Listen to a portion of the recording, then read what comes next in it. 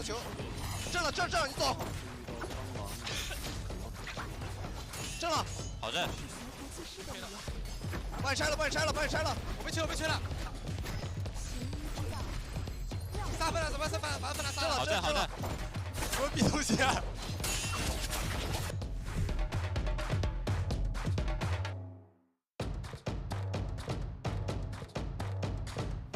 拉手了，哎，我来了。完了，我反杀一个。杀。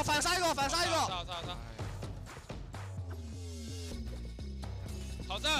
他正到没了。但是来1打1。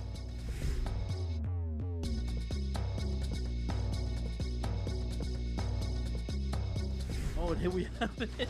From fight to fight, we have XCG now versus JL. JL seem to have the red buff from Yang.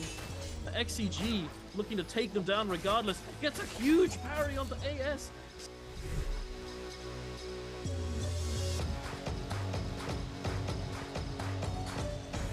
The Monk not being able to get enough kills on the board, but the the Kurumi is dead and they're trying to raise it. But the Viper gets the Nunchucks meter burn. That gold focus. Ooh, parry baited. Oh! He does manage to find the armor sword, but I don't think this is gonna end up going much further, no.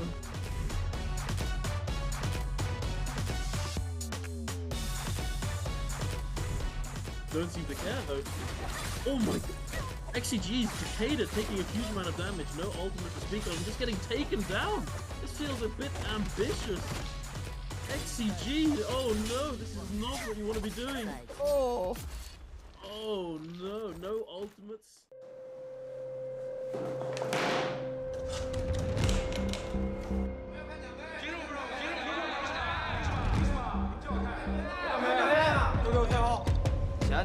谁啊你在装什么啊？你谁啊？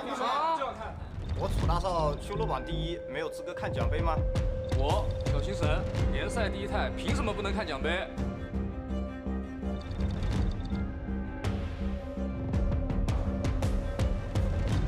陈德柱，你终于来了！我太刀之魂为人方正，凭什么不能看奖杯？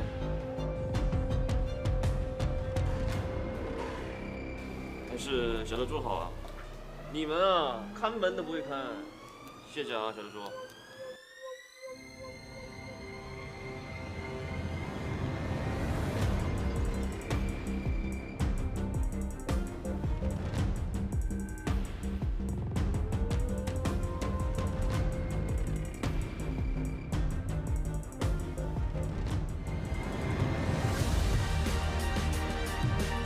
新赛季，我们必将跨过这条线。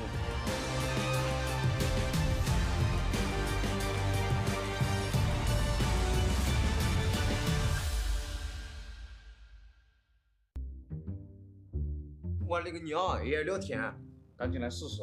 哎，我先来。这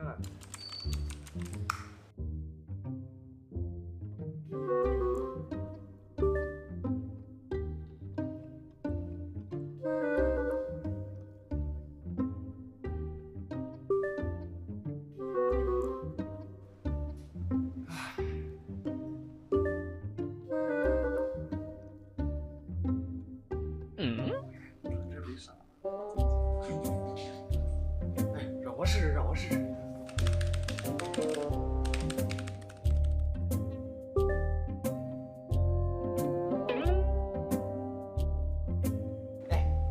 看见没有？我勒个娘呀！哎，看着啊！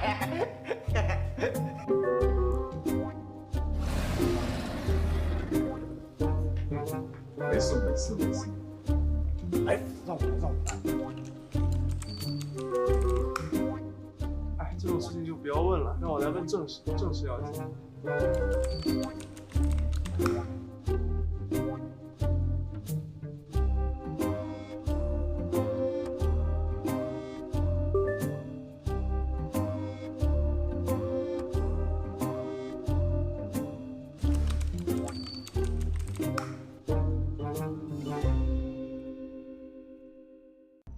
乐哉院中游，周览无穷也。百会吐芳华，重台鸟高枝。林木分交错，悬池戏黄柳。清完必详情，仙轮出战了。座中发美赞，意气同音魁。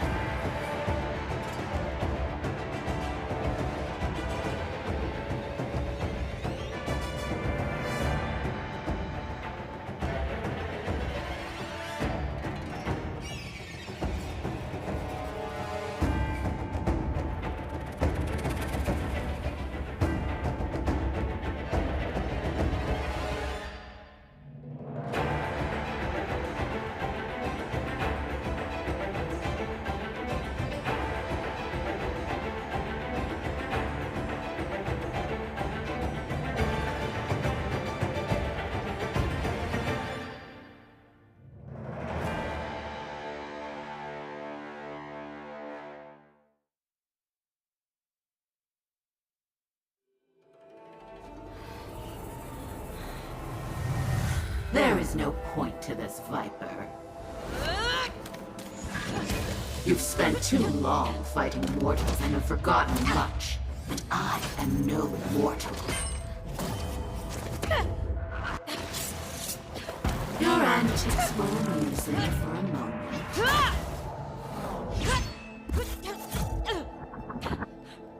But it is time to accept your fate, sweet daughter.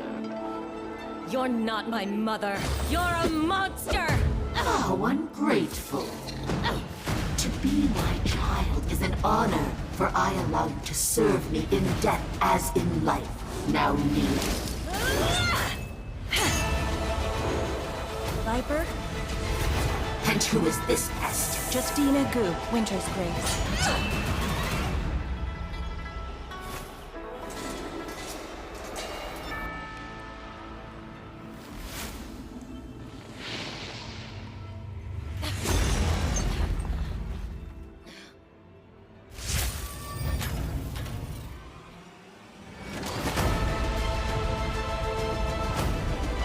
Not bad for a princess. Let's finish this!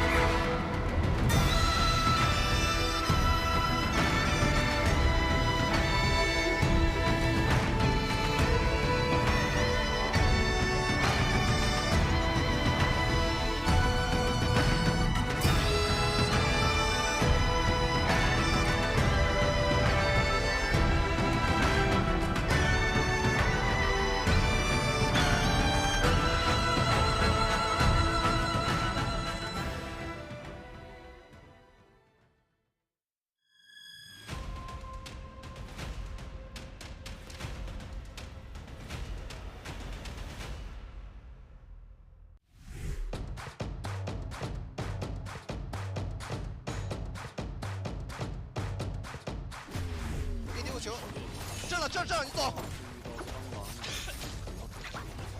正了，好阵。帮你拆了，我被吹了。3分了，怎么3分了？8分了，3了。好阵。什么逼东西啊？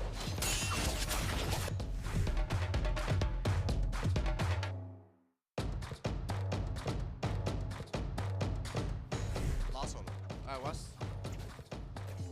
我来了。完了，我反杀一个。杀！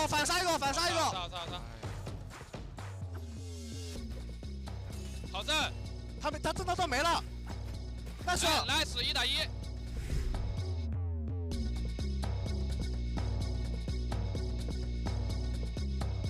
Oh, and here we have it. From fight to fight, we have XCG now versus JL. JL seem to have the red buff from Yang. The XCG looking to take them down regardless. Gets a huge parry onto AS.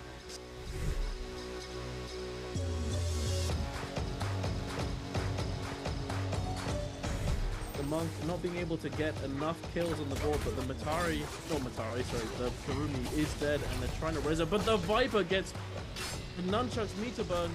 That gold focus. Ooh, parry baited. Oh! He does manage to find the armor sword, but I don't think this is gonna end up going much further, no.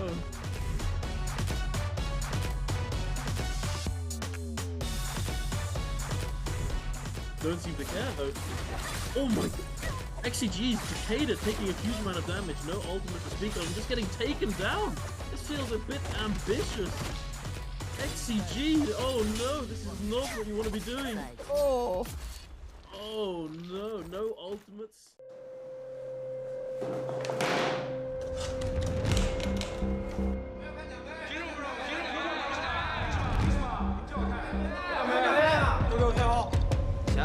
谁啊你？你在装什么啊？你谁啊？啊！我楚大少修罗榜第1，没有资格看奖杯吗？我小星神联赛第1态，凭什么不能看奖杯？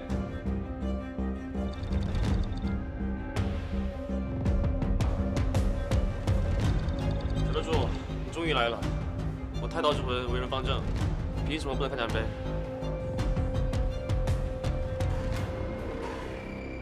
还是小得主好啊！你们啊，看门都不会看，谢谢啊，小得主。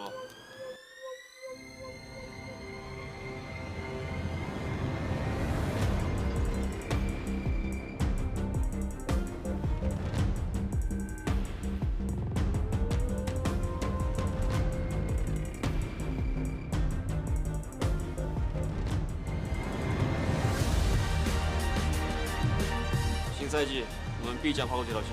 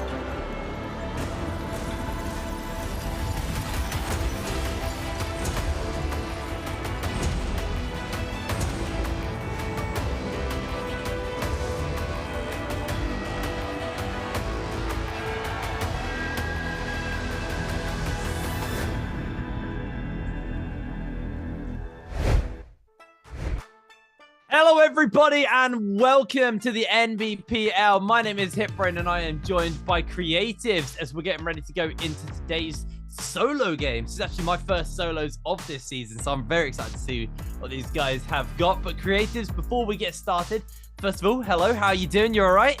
I'm doing amazing, Hitbrain. Thank you so much. It's always a pleasure being here, and as always, I'm super excited to see how day 2 of the solo is going to be. I know it's full of action. Yeah, I'm really excited to see solos, actually.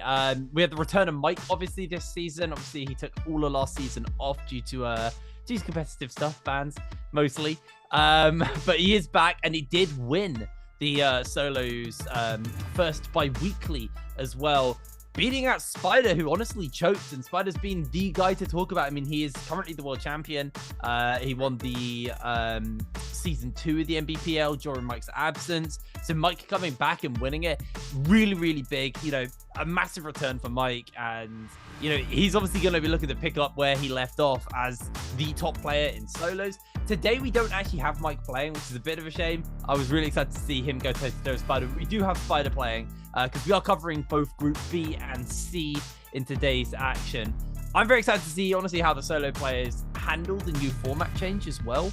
Obviously, as if you've been watching for the last 2 weeks, you'll see that we play the first 2 games more or less back-to-back. The players don't get much downtime in between that. So it's a double-edged sword because if you won your last game, you kind of have the momentum and you can just carry it forward. There's not much downtime. It's kind of like, you know, when you're at home, just solo queuing, game straight into the next game, straight into the next game. But, you know, on the competitive stage, if you had a rough game or maybe you made a mistake, which could cost you a lot of points or even the game itself, you then got to quickly recuperate and recover and then head into that second game of the day. So I'm interested to see how the solo players handle it. I think we saw over in trios over the last 2 weeks, some teams handle that pressure fairly well, and some teams really struggle, actually. I think, you know, a big team who were very good at handling that was actually XEG. They were amazing at taking those first 2 games because they'd win the first one or have a good first one and then carry that energy into game 2. But in between game 2 and game 3, we saw some of these teams, like XEG being crucial at this, really struggled, actually, in recuperating and kind of getting that downtime and kind of almost losing their momentum entirely. And because of the nature of the day, it's kind of like, it's very stop-start. You have like 2 games back-to-back, then a break, then a game, then a slightly longer break, then 2 games back-to-back again, and then you go into that last game. So it makes for a really interesting kind of way for the show runs. But as you can see, we have 14 players playing today, and this is where the points are currently. This was from our game on Thursday, so this will have Mike's scores in here. We'll see exactly where everyone was at, but XXY from the King, unfortunately, down at the bottom of the table with only 4.4 points, and not a particularly good day for them. I think the only person here who's really catching me off is maybe Iran and Dubai, I'd say, on that side of the table. But there you go. Spider having a pretty good start to it. Mike as well, also on that 33.9 day. And then T225 as well from Team GS, 34.1. But those are the top 3 right now.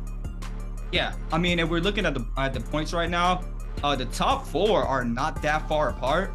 As we saw in day 1 of the solos, we saw Mike with that massive W game 1 and game 3. The one thing that kept Spider at the top was the consistency of him picking up those kills and points and not dying very early. We saw Mike that he was getting taken out pretty early in some games, and he also had a game where he didn't pick up any points, which was game 5. But Chazing as well. Chazing really impressed me day 1. He was really being very, very consistent. He was really putting up a lot of points and kills on the board. Wang Liang as well. He got 2 back-to-back dubs, game 5 and 6. So a lot of the players are really on par with each other right now. The differences between these players are not that far away. So I'm really interested to see how Group B and C are going to do today. It's going to be very entertaining for sure. Yeah, no, I think it will be. I mean, hearing that about Mike doesn't surprise me. Back in season 1, I remember saying, oh, Mike's got potential to be a really good player, but like he just takes bad fights. And that was like week 1.5 of Mike. He was very much like a player who would take stupid fights, lose out for it, and then like either have like a game where like he scored like well but didn't get a good multiplier, or a game where he'd just go out early and get nothing. He did seem to fix that, and I'll give him benefit of the doubt. He was away for a while. Yes, he did win that first bi-weekly, But, you know, he was off competitive for a while. He didn't get to compete at Worlds as well. So, you know, going up versus a lot of these players who've kind of stayed on, had lots of time to kind of practice on that stage and kind of get their head around it. Because remember, when Mike made his debut, it was all remote still. So everyone was still playing from home. Then he was there for a little bit of the stage time we had for season 1. But it's daunting. He's been gone for a while. A bunch of these players in the meta has changed. I feel like a lot of solos players were kind of refined their like understanding of competitive now. So he's kind of joining almost a little bit late in that front. And, you know, he's then got to kind of get reacclimatized to the stage. And playing on stage is a very surreal experience. If you've never played on it, it's very different from what you'd feel like it would be. Even though, you know, you think it just you, the computer, and you're getting to play. You've got the lights, you've got the referees standing over you, watching every move you make. You've got the in the ear, you have a buzz, so you can't hear stage sounds. Oh, so you have like a white noise that comes into your ear. And if you're not used to playing with white noise, it's actually quite weird. Eventually, you do just zone it out, from my experience, my very limited experience playing on stage. But it is a very different experience to play at home. You know, you can't just like slap music on your other monitor or like a Netflix movie. You know, you've got that white noise, and it is just you and the game. And especially when you're solo, for some of these players, they do play in teams as well.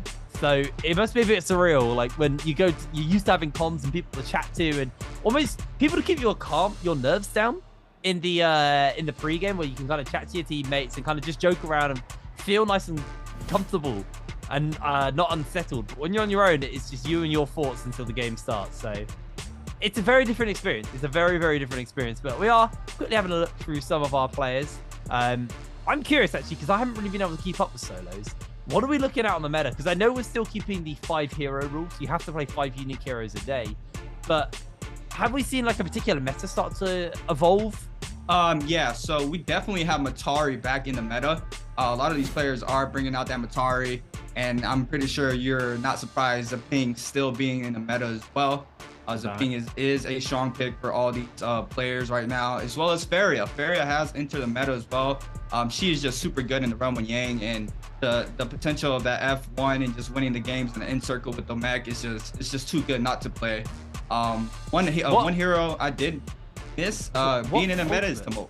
Oh, well, ultimate V3. Taking V3. We are still taking V3 and Feria. Okay, yeah. I was curious because obviously V3 is very good for trios. I didn't know if we're taking a different version for solos, so it's still V3. Yeah. Wow. So the V3, that beacon that comes down, they get a free knockback off of that, and that confirms into a free blue. They get prio off of that once again, so it's a super strong tool to have, especially with Feria, where the F1 also does damage. So she's definitely super strong right now. Interesting. Well, we'll see exactly what the priority is, because like I said, you can only pick 5. You have to pick 5 unique heroes, so you only get to pick 1 hero twice in the day. I'm curious to see where some of these players put their priority. I'm hoping it's not 2 games of Z pings from people. If you've watched Nbpl for long enough, you'll know I absolutely loathe Z ping. I don't actually hate her. I just think she's got a little bit too much sustain to make fights feel fairly dragged out. But it looks like we are getting ready to go into our first game of the day. See how these guys are going to be playing. We obviously have T225 and Spider in this game, who are 2nd and 3rd respectively right now in the standings. And it does look like, yeah, that's the Z-Ping lobby. Ugh. Yeah. I mean, we see these players loading in right now. We have 2 Zapings back-to-back right now with Yinshang and Kai Bao. Chazing on the Feria, Shaw on the Matari. Action bringing out the Matari as well. Spider playing up game 1. It is dawn, so the Fireflies are going to be out. Bringing out that Takeda for himself. E-Round bringing out that Zaping as well as Zhang Yu. XXY playing up Matari as well. Chuli bringing out the Tumult. Chuli did really well day 1 with the Tumult. Ended up going to the end circle, so I'm interested to see how he's going to play out this game 1 with the Tumult out. He is the odd pick, so everybody else is going to be running that Zaping and Mataris. But T225 coming out with that Feria as well, and Fing and Shrell Gun with the Zaping. And Hit Brain, you got what you didn't want to see, the Zapings. Yeah, I mean, I'm gonna say I'm disappointed, but not surprised. If that's probably the best way to word it. I expect this game to be quite a lot slower than maybe we would normally see in a solos game, just due to the fact because Zipping just has an insane amount of sustain. It's very hard to actually take them down. You need that third party realistically to come in because the 1v1, especially with Zipping versus Zipping, they try to just gentleman agreement, exchange blows with each other and walk away. But the good news is, third partying is very likely with the way that these drops are going. A lot of people are dropping in close proximity to one another. So expect to see quite a lot of action to kick this game off. As Spider is he's down there with Feng, but, well, up there, I guess, with Feng, all the way in the north of the map. But for the most part, a lot of these players are going to be dropping in relatively close proximity to one another, as we are getting ready to go into our first game of the day. Actually, just having a little look at Feng right now from KLA. He's having a pretty rough start solos. His team having an amazing time on trios, though, so far, as they did win that first weekend. Feng actually immediately with the purple armor, if he can get a good weapon, he can look to try and turn a fight here onto Spider. Spider, though, is going to grab himself that blue armor. As I think Feng, he's only got ranged weapons, so he's not particularly in a position to fight. Now he's got those dual swords, but I feel like that advantage may just have left him. Although Spider might actually still be on the hunt here, as he does spot Feng take off into the skies there, and may just keep somewhat of a chase up. But I think Spider will play this a little bit cautiously. Yeah, he's definitely gonna slow down. Gonna try to re-get some resources there for himself. But we got a scrap off here. TT25 putting who was that? That was Shin Yuan getting taken out by T225 there with the katana dual blade swap there coming in from T225. He was doing this in day one as well, and he's back at it again right now, getting a quick kill there. Now we got Feng against Spider in a scrap off. The F3 called out, and a big fire coming in from Spider onto Feng, and that was a lot of damage coming in from Spider. Feng has that ultimate though off of the Fireflies in the beginning of the game there. Feng now forced to back up for the time being. He's trying to use the movement from the dagger. He did manage to get a common armor swap. Now WBG Spider as well gonna try to back up. Purple armor. Yeah, he yoinked it. He has it now, but Feng managed to get a blue armor off of that the trope there. And now Feng trying to respond. Both of these players with a common dagger there. The prior comes in for Feng. Now Furren's gonna be called out for Spider. Now Spider's gonna try to respond. He calls in Furren. He's gonna get that LMB charge off the dagger. Now Feng once again getting that armor back up again super quick from that common armor swap there. Now Spider's going to continue to try to respond here. He does have another F. He needs it, and there it is. He's going to clip him off Furren, but he does not get the confirmation LMB charge off the dagger. But Spider's still putting up a lot of damage here in this rear terrain near the window. Feng might be in big trouble, but there goes the old prop here for the Zaping. And Feng once again with another armor swap coming in hot here. This is a lot of damage for no kills so far. Spider calling out that F3 now, trying to get Prio. The F2 bubbles up for the Zaping. Look at the sustain hit brain. This is what you were talking about. It is super tough to take out a Zaping, and what better way to show it right now with the start of game one. It's a phenomenal amount of sustain, and I actually think Feng's now got the upper hand here over Spider. Spider needs to disengage. Actually switching to the ranged weapons is now Spider on the back foot. He needs to heal. He needs to get the opportunity, but it does look like Chesyang is in the area looking to jump in. Spider is able to get an armor swap off himself, as now he tries to turn onto One Feng. Chesyang should be able to hear the damage just coming down, as One Feng actually steals away the purple armor back for himself, as Spider now on the run. Chesyang trying to just finish off Spider is an easy kill for himself with that pole sword against the wall. Spider trying to desperately get away as he scale rushes out of the window, but doesn't quite make the grab. One Feng now has been caught, and that should just be the end of them. Chesyang keeping them up, but no, the healing comes in again from the Z-Ping. And it just looks like they're out. They're not going to be able to find the kill onto them. Spider almost gets a full reset off, so he may feel comfortable to now try and turn the fight. Gets a cheeky uppercut onto Chesyang. And Spider just going to try and look for an escape here. He's used way too many resources in the zone, actually. It's just off in the distance, so just have to be a little bit careful. It's not closing in yet, but Spider armor swaps to Gray as Feng gets a full heal in and now looks to rejoin in the fight. Spider is keeping this going. This fight started when the drop started. It just refuses to end. That is so much sustain from the Zaping. Spider now is in big trouble. He loses almost all of his armor. I mean, all of his white health. He has no more armor left, and Feng has his eyes onto Spider. Spider tries to run to the zone, but it does not matter. Feng is going to pick up that kill there. Looks like Chazing is going to come in hot with a nice scale rush off the blue staff there. He's going to go for the 1-2-3, and it does connect there for Chazing. Now Fang's going to try to back up for the time being. He's going to pop that Zaping ultimate once again. He got it another time. Just the rage coming in from the Zaping there, where all the damage he put up there. It's a lot. And now Fang's going to just sit in the zone to try to get a reset in. T225 with 2 kills, XXY as well. But a scrap off rear aggressors here for Chazing and Fang. He's going to go into the blue staff, into the blue pulsar swap onto Fang. Fang now is going to try to back up. He is fairly weak. Has to use the movement off the dagger to try to get away. But Chazing has his eyes onto Fang. Fang still using the skill rush is very nice, but he might be taken out by the zone, and he is. Chazing coming in big here, taking out Fang, and that was a long fight. Hit brain from Fang onto versus Spider is a lot, but Spider is back. Yeah, he actually went for the salty run back here. There's no way he's going to take this fight, right? He doesn't have that much sustain. Yeah, he's going to wait.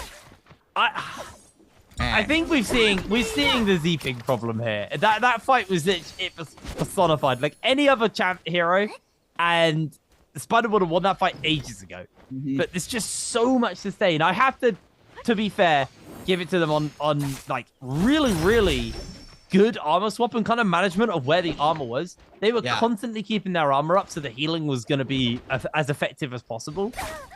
But man, Z-Ping has an insane amount of sustain. As we are actually seeing now Railgun in a fight here versus Xjin.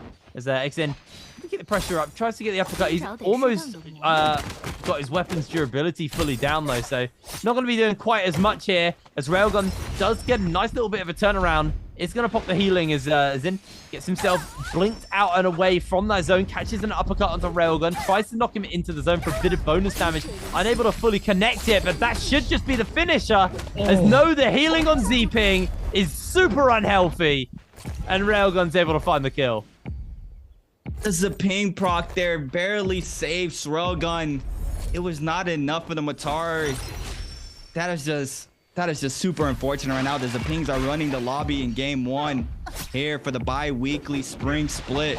Day 2, we got Chuli now on the Tomok, the lonely Tomok here in game 1 against XXY. We know how strong the movement is for the staff. He can be very annoyed trying to catch up a player like this. He's going to go for the parry bait. Now Chuli forced to pop the Fs. Going to use it to come right down, but the R&B off the lunge there for XXY to pick up some damage onto Chuli. And the crouch L&B there for Chuli to pick up the kill onto XXY in the zone. But it looks like we have our first Realm of Yang spawning in, and it's WBG Spider against JDG Chazing here in a massive scrap off. We saw what these two players could do in day 1. Now Spider trying to find an opening, trying to lay down some musket shots.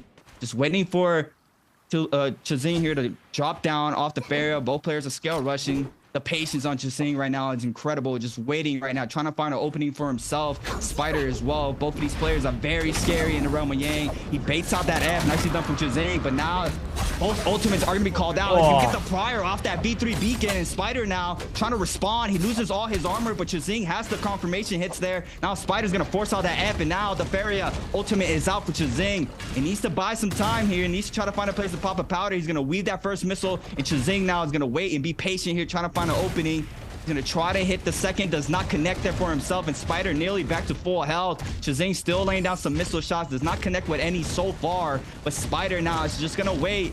He knows he has that opening once that Fair ultimate goes away. Chazing though still trying to lay down some missiles. He's gonna connect off that third one to Spider. Spider's gonna lose a lot of health here. He's gonna connect with the fourth there as well. Now Chazing is gonna continue to get aggressive. Spider, there's only 8 seconds on the clock left for this Realm of Yang, so both of these players might be taken out here unless Chazing gets the confirmation hit there. Now the time is up. Spider, she's gonna go up high, not die. Both of these players are gonna be taken out in the Realm of Yang, and what a Realm of Yang hit, Brain. Yeah, that was a really explosive Realm of Yang there. And Spider finally feels happy, but he's not fighting in Z-Ping to immediately get slammed by the Farah V3. But unfortunately, neither player was able to find a foothold in that fight. So they both have that Realm of Yang depletion on them. Cutting over now to T225, who's found himself in a fight here versus GG Shah. Nunchuck versus Dagger. Shah got that purple armor and purple dagger, so he's feeling pretty comfortable, but wants to get himself a bit of a heal off before he can go any further. Shah has that Realm of Yang depletion as well, as he did lose to GS earlier. So it's going to be a little bit of a harder one, as Chosyang actually finding themselves in a potential skirmish here versus Spider. Wait, did these? Yeah, these both just... Okay, they just rezzed versus each other and now looking to try and win the fight versus each other to get rid of that Roman Yang debuff. But it's definitely an elongated fight. It feels like neither player really wants to fully commit, knowing the consequences of losing this, but you know, they also need to take this win and fight. Well, they need to win this because otherwise the next 3 minutes 20 they are going to be out, and that will not be a great start to the day for Spider, who, you know, is trying to catch up with the likes of Mike, who had a pretty decent day number 1. So in he goes onto Ches, but is able just avoid away for the moment. Spider trying to catch the scale rush off, actually finds him here with the opening, pops himself the ultimate, gets one of those Fs down. It's going to be giving a lot of damage up. Almost had him locked in an infinite there. The mech gets cooled down. It's a bit of a panic play coming in from Ches Young. Catches the cannon onto Spider. A couple of rocket shots coming in as well, but the mech's already low HP. So Spider feeling pretty comfortable just to get himself on top of this wall, get an armor swap out, and now looks to just kind of nail onto Ches Young's mech and try and take away that armor as quick as possible. Ches able to heal back up though, so he's going to be A-okay. Spider tries to now open up with the fight onto him. Gets a charge click off there with the katana. Swaps out now to that spear or star, sorry. Trying to get some damage onto Chuz as he's just dodging away from him with the scale rush. Gets a little bonk on a Spider. Now caught in a bit of danger. Chuz has got the damage. He's got the combo. He's got the opening onto Spider. Spider, I don't think he's going to be able to win this. He's dodging and down he goes. Chuz, with 2 minutes left, is able to strip himself that Realm of Yang debuff. Spider almost did it to him with the heaven step. That is the first time I see a heaven step come into play from the mainland, and that was insane. I'm super sad he didn't get the confirmation kill there, but I'm surprised that I got to see a heaven step from the mainland. That is incredible.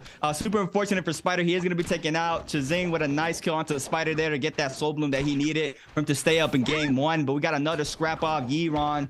Looks like they are fighting truly right now. The tumult. Yiron's trying to find an opening here with the spear. Only common spear in hand right now for is a ping. Yiron going to continue the grapple spam onto Chuli. Chuli going to go ahead and swap on over to that purple dagger.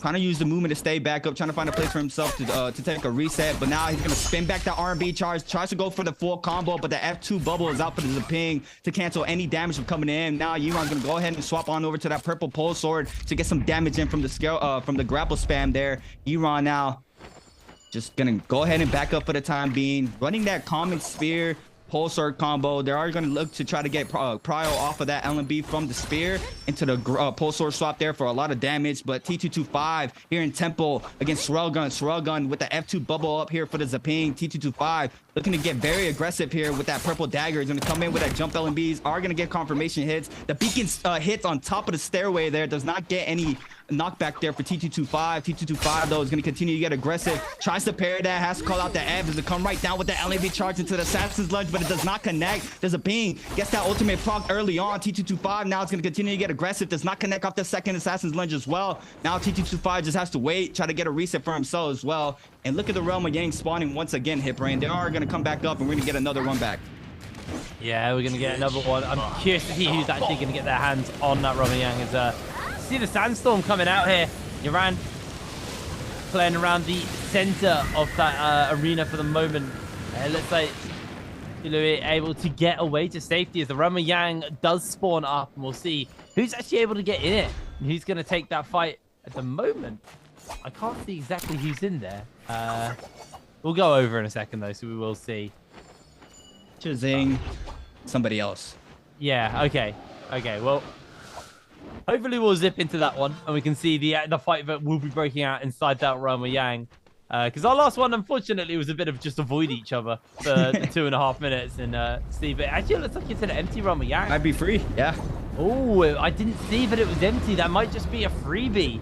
5 seconds left. I don't actually see anybody looking to join in, so that is just a free Realm of Yang. They are going to be very happy with that one. Complete freebie over to JDG's player there. As probably just going to get himself onto that Mystic Might. I assume that's what they're going to be taking from this. I don't feel like anyone wants to go for Draco Storm. No. Definitely Mystic Might. The damage reduction is too good. Absolutely. I mean, they stripped Draco Storm. Like, it was the one. But it was. They kind of nerf it. And I think it needed nerfing. It kind of did everything and more.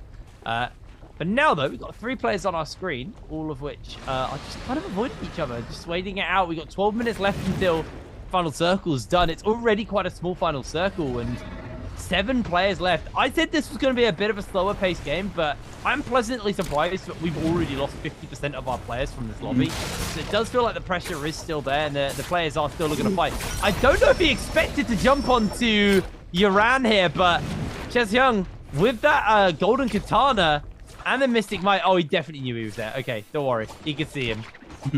It's going to keep the pressure up on to Yuran. Yuran trying to get away, but it's so hard because Ches can see exactly where he's going. And now Yuran getting absolutely hounded by 2 people, losing his armor. But Ches is just going to keep the pressure up onto him, can keep the chase going. Yes, he's got himself that Z ping healing and sustain, but Ches has that golden katana, so he's got the damage. And actually, most of the lobby is all quite tight together. Nobody's really just using this as an opportunity to hide. They all want to be fighting and scrapping and looking for the kills. Yuran, he's on that back foot, being forced to use as many grapples as he can to try and get away. But he does want to hold on to some of those resources. He's going to get himself an armor heal off, and does look to be okay for the moment. I'm looking at the powders right now. Only 3 left there. And that's super unfortunate. That's a lot of resources being used there. But he did manage to get away, so that's good. He is gonna manage to stay up here in this game 1. 7 players remaining. They're all at temple, like you stated. It was a havoc there for a quick second. The Mystic Might is still up for 67 seconds. So Chazing might be trying to get aggressive here. Kai Bao is just waiting right now on top of the temple here, just waiting, trying to find he can spot anybody. He's gonna go ahead and hit that bell to try to get some info. Doesn't look like they are gonna spot anybody, so Kai Bao is just gonna back up for the time being. But this is a replay that we missed in Realm of Yang earlier. T225 against GG Shaw's. T225 coming in here, trying to bait out the parry. Gonna go ahead and lay down some cannon shots. Shaw gets the R&B power off the nunchuck there. The double hold, but a nice shift parry from T225 onto Shaw, and Shaw tries to respond with that Matari ultimate. 2 backstabs back to back. T225 though just needs one more hit here. The clean comes in as well. T225 still fighting the Matari in the ult form. He's gonna throw down that beacon and get the confirmation kill there for himself. That was nicely done from T225. Now they're just waiting. He's done a lot of damage this game 1. Chazing is still trying to get aggressive. Goes in with the grapple out of the window into the aerial LMB off the katana. And this is a gold katana. We know how much that hurts. Chazing still the aggressor here against all these players in this lobby. Iran, unfortunately, still is the one getting spotted by Chazing. Tries to go for the 1-2. Iran's just using the tempo here, the bell tempo just to kite and make sure he can stay mobile. He's gonna cancel that into the crouch LMB off the dagger. Chazing still trying to find an opening for himself. Gets the jump LMB, some confirmation hits there, but doesn't look like it's enough for him to pick up a kill. Yuron still getting some health back off that Zaping ultimate, so they are gonna be able to get some health here. He's gonna throw down that F2 bubble once again. The Zapings, the sustain is just incredible for this hero. I mean, it's so much damage.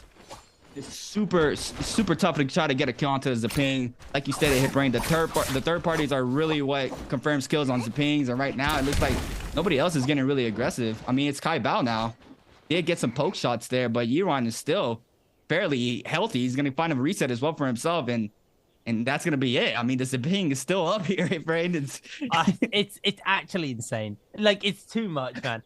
Me and Moxie actually theorycrafted like a way to kind of deal with Zaping. Like, what the devs need to do, they need to basically make for her bubble and her ult don't actually start coming off cooldown, or you can't build rage and stuff, or in the bubble's case doesn't come off cooldown until it's gone.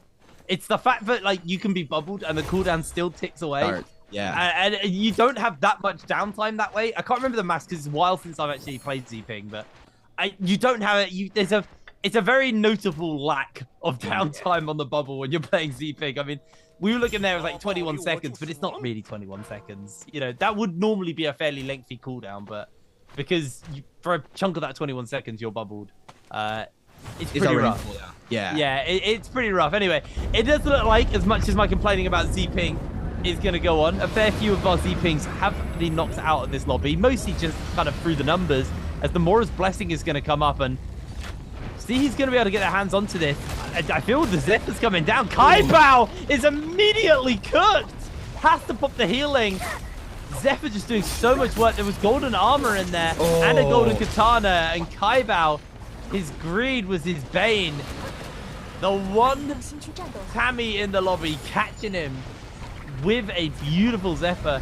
don't think they were able to get confirmation on the kill there, but Xian from J-Team was able to get their hands on the golden armor, and they just swap it out for a regular bow. Okay, well, I guess they needed some range at this point, but that was a really, really nasty Zephyr coming in, and there's a Bane's Breath also now in the area, but down to the final 6 players, and the circle's still big enough at this point where, like, these players are probably quite comfortable just to kind of hold up and find themselves a corner where they can kind of just wait out and see where the circle goes next. Yeah, most definitely. I mean, I like to call it Mickey time because it's a lot of just claiming your area for the next zone to start closing. So it's just a matter of time where the action starts after that.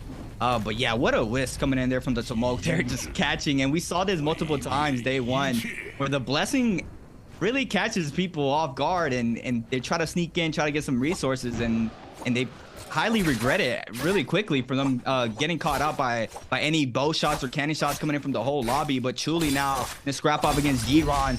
Purple Dagger versus Purple Dagger here for both of these players. He's gonna go ahead and double hold that R&B. He's gonna try to back up because he does loses all his armor.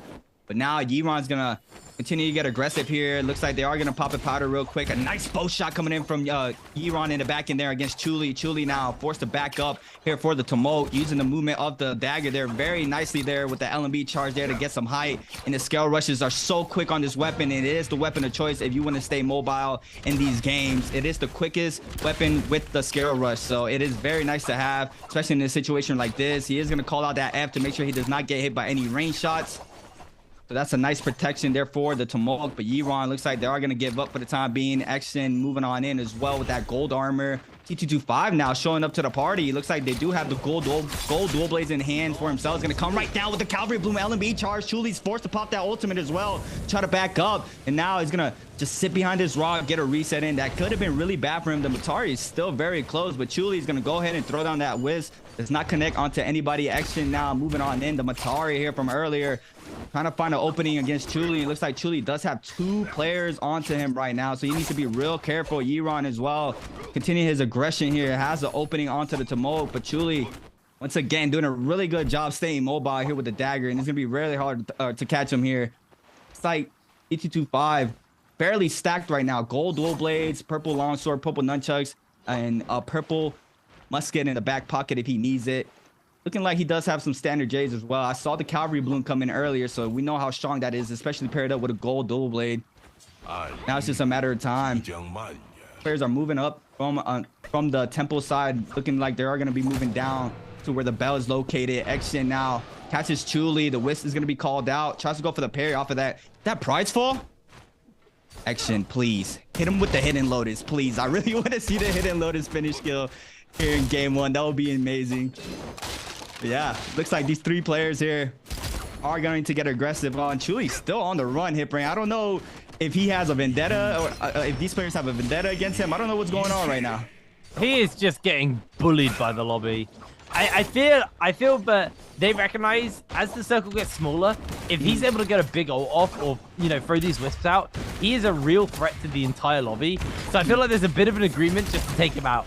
Make sure that he's not going to be able to do too much. Also, because he's not a Z-ping, he doesn't have the sustain, so naturally, it's a little bit easier for them to actually kind of group up and kill, because if you're chasing a Z-ping, they'd be full health by now.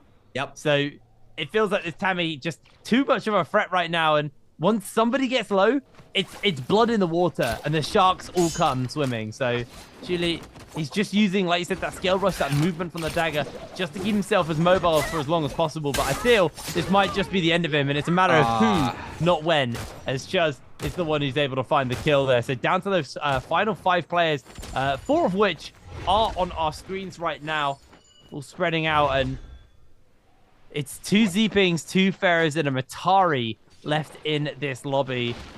I feel these Pharaohs are going to have a serious impact with their mechs when we get into the later stages. The knockback on that secondary fire on the cannon is going to be able to do so much damage and knock people into that zone. Going to be really, really impactful here. But for now, the players are just going to be holding up and waiting to see, you know, where the zone actually goes. Nobody really wants to be that player who gets taken out just before the zone fully closes and just before that final circle. So it feels like it is a bit of a waiting game right now for our players. So they're all getting themselves locked down inside. A few on top of roofs, a few out inside the building. Just waiting to see where this zone goes. If this zone's inside, it'll be a little bit more awkward for the Pharaohs to kind of knock people into zones because there's just natural terrain to kind of stop people from being knocked into that zone. But if it moves just off a little bit to the side, this could get a little bit scarier because Z-Ping, you know, the sustain gets reduced once you're inside that Shadow Corruption. Yeah. So suddenly, Z-Ping's kind of utility and usefulness does fade away, where a lot of these other heroes are still going to be able to keep, you know, the vast majority of their utility in these next few circles. So for the likes of you, Ran, they need to be a little bit more careful as we are just playing that waiting game. The circle's going to close up for the final time in a second. And then we'll see how this is going to go, where this is going to go. It does look like we're going to have a round here of all of these walls in the buildings as the circle's closing in. And the players are going to get pushed tighter and tighter. Action actually just playing inside the building for as long as possible. Has still got that golden armor. Wants to make sure that they can hold on to their health for as long as possible. And nobody is willing to fight right now. They are just waiting the circle out. 55 seconds again until the next circle closes. As it is just a waiting game for all of our players. But as soon as this timer ticks down, expect to see a whole bunch of ultimates get called, especially from the Pharaohs. They're going to be looking to knock people into that zone, looking to deal as much damage as possible. And at this point, it is all going to just come down to who's going to be able to take that win. Right now, TT25 is leading the charge with 5 kills. They're still in this game, so if they can get a couple more kills and take that first position, they're going to be sitting very happy with themselves off this first game. It'll be a good start for them, considering right now, they are the 2nd seed player in the lobby, obviously, in the overall group, considering Mike isn't playing today and Spider went out early. This is TT25's chance just to leap into that first place. 3 seconds until the circle starts to move, and then I think we're going to be in for some action. Here we go. Circle's closing in. The players are going to get forced tighter and tighter together. Nobody's willing to start it off as Yoran does take a chunk to his armor initially there from TT25. He wants to hold the power. He wants to hold dominance over this rooftop here as the circle is closing in. Chuz waiting this out as long as possible. Is going to jump in with a scale rush onto Xjin. Xjin does look to knock him back as Chuz coming down with a scale rush as well. Waiting for the opportunity. Does connect onto Yoran with it. Has that ultimate up and available to him. Another scale rush being charged up. Not able to quite hit it yet. TT5 just playing a waiting game here. Wow. As the Ferromech comes in, knocking down some people. In goes everybody. TT5 goes in for the mech. The secondary fire comes out and the knockbacks is there. A whole bunch of damage. Railgun, he just isn't going to be able to sustain for long enough for TT5. He's bleeding out. That's going to be one. Everybody's going down. Yoran, against all odds, takes the win. Iran coming in big here with the first win of day 2. That was very needed for himself. It looks like TT25 though is the overall winner with the kills he got earlier on in the game, and that's a massive game for himself as well. I'm not really sure what he plays, maybe 4th or 3rd. We're gonna have to wait and see, but that is very huge for TT25. As you stated, he was the 2nd in the overall standings, so this game is definitely going to be super massive for himself. Yeah, that was a nice win for him. You know, maybe he would have liked more points, but I mean, I forgot what solo final circles are like. It's been a while, especially when it's a Z-Ping lobby. Yeah. Nothing happened for like the last, I'd say 8 minutes of that game. Like, they chased Chewie down, but like other than that, it was just nothing going on because like no one can kill each other.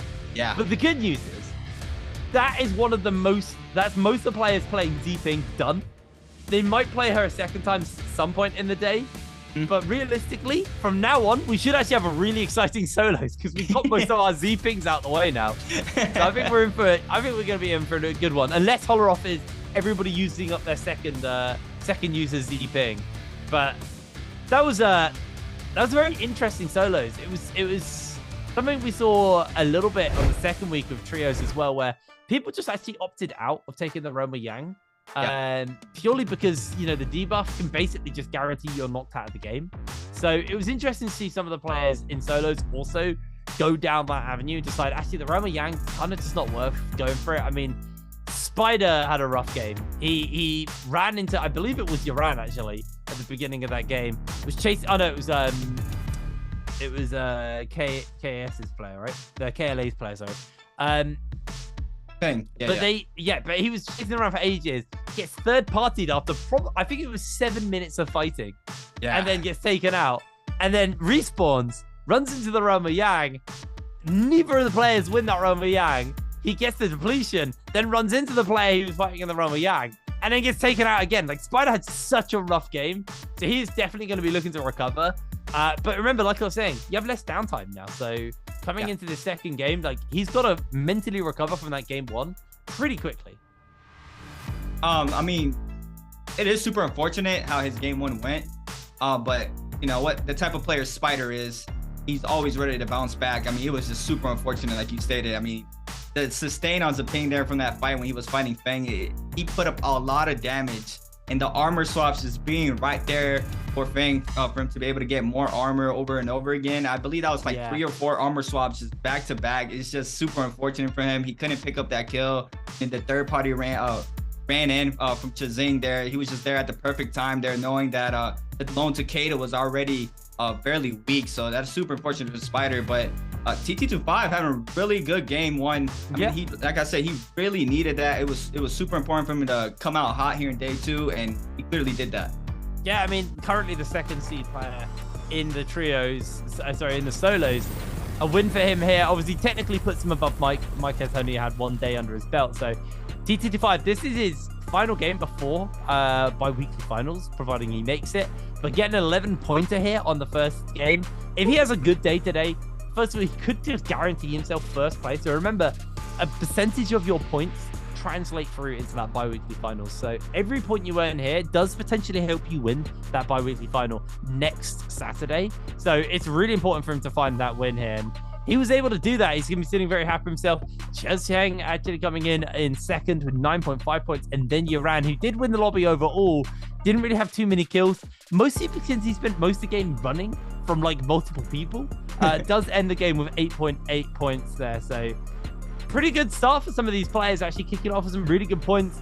Only 2 players get that donut in both Zhang Yu and Ego, who were knocked out very early in this game. But honestly, quite a few low-scoring pointers across the board. I mean, Spider with 0.5 points, Shen Yuan with 0.5 points, Feng with 1.1. Like, honestly, really, really low-scoring game across the board for quite a lot of players.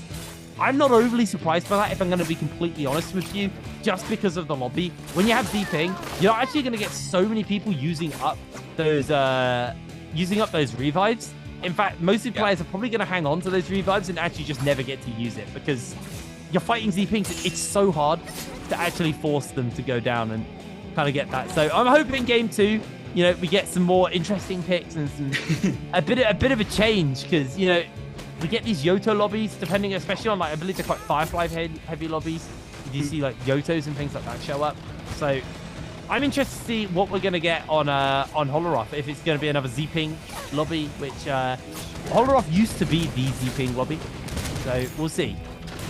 I'm expecting more Tarkas, maybe. It all depends on the time of day, yeah. But what is one hero you really want to see? Do you have that one hero that you barely see in these solos or anything like that? Oh, I'm a Valder enthusiast. Oh, so, okay. I live for that. Unfortunately, I know Valder's not in a great state. So, yeah, we don't really get to see her too much. Occasionally, somebody pulls her out and does absolutely nothing with her because, you know, she just can't keep up with all the heroes at the moment. But there you go. Your MVP for this game, T225, 21k damage coming out. That is some pretty big numbers coming out. I mean, you're in a Z-Ping lobby. You can farm damage because it's just like having trading dummies. They don't go down. So you just farm the damage on them. But a really, really big game, jokes aside, over to TT25, the F1 and the F3, like you correctly said, creatives. I'm curious now. Yeah, I do hope we do get a Tarka lobby. It's been a while because, yeah, for a while it was Z-Ping only on Holoroth. And then we had like Z-Ping and Tarka on Holoroth for a while. So I'm here for it. I am so here for a Tarka lobby going into that second game on Holoroth. And it's honestly about these players, like I said, and it's something I say quite a lot, but when you play these first games back to back, you really need to be able to kind of keep your mental strong from game number 1, from game number 2, because it is exhausting playing 2 games on stage back to back. Yeah. I mean, you really gotta I also feel like it might be good for some of the players. Just like you stated when we first started, like how quickly can you maintain and how quickly can you reset? So I'm really interested to see how Spider's gonna do. You know, some of these players can just brush off bad games and they can just going straight hot into the game too. So you don't really have to wait a long time for that. Some other players, you know, do prepare to wait a little bit. You know, try to think of a more different strategy that they can go into the next game. What heroes everybody's gonna pick. But that's one thing that it's gonna be really rough for some of these players. But we have to wait and see. I mean, everybody, you know, can just perform. It really just need to stay consistent and have like one pop-up game, and you can really get a lot of points. But Chazin getting second place there is really good as well for himself. I mean, he was just in 4th place. He had a lot of points from day 1 as well. He managed to get second place there. That's a lot of points for himself. Moving into game 2. Like I said, I do expect a lot more Tarkas, maybe Takeda. We are going to see some fairies as well. Probably some Ataris. I did see Mike play Atari at Holoros. So those is probably my hero point predictions right now for game 2. But yeah, I mean, it's just gonna wait. We're just gonna have to wait and see how fast these players can game 1. Yeah, no, I'm interested to see what it is gonna look like going into that game number 2. I'm hoping for the Tarka we'll have to hold out. I mean, it won't take too long until we get answers to that. We should be moving on to Holoroth in relatively quick succession after that previous game. But, you know, we do get a bit of time to kind of theory craft and stuff. I actually can't remember what time of day it is. The worst thing is me and Moxie did the draw for the maps for this bi-weekly, and I genuinely can't remember what time of day we're using on Holoroth. I know we don't have Holoroth night at all in this bi-weekly. But, you know, I'm excited to see. I'm quite excited to see what it's gonna look like. Anyway, before we get into that game, we did actually have a chat with the previous winner of the game, TT25. So let's see what you have to say. 空少的话，日常也跟我差不多吧。主要他这周，因为昨天中午10点才睡的，就睡了2个小时的睡眠时间。那状态不好肯定很正常啊。那比赛打不好，那怪他自己没睡好呗。关于比赛当时直播的话，因为我看小阴神啊、大麦他们的第一视角也经常自言自语，那我想着啊，那我也搞点效果，搞一点自言自语玩一下。反正我，哎，有时候也不说话，那我说一下话，解一下我的压力也是可以的。Interesting to hear there, Mike. Mike actually talking to himself during games. I didn't know he does that. That's kind of cool. I guess he's like making mental notes to himself of like what's going on and what's happened. I feel like I'd be the kind of person who'd probably more just yell at myself about making a misplay. It wouldn't be like, oh, he's used that ability. Like, and kind of keeping track of that, I'd be like, what the hell are you doing? How did you miss that? That was such an easy shot to take. That's how I talk to myself when I play all games. And my teammates in some games. No, I'm not that toxic. Oh, man. I mean, he also stated that one of the players don't really get enough sleep. And that is very interesting to see that one of these players are speaking about because, you know, I'm pretty sure we all play video games. And we all know how rough it is when we don't really get enough sleep. So not having that, not having the full potential of how you actually play, it's really tough, especially if you know you have a bi-weekly game the next day. So that's super unfortunate for them. I mean, I know if I don't get enough sleep, I'm usually shooting walls. I don't get no hits off, you know. So that's super interesting to see that he actually spoke about that. But yeah, I mean, these players look that they're locked in, ready for game 2. Have Ego here, looking like he looks locked in right now. Really does look locked in. It's just a matter of time. These players are going to be moving into the second game of the night. Euron here with an average kill of 1.1. Average damage is not that high, 9.5k. Yeah. And he spends the whole game running. Doesn't get to do any damage. I mean, there you go. Literally saying it all, isn't it? 31% pick rate on ZP. That explains probably why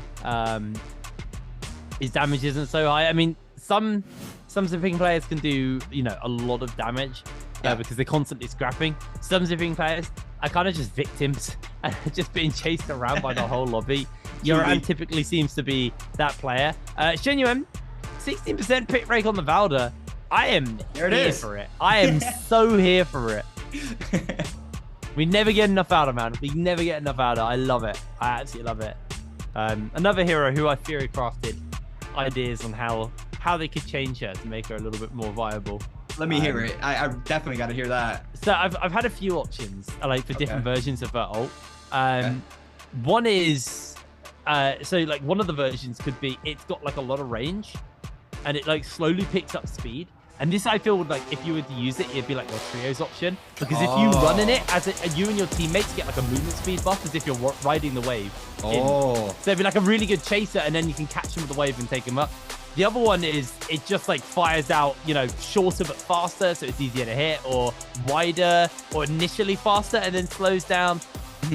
I've been thinking of ideas for Valda for a while. I really want Valda to be meta. I absolutely love her, but unfortunately for me, there are no Valdas. Oh my God, Chen Yan's done it! I am so happy. There we go. A couple of Mataris, a couple of Z-Pings, but there's a monk? A solo monk from XXY. No, there's... I don't know about that one. I don't know about that one either, mate. I agree with you on that. I don't know if there it is. Oh, okay. you switched. Yeah. Yeah. Thank God. Okay. I mean, that would have been really scary. I mean, I wouldn't in any world play a monk in a competition like this. Even with the parry bell, I mean, it still wouldn't be a smart hero to pick. But it looks like the rest of these players are going to be running that Zaping. I mean, Spider hopping on over to that Zaping. Chazing running Zaping as well. Chuli hopping on over to the Zaping as well. XXY. We don't have a lot of Tarkas. I mean, we only have one right now. Hip Rain Swell Gun. Yeah, interesting actually. We are seeing I believe mostly the players who didn't play Z-Ping last game playing Z-Ping this game. Yep. I don't know what XXY played, but I feel like at this point, you know, realistically, we only have a couple more Z-Pings that we might see show up. Depending if they want to play it twice, we could have a second Z-Ping lobby at some point. But here we go, getting ready to go into our second game as Holoroth has been locked and loaded. A lot of players are dropping in close proximity to one another. Expect this to be a pretty explosive start. My eyes on Bowder, man. We finally got our hands on the Bowder for Bowder. Do you like the single bubble or do you like the triple bubble? I think I'm in triple bubble. F3, okay. Yeah, I think it's F3. I mean, I to be fair, I don't play Bowder in solos. I only play it with... That's smart. That's smart. Yeah.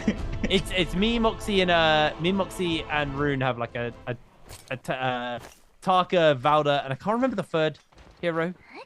We run like a comp around that for the trio. Okay.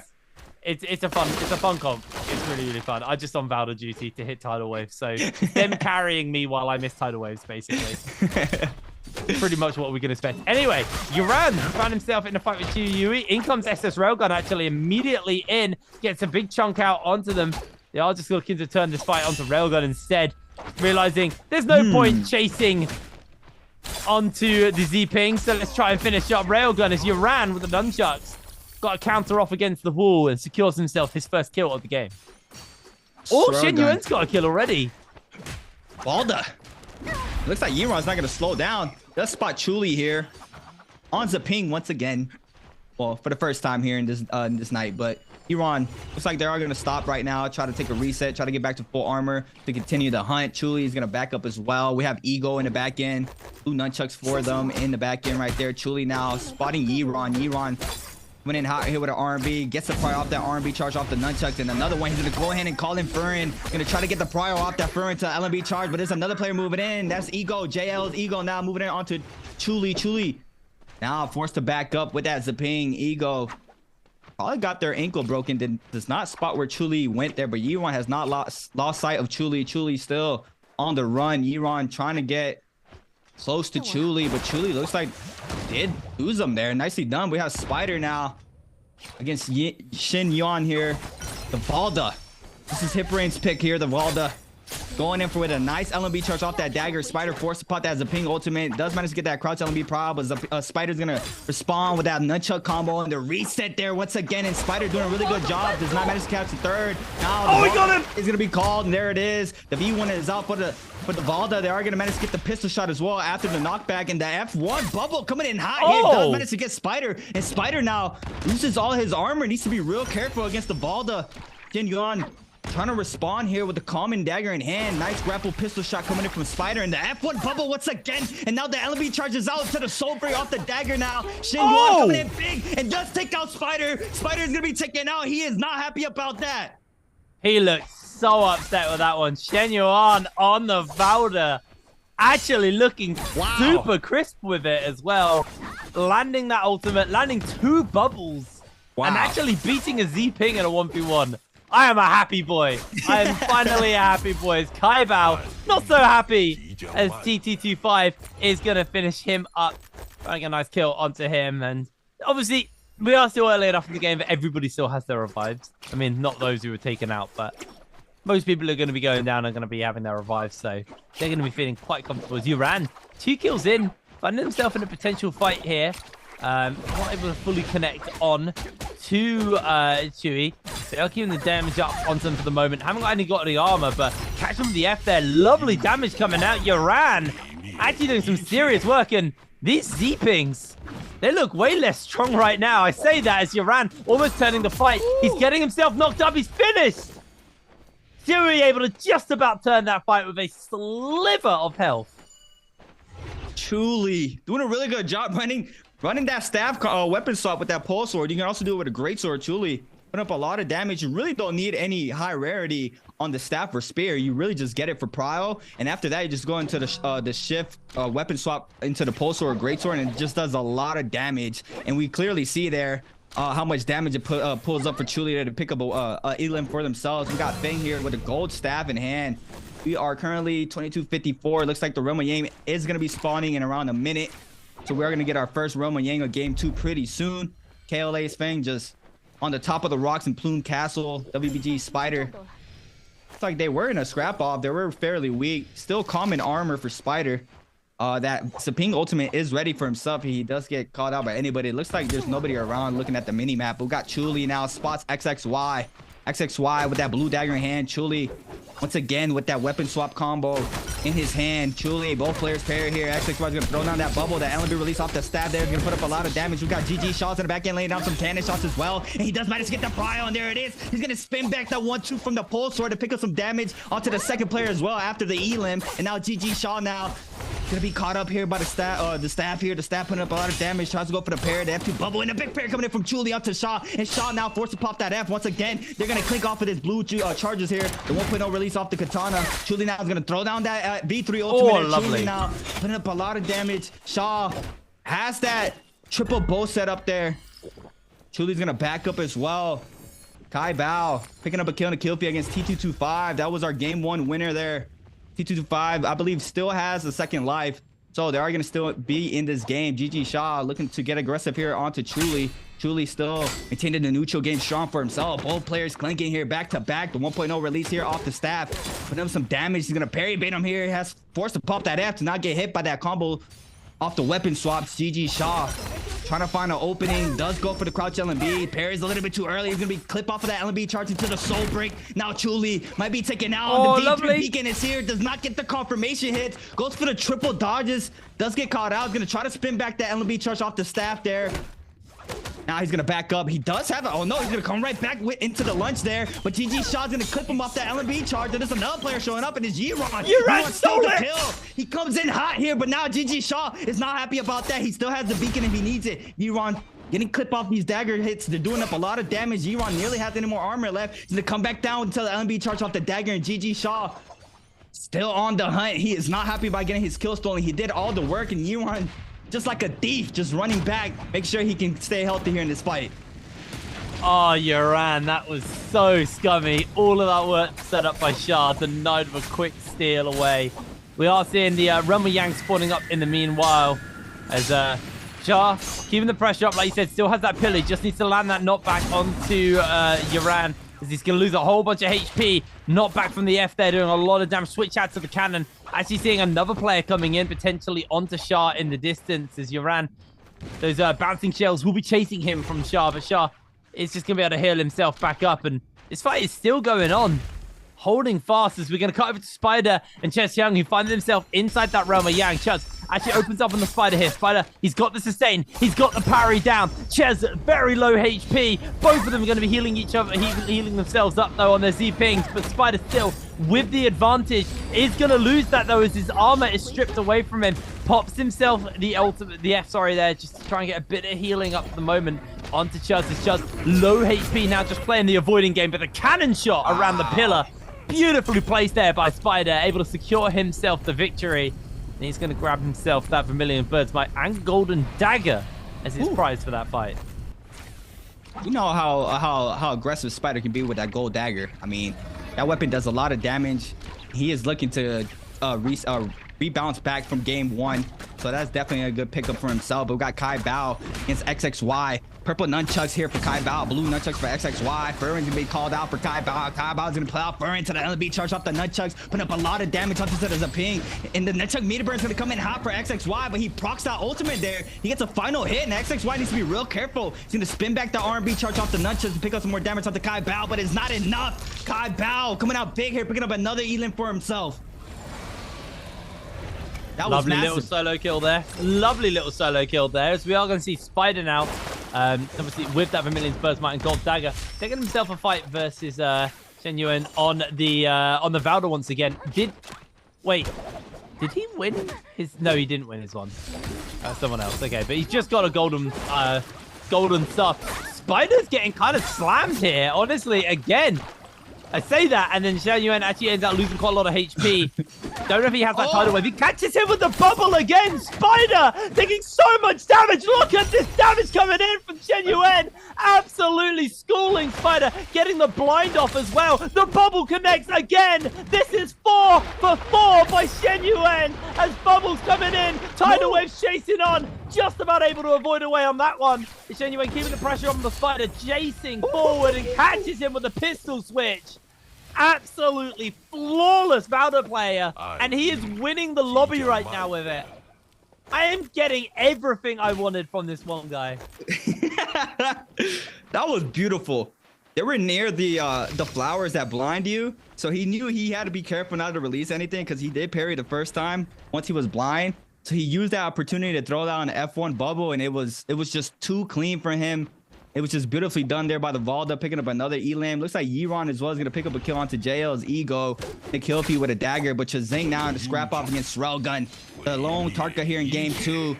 Go ahead and parry. Does not get any confirmation hits here. Chazing going to be hit by this purple dagger here, but it's Railgun with a big parry onto Chazing, and Chazing might be in big trouble. Does pop that F2 bubble. Is going to hit by back-to-back musket shot. Triple shots from Railgun. Put up a lot of damage for himself there onto Chazing. Chazing now might be in big trouble. Does manage to pop a Vitalia there for more health there. Railgun, though, has the opening that he needs. He also has that Vermilion's Bird's Might buff if he needs to just continue to get aggressive. He is not afraid of anything. He has the time and everything he needs. Chazing, though, is going to be caught out by T225 in the back end by R&B. Released longsword wave from T225, and now he's off the scene.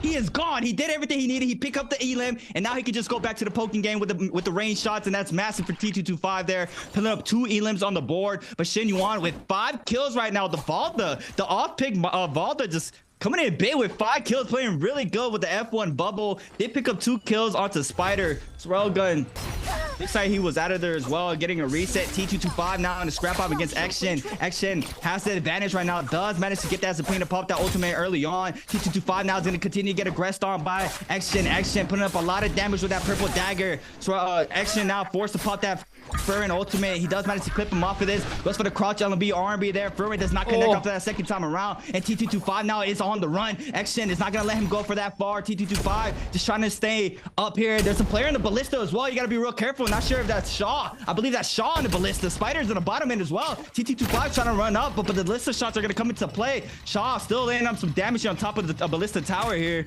T225 does manage to get a reset. Spider, wait, someone hit him with a nice bow shot from downtown and knock him out the Ballista there. Oh my god. Lovely little shot there. Now on the low ground, Spider once again. Shen Yuan, he's not going to lose 3 fights to this guy, right? That's just not going to happen. T225's coming in, trying to steal this one away. The grapple cancelling onto Spider, though. Really starting to mess with him. Spider can't lose the same fight 3 times in a row. That is just not fair at this point. Maybe Valder is good. And Yeah. no one's It's a good big at Valder. counter. Oh, I say that. Shah gets a great ballista shot off, but does end up losing quite a lot of HP. As Shen Yuan trying to heal up inside this building, does get himself a pot potion off. Can he get the full reset off? That's the real question. As Shah unable to hunt him down, and this is quite hard to actually kill Shen Yuan. He's got both the ultimate and the bubble. If you're inside a building, it is so hard to fight a Valder because those are basically guaranteed to hit. The TT25 just looking to try and get a little bit of damage off of that final shot on the ballista. Not going to be able to connect it, unfortunately. So it's just going to heal as they head into the zone. Spider is going to do a bit of zoning onto TT25 to stop him from re-entering. And this is, if Spider needs to take somebody out, this is the player he needs to take out, because right now, TT25 is pulling ahead and has got that lead right now in the groups overall. The Spider, this is the player who right now is the scariest player to him from denying him first going into the bi-weekly finals. I think the ball is in his head as well. I mean, a little bit, yeah. I mean, Shen Yuan just playing Balda very perfectly right now against the Zapings. TT25 getting aggressed on by multiple players. The cannon shots in the back end. Looks like Kai Bao as well here. The blessing spawns up. He tried to go to try to get the armor swap there, but he does not manage to get it. The random Bane as well spawns in. We do have one player entering the realm with Yang, and it's Railgun. Looks like no other player might be moving into that realm of Yang. Yeah, it was a free buff for Railgun. He gets that Mystic Might for free. Iran, though, still continuing his aggression onto TT25. TT25 using a lot of resources right now to try to back up. He used a lot of grapples. Still has to use his Vitalis and powders when he gets the time to do so. But TT25 is just getting aggressed on by Iran. Iran really wants this Elim right now, so he's going to do everything he needs. He has 13 grapples yet left in his inventory. TT25, I wonder how many grapples he has. He has used up a lot as well. It's just a matter of time that one of these players does get caught up. TT25 throws down the F2 bubble, and the Railgun moving in. He has the UAV. He knows where these players are. And TT25 still on the run, doing a really good job staying mobile with that dagger. The dagger, once again, the weapon of choice is just too good to not use to have that mobility with it. And look how he kites over these defense here to make sure he can get a scale rush off every time in the side of the rocks, using that for scale rushes as well. TT25 though, still just trying to make a run for it. Railgun laying down some musket shots. He does connect off of that. Now Railgun did pick up a gold longsword as well off that free run with Yang. So that's very good for himself. And he's not going to lose this player. He has the UAV. He's not going to lose this player. TT25 can run as much as they want. 7 grapples left. He gets hit. I believe that was a scatter shot coming in, or just a regular bow shot from the back end. He does get clip off of that. The F is up now, so he might throw it down. Yeah, there it is. The F is up here for TT25. And Chuli now joining the Wolves to try to pick up this Elim onto TT25. TT25 looks like they're off to go high here to continue to move on using the dagger once again. It's just a lot of movement coming in from TT25. He needs to be real careful. Chuli now trying to line up a shot. Oh, so it's Chuli with the scatter shot. Okay, Chuli has the 3-round burst on the bow. TT25. This is super unfortunate for him.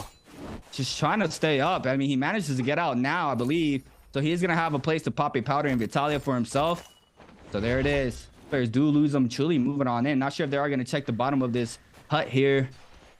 Looks like they are going to get a full reset for themselves in action. Now, looks like they were in a scrap up against Spider. Spider comes on down, tries to get a nice bow shot there. Does not connect. Spider's going to back up as well. Just a little bit of poking from these players. Action. That's that common musket, purple dagger in hand. Spider as well is going to repair his bow here. Make sure he has enough bullets in the chamber for himself. Spider. Looks like he's not trying to get aggressive onto the Takeda here. But we do have a replay early on from TT25 onto Kai Bao. Kai Bao getting caught up here with the purple dual blade from TT25. Clink comes in for both of these players. The F is called out for the Takeda there. TT25. The nice pistol shot there does connect off of that. He's going to release that R&B charge to pick up some damage into the aerial R&B there to pick up more damage. And Kai Bao's going to be caught up off of 2 R&Bs. Kai Bao once again here into another kill onto TT25. Kai Bao with the purple nunchucks this time around onto TT25. TT25 is caught out by Fern to the LB charge off the nunchucks. The Clink comes in. He did manage to get a common armor swap. Looks like Kai Bao still came in hot with a nice F3 there to steal the weapon. And that was a massive kill for Kai Bao. Very good, nicely job from him. He's putting up a lot of kills right now. He's doing a lot of damage to Kai Bao in a really comfortable spot here moving into game 2. And interestingly, at this point in the game, there's more players left than in the previous game. Yeah. But in the game, I predicted to be slower because of the amount of Z-pings. We went down to 7 players real bloody quick. Yeah. This game, definitely moving at a way slower pace. But it feels like it's just been a constant stream of action. To be fair, we did have that chase go on for about 5 minutes again. Yeah. People just grapple chasing onto a Z-ping. Very hard to do, by the way. Because any damage you get can just be alleviated. You need to be on Z-ping at all times to win the trade. If Z-ping gets a brief period to recover, they will fully recover. It's very hard to actually punish them here. Railgun got a golden staff in their inventory and a golden longsword. Like they are kitted out right now. They've got some really good stuff. Genuine on the Valda, dominating this lobby with this Valda pick actually, and Valda genuinely in final circles is terrifying. You get hit by that. You get hit by the tidal wave. You're just locked in place. Am I correct in? No, I was about to say something very silly there. I'm gonna finish my sentence without saying it. But genuine, honestly, really gonna be a scary factor with the bubbles, with the tidal wave, all of the kind of things that can really just displace and upset a final circle. They need to be so careful of as Jin steps into the circle to heal. Bit of an interesting decision. Ends up losing a fair amount of HP for that Spider. Atop the tree right now, just looking to snipe with the bow shot. Can't quite connect onto Jin with that bow. He's looking to drop down, actually, maybe see if they can join into the fight. As Jin gets an armor pot off, but it comes at a cost to his main health. Is going to be able to get another pot off and heal his actual health back now a bit. So he's not too behind on that front. Jin definitely needs to be a little bit careful. As he's going to jump forward onto Chewie here, gets himself a big chunk of damage off with that ultimate, but it's just going to call it for now and step away. Can't really go for anything more, as we have 8 minutes left on this lobby, and we are very much in the Buccaneer phase, as I like to call it, where everyone switches to cannons and muskets and starts taking long-range harass at one another to try and burn those resources. But like I said, it's hard to burn resources when you're also looking at the likes of a Z-ping. As Uran, he's going to try and get in onto Zmora's blessing. Very hard for him to do so, though, with the grapples and the shots coming in on that long range. He did get the golden armor out, though, so he's going to be very happy with that one. Didn't get the golden katana, which is in there. I think he knew it was in, so he wants to grab it. Nobody's picked up that golden katana. Uran looking to grapple in and quickly grab it, but playing this a little bit as safe as possible. Spider actually jumped out somewhat from some of this fight, I believe, versus Railgun here. Railgun with the golden longsword, capable of doing a serious amount of damage to Spider. A lot of these players have gold weapon, gold staff, gold longsword for Railgun. WG Spider with a gold dagger. So the gold weapons are scattered a little bit. I'm moving into this to zone 4, but still a top 9 situation. Spider, he does have one Elin, but it still seems like he still hasn't picked up his groove so far. I mean, it was super unfortunate. He fought the Valda 3 times, and he did lose 2 out of 3. So he's gonna have to wait and see. And like you stated, the Valda wave and the in circles are very scary. You get caught up with the wave, you're just gonna be taking that storm health there, and the Valda is just gonna be holding you there until he's forced to throw down the spear from that Valda wave. It's just a matter of time. Looks like Spider is getting focused on by a lot of players in the lobby right now. Spider does manage to pop a powder here. Now he's gonna use the movement off the dagger. Looks like he does spot out Action. Action is going to take up some damage off the gold dagger here. Spider still, he knows he needs to get some elims here on the board for himself. Game 2. Got GG Shaw laying down some cannon shots in the back end. Action losing almost all of his armor there. He needs to be real careful. This might be bad for him. Look at the cannon shots, and look, the Dedo rounds came into play as well, but it's Chuli picking up the kill off the dagger, off the cannon in the back end there for himself. That was nicely done there. Super unfortunate. This is the problem here, Hipring. When a lot of these players start getting aggressed on by one player and you get caught up and you lose your armor, everybody in the lobby is going to come and hunt you. Third partying, it's the way to play. It's literally the way to play the game, unfortunately, for some of these players. So, are paying that ultimate price. I believe there was a snowstorm off in the distance there, which is quite rough for the Z-ping, because it ticks away at your rage and reduces it. As Railgun and Spider find themselves in a little skirmish. TT25 also here. The Railgun needs to be careful. Spider actually is the one to to get clipped there by TT25. And Railgun and TT25, probably two of the least equipped players right now in the lobby. I think he's only got blue armor here on Railgun. Does have the purple dagger though, so not completely the worst loadout on that front. Genuine just waiting. Got himself those 5 kills, and he's just waiting to see, you know, where this circle takes him. I'm so excited to see the final circle of Valdo. I'm so excited for that. This is a matter of time. He's on 5. Starting to close right now. A lot of these players are going to start getting congested onto each other here. A lot of these players are moving in. We have a lot of players in the top right corner. Spider already in the center of the next zone. Chuli in the top left side of the next zone.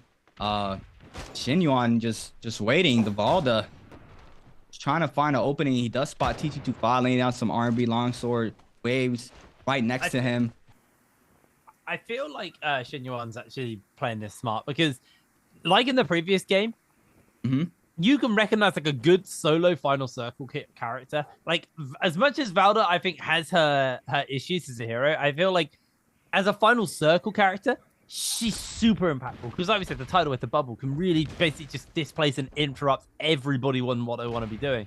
Yep. You know, Z-Pink's actually not that scary in final circles because once that zone's fully closed, like, she's not doing much. Her healing's not going to really keep her alive. She takes such reduced healing, like, it doesn't really actually affect the overall state of the game.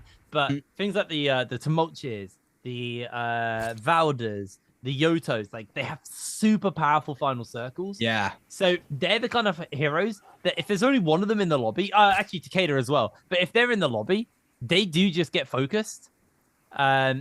Not Takeda, Taka. I mean, Takeda also has good final circles. To be fair, there's a lot of heroes who do well in the final circle, but Valda, genuinely, once you're grouped up and that tidal wave hits, everyone's screwed. It really can just solo win a final circle. So I think Genuine recognizing that, like, if they appear too early, they could get blown up. And yes, they've got good weapon loadout there with the golden staff. They actually haven't got the greatest armor.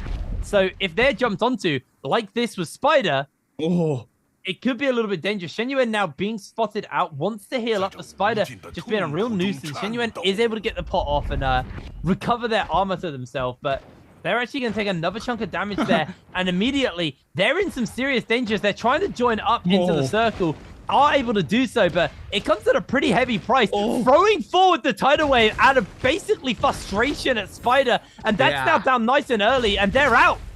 Wow. Railgun's able to take it, and that's exactly what I'm talking about. Oh my god. He was not happy about that. You see him even throw the Valda spear at him there at the end.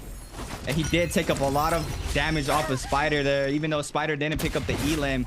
But now Spider trying to lay down some hits onto Chuli. Now the final circle is starting to close out. Got Yiron still with that gold armor, losing half of it. GG Shaw on the Feria, still fairly healthy, very healthy actually. Chuli as well. Spider just trying to use the trees as movement here. Make sure he can stay up high off the grapples. GG Shaw off the cannon, just trying to be a nuisance, trying to lay down some cannon shots to get some damage and potentially even a kill for himself. Chuli comes in down with a nice LMB charge off dagger, gets 2 hits off of that onto Sragun and Yiron. Sragun forced to pop that Tarko ultimate early here with that staff. He needs to be real careful not to get focused here. He doesn't have a lot of health yet. Kai Bao as well on the bottom side. It looks like Chuli now is going to get hit off of some longsword waves there from that blue longsword in the bottom right corner there. Chuli might be in big trouble as well. The LMB charge. Sragun almost loses all of his health there. He might be taken out early here as well. Sragun just trying to stay mobile here with that Targo ultimate out. Trying to get some punches onto Chuli. Chuli, though, still up, losing all his armor, and a big fair coming from Sragun there. The bottom. It's a Kai Bao. Kai Bao. He jumped into the zone, but no, GG Shaw. He's gonna pick up the count to Sragun off the cannon there, and Kai Bao still up as well. LMB charge release from Spider onto TT25, and the bounce is coming in from these cannon shots here. The bounce shell. GG Shaw just being a real nuisance onto these players. You gotta be real careful. He does lose all of the armor there off of that to come in hot with a nice LMB charge off the dagger. He is gonna pick up a kill onto Kai Bao. Kai Bao is gonna be taken out on TT25 now. It's gonna get aggressive by GG Shaw. He is forced to pop the speed ultimate, but it's not enough. GG Shaw taking out TT25, and now it's Spider in the end zone here against Shaw here in a big 1v1. Spider getting hit up, but no, another player should up. Truly still up. Spider tries to go for the Baron. Ferns called out, goes in for the longsword. He gets clipped out, and there was another player. There's 4 players up. Now the Baron's gonna pop the mech. GG Shaw does pick up the kill off the Spider. Spider's gonna be taken out, and Truly fairly weak are gonna be taken out as well. But GG Shaw, and GG Shaw picks up the last kill as well. GG Shaw with a massive win there. That was such a big final circle for Shaw. Taking so many kills. That started with, honestly, a massive misplay. I totally forgot who it was, but he hit the cannon, just a bit of splash damage. They run into the zone and die immediately. And then he just starts snowballing, chaining kills back to back to back to back. Shaw, an absolutely phenomenal game number 2 for him. And he had a pretty disappointing game 1. So opening it up in style, and somebody who stayed with GG since season 1 as well. Shaw has just been a staple in solos for a while, and honestly kicking it off with some real style. Phenomenal game number 2 over there for Shaw, and a very needed one. I also do think TT25, you know, he went out a bit earlier than maybe we would like to, but he still, you know, had a pretty seriously good game for himself. Spider, honestly, while he made it into the final circle this time, I do worry. I mean, he got destroyed by Valda 3 fights in a row. And he's lucky he got away that 3rd time. Like, he did not have a particularly great game. And I feel Spider, honestly, looking lost right now this season. I don't think he's been the dominating force who was just like a guaranteed first place in pretty much every lobby, or like at least a high scorer in every lobby. I feel like that has faded away. He will score fairly well this game. He plays fairly well later on into the game. I believe he had a fair few kills under his belt, or, you know, a couple of kills under his belt. So it's not going to be the worst game in the world for GG, not for GG Shaw, sorry, for Spider. But I do worry that, you know, he's definitely looking quite lost right now in the way that the games have been going. So he's going to have to really have a bit of a think going into this break and figure out what the hell he needs to get right, because it's honestly not been the greatest start to a season for him. He didn't win the bi-week finals. In fact, he looked quite lost during the bi-week finals, and Mike just capitalized on that. And today, you know, he again, it feels a bit similar. He didn't have the greatest day 1 of the 2nd bi-weekly. Mike and TT25 did beat him out, and now he's currently in 3rd place. And there are players, who are very close to him. And if he continues to have a rough day, there's a chance he just gets the pass and doesn't even have a podium position going into those bi-weekly finals. I still have faith in Spider. I think Spider is definitely a very strong player. He just really needs to just brush up these last 2 games. His day 1, he did come out hot. He started warming up around game 3. At game 4, I believe he did pick up a big win for himself. But like you stated, he really needs to start turning it up now. I mean, the time is ticking. 2 games are done. Going into game 3, he really needs to pick up more elims and potentially get a W. But yeah, it's gonna be a lot of work for him right now moving into the next final game. Yeah, I mean, going into game number 3, he's obviously going to definitely need to kind of look at what he can fix. Obviously, moving back to Morris Isle, we have 2 games on Morris Isle now coming up, and then it then back to Holoroth. So a bit of time before they head over there, but we will see our scoreboard. No surprises. Shah with a 15-pointer does take that 2nd victory of the day. Yaran just behind him. And honestly, it was good to see Yaran being more proactive and more aggressive in this game. Shen Yuen from Powder does take that 3rd. He was knocked out very early as well. This could have very well been his game. This could have been his moment. I love to see that Valda. I hope we get to see more Valda like that, because that made Valda not look as broken. Not look as, when I say broken, I mean broken in a bad way.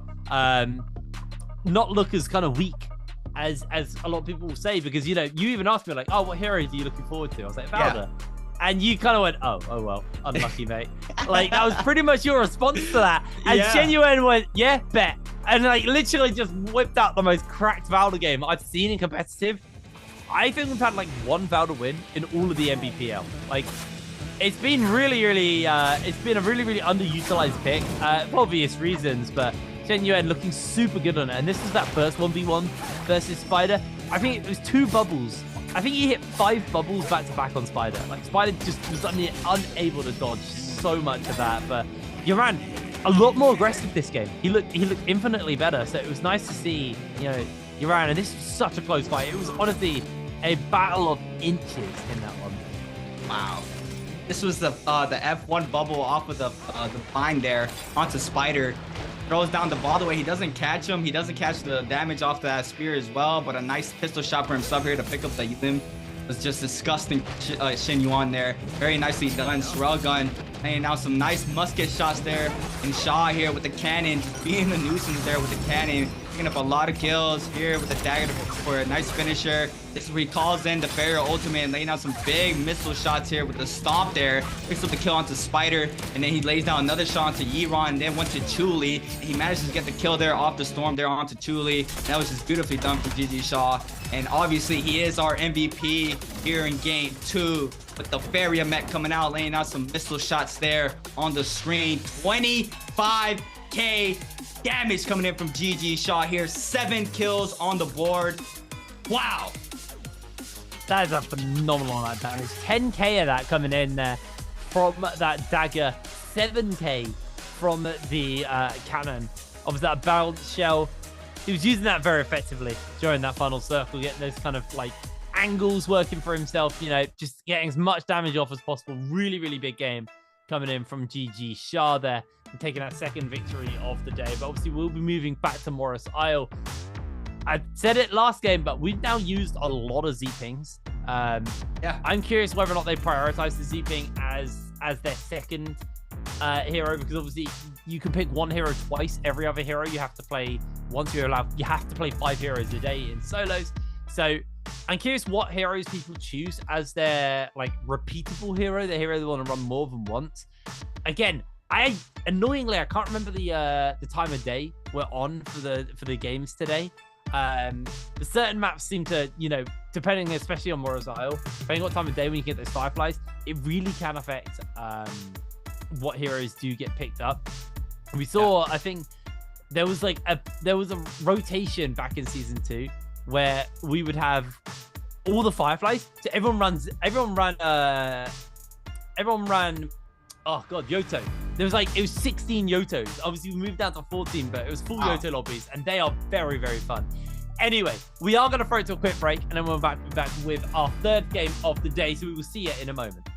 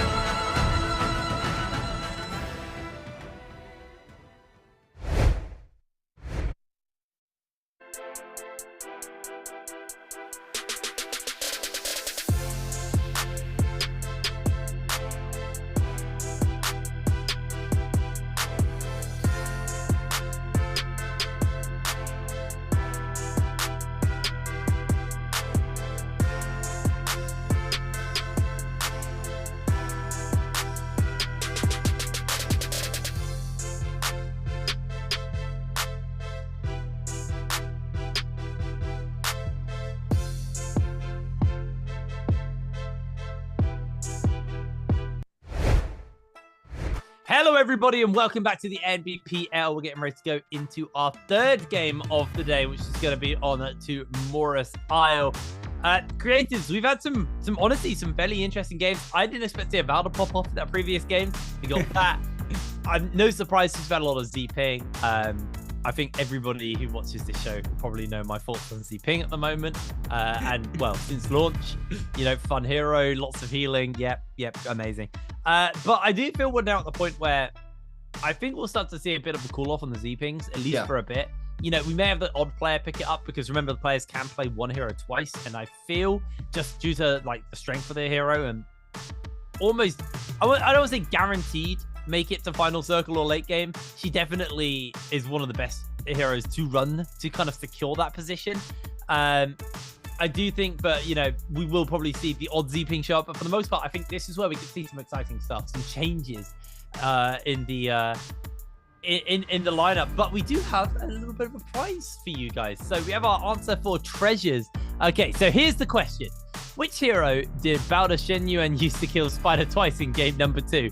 I just went a little bit mad about that, so I'm pretty sure you should know the answer for this. If it is A, Taka, B, Matari, C, Valda, or D, Yoto Hime, make sure you answer A, B, C, or D into Twitch chat, and you can get yourself a chance for some limited treasure boxes, which would be nice. I'll give you a little clue.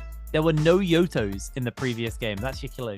I think we all know the answer to that one though. But make sure you enter that into Twitch chat and you can grab, you might be able to win yourself some treasures. I just saw that Valda skin. I'm not gonna lie, I'm a little out of the loop. I just saw that Valda skin in the ad while we were in the break, and I'm like, oh god, I need that skin. I need that skin so bad. So hey, Naraka, do you wanna hook me up, please? Yeah. I mean, it was funny the timing there. Yeah.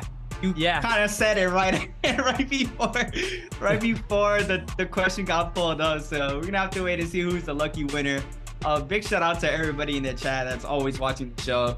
I know I can speak for me personally. I love every single one of you guys in the chat. You guys are amazing always. Yeah, big shout out to everybody in the chat. But yeah, we're about to move into game 3. Got Spider not having a hot start so far here in day 2. Off of game 1 and 2, he didn't really pick up a lot of elims. He did manage to get into the end circle in game 2, but he did get picked up early. This is where Spider needs to flip the switch right here. Like you mentioned, the pings are gonna start not showing up as much. So we're gonna have to wait and see what hero he is gonna be picking. But J Team's action here, average damage of 10k, 2 kills, average kills. Also as well, he needs to find a different group for himself. I'm actually really curious how they're gonna move into Morris Isle. I wish I knew the time of day. I'm not sure if it's gonna be the same time of day as day 1. Yes, yeah. So this week is all the same. So if you know the rotation of Thursday, you know the rotation of today. Okay, so I can't remember the top of my head, but it's either this game or the next game. It's gonna be nighttime Morris Isle. So we're gonna have to wait and see. I should know. I did the draw show. I should know. Me and Moxie did it, but I spent more time getting mocked by Moxie than paying attention, if I'm gonna be completely honest. So that's the price you had to pay. But Fang had a really slow day 1. His average damage is 12k with 2.3 kills. I'm very curious to see how he's gonna play out these last and final games. I mean, we saw in bi-weekly 1 how strong of a player he was for bi-weekly 1. So it's just a matter of time that these players start loading in to the lobby. Looks like they are loading in right now, and the hero point or the hero picks are gonna be showing up in any second now. I'm suspecting if it's nighttime, I'm suspecting Tarkus. Once again, I know I said it last game, but they shut me down. No. It's dusk. So, there's another. Yeah. No way. Chizhyung now playing the Valda. I'm getting spoiled today. Only one Z-ping as well from Xjin. This is a dream lobby. Honestly, this is a dream lobby. We got the Yotos, we got the Valdas, we got the Tarkas, we got the Takedas. And I'm a big fan of Matari. I'm not gonna lie. I like Matari. Honestly, how do you feel about the new buff she got? I actually didn't see the buffs. That's really bad, isn't it? That's really bad. Talk me through the buffs. Yeah, so now with her F3, the recall, if she pops her F3, if she gets caught up, she can use the recall under attack now, as well as the ultimate. The ultimate now can be called under attack. So she got a very strong buff. That's very nice. Compared to how she was before. So it's really nice for her.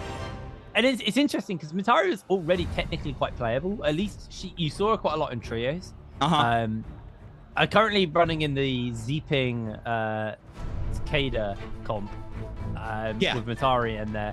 Tumult too. So it's nice to see. It's nice to see that she is getting some love, and actually, even in a state where she was still relatively playable, they give her a bit of love just to make her a little bit more effective.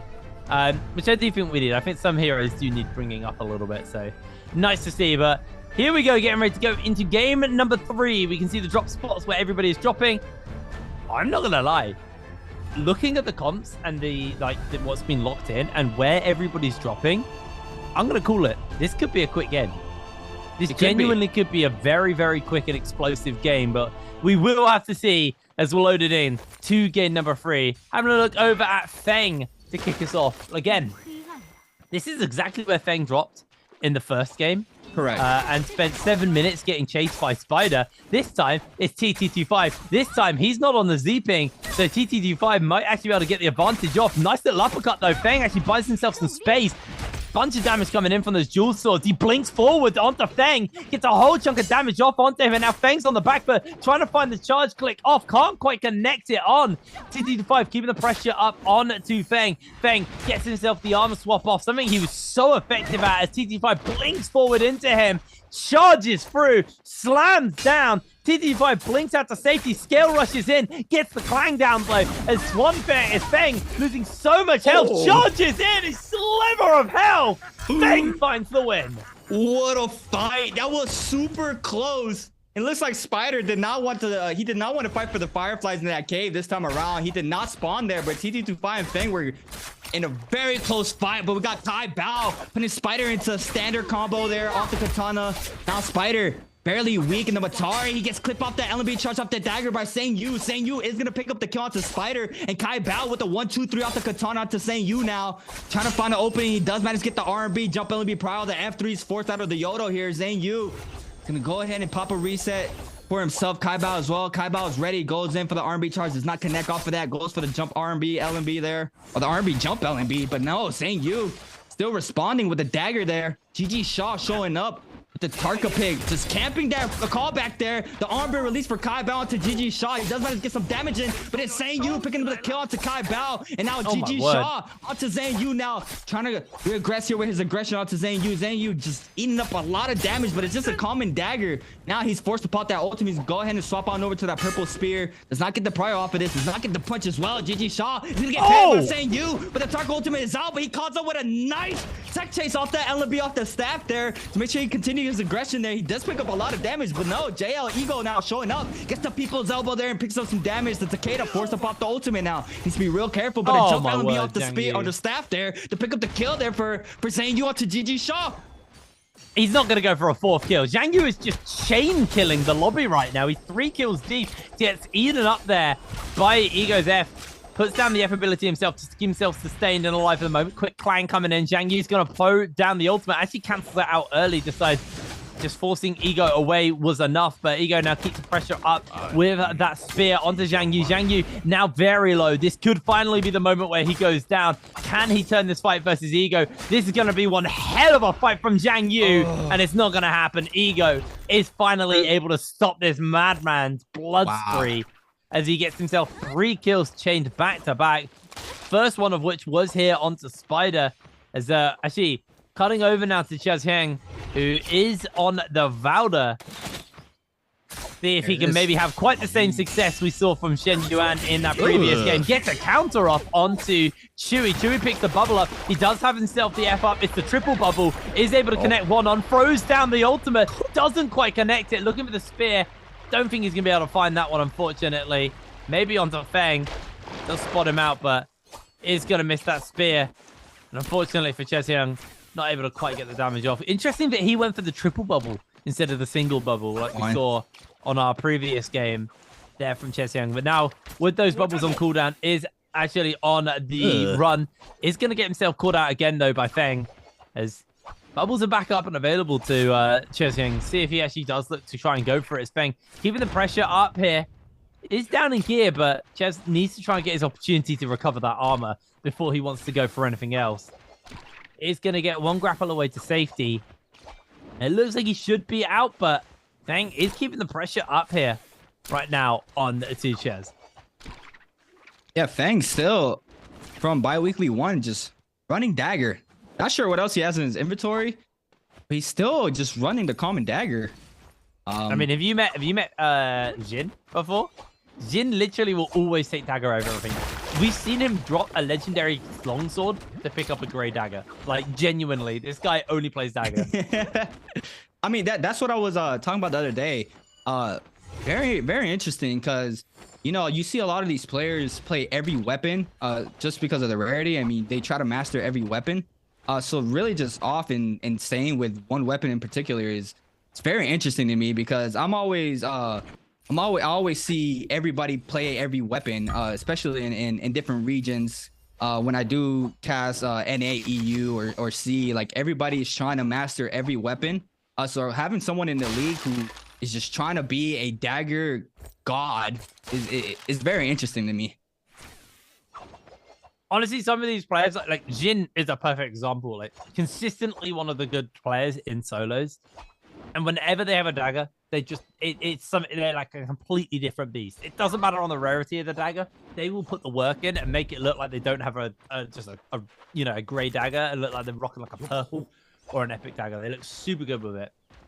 Dagger. Yangs are spawning up though, so expect to see some action break out around there. I'm very excited to see some of these teams now, but you know, not so much of a Z-ping lobby. I say that as we look at XGen. Rocking the dagger, funnily enough. Has found himself Yaran actually. Gets a little chunk of damage off, just a chip, a taster of what he can do. I feel like the attention though is more towards this Yang for these players, more than getting themselves involved into a fight. They don't want to be burning key abilities and then decide the Yang just isn't doable. So they are just going to be waiting that one out. But the Yang is going to finally be spawning up any second now. There's a whole bunch of players in the surrounding area.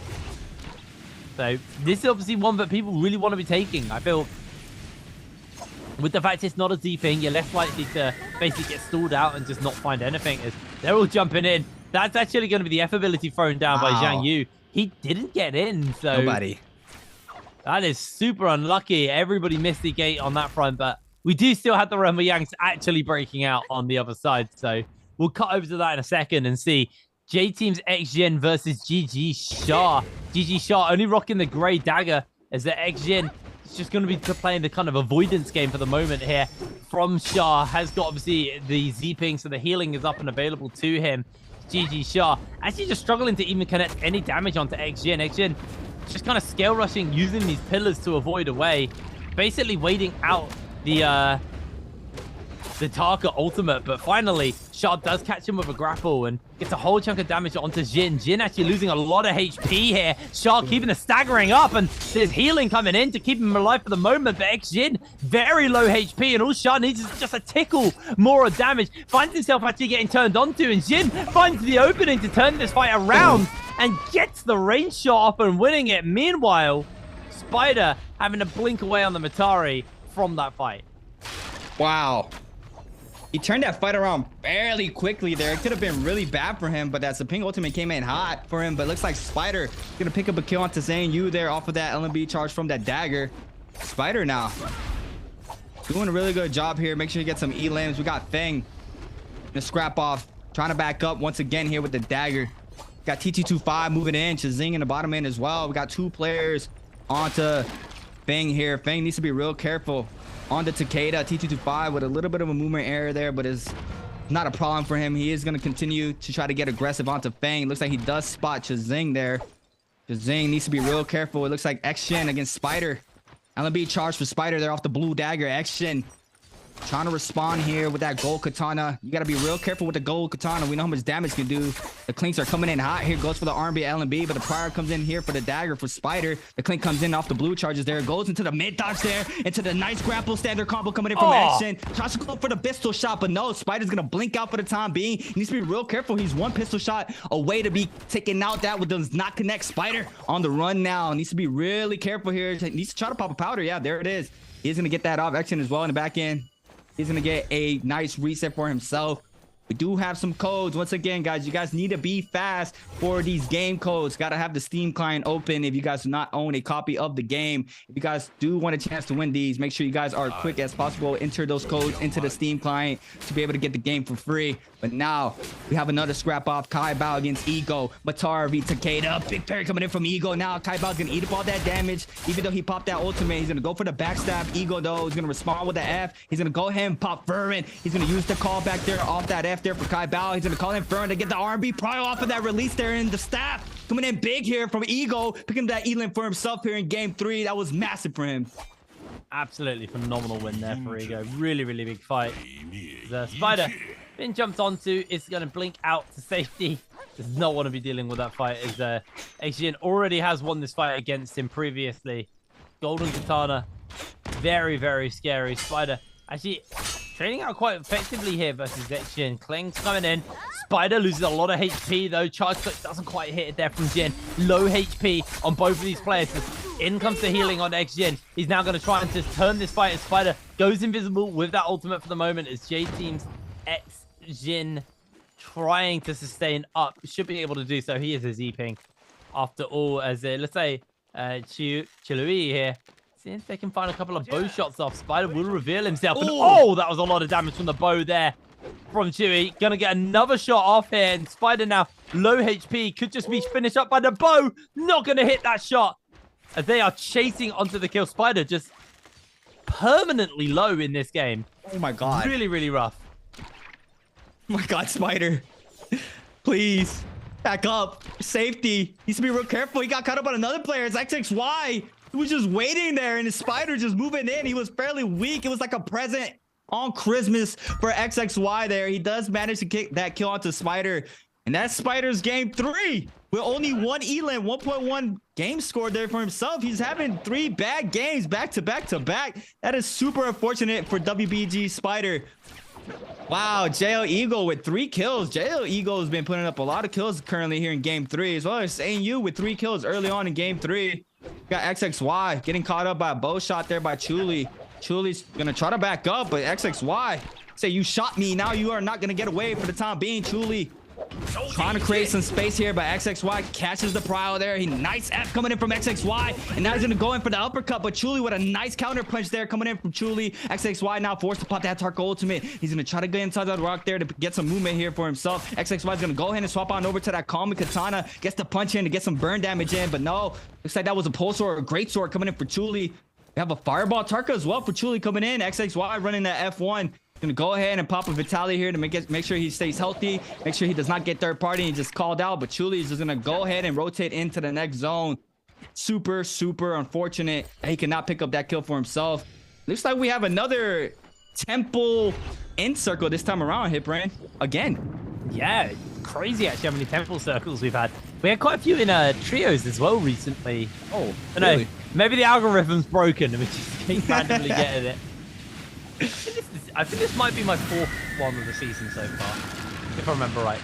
Regardless, Remyang has spawned up, and it's actually going to be TT25 versus X-Jin. Both of these players rocking purple armor and legendary weapons, so this is going to be a bloodbath, this fight. As TT25 tries to see if he can get the scale rush off. X-Jin switching out for a quick long shot. That shield a hit. Is able to get on with that long sword. The katana initially getting himself juggled up and absolutely slammed around by TT25 with the nunchucks. But been a fairly close fight so far. There's going to be the ultimate pop there from the side of Exin just to keep himself sustained up for the moment. So he is healing up for now as TT25 trying to chase on with that invisibility has now finally worn off as Exin is going to lose his armor pretty quickly once again to TT25.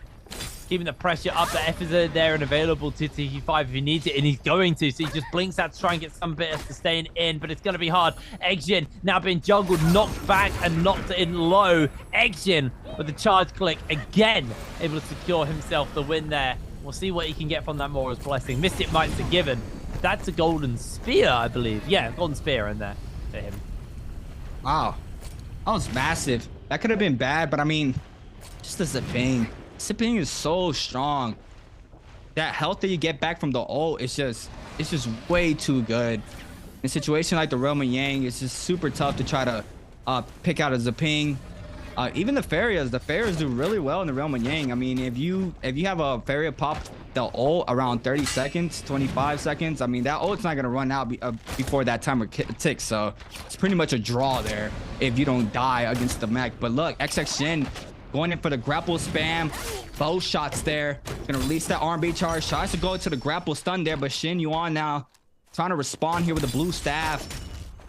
Another bow shot, but now Shin Yuan here putting out a lot of damage with the musket here onto Action. Action those gonna respond with a nice bow shot there to counter that. He's gonna double hold that LB charge off the dagger, and now the Tarka's forced to pop the ultimate. Action as well. He's gonna respond with the ultimate, but he gets the prior off the lunge into the R&B follow up there. But look at the ticks there for the Zaping. He gets sent into the storm, and look, he gets prior off the LB, and Shin Yuan gonna be taken out by Action. Action turning the fight around there, even though he was fairly weak, and the Zaping put up a lot of damage there. TT25 now super weak here with the cold nunchucks. Only 3 minutes left to get that soul bloom that he needs to stay alive here in game 3. He's gonna try to back up for the time being, but he has Swirl Gun and Tarka ultimate form already, trying to get him low, but the callback comes in, but it's G-Rod. They're ready for it. They're just capping the callbacks there. TT25 is gonna get sniped out by the bow shot there by Yi-Ron, and TT25 gonna be taken out of game 3. That is so rough there. You're on with an amazing bow shot. Because just going back to that previous fight as well, it's so hard to beat anything when they've got Mystic Might and just the base sustain they've got absolutely huge. Just one thing, actually getting a whole chunk of damage off on the Railgun here. Getting the charge attack off as well as Railgun. He should just be toasted at this point as he's dodging away on a lot of damage. Actually gets a nice armor swap off, but finally goes down. Feng able to secure the kill with the cannon shot. And I said we're in for a quick game. 11 minutes left, and we're down to 7 players already. It has been a bloodbath of a lobby so far. Really, really nice stuff. We'll see a replay, actually. This is Kaibao taking on TT25 inside their Ramayang. Is this Matari versus Matari? It is Matari versus Matari. Just a lot of blinking around.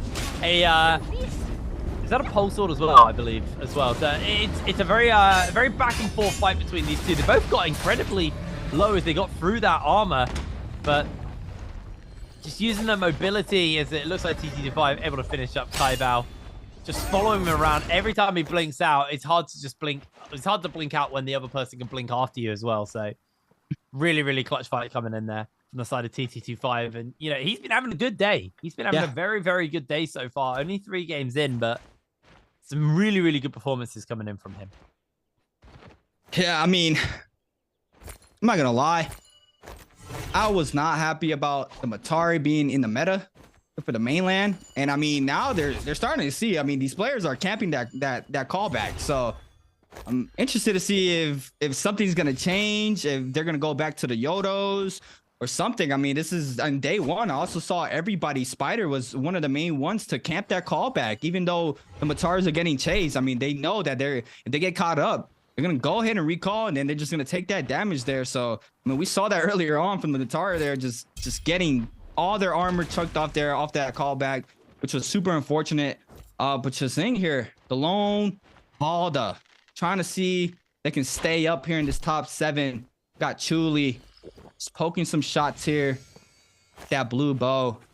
A lot of these players just gonna wait out the zone to start closing up here in game 3. Just a waiting game once again. Got blue dagger in hand for Chuli. Also had a blue staff in the back pocket. Yiron on top of the rock here. Has a really nice setup with the gold nunchucks. Has a purple longsword as well in the back pocket. He is currently running that blue dagger with the blue bow.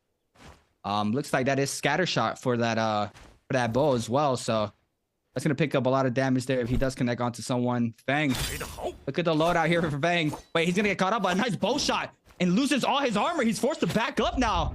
That was super quick, and now another bow shot from the other direction. Fang, that's fire arrows as well for Yiron there, and another one. Oh for the no! Well, Fang needs to be real careful. He loses all his health.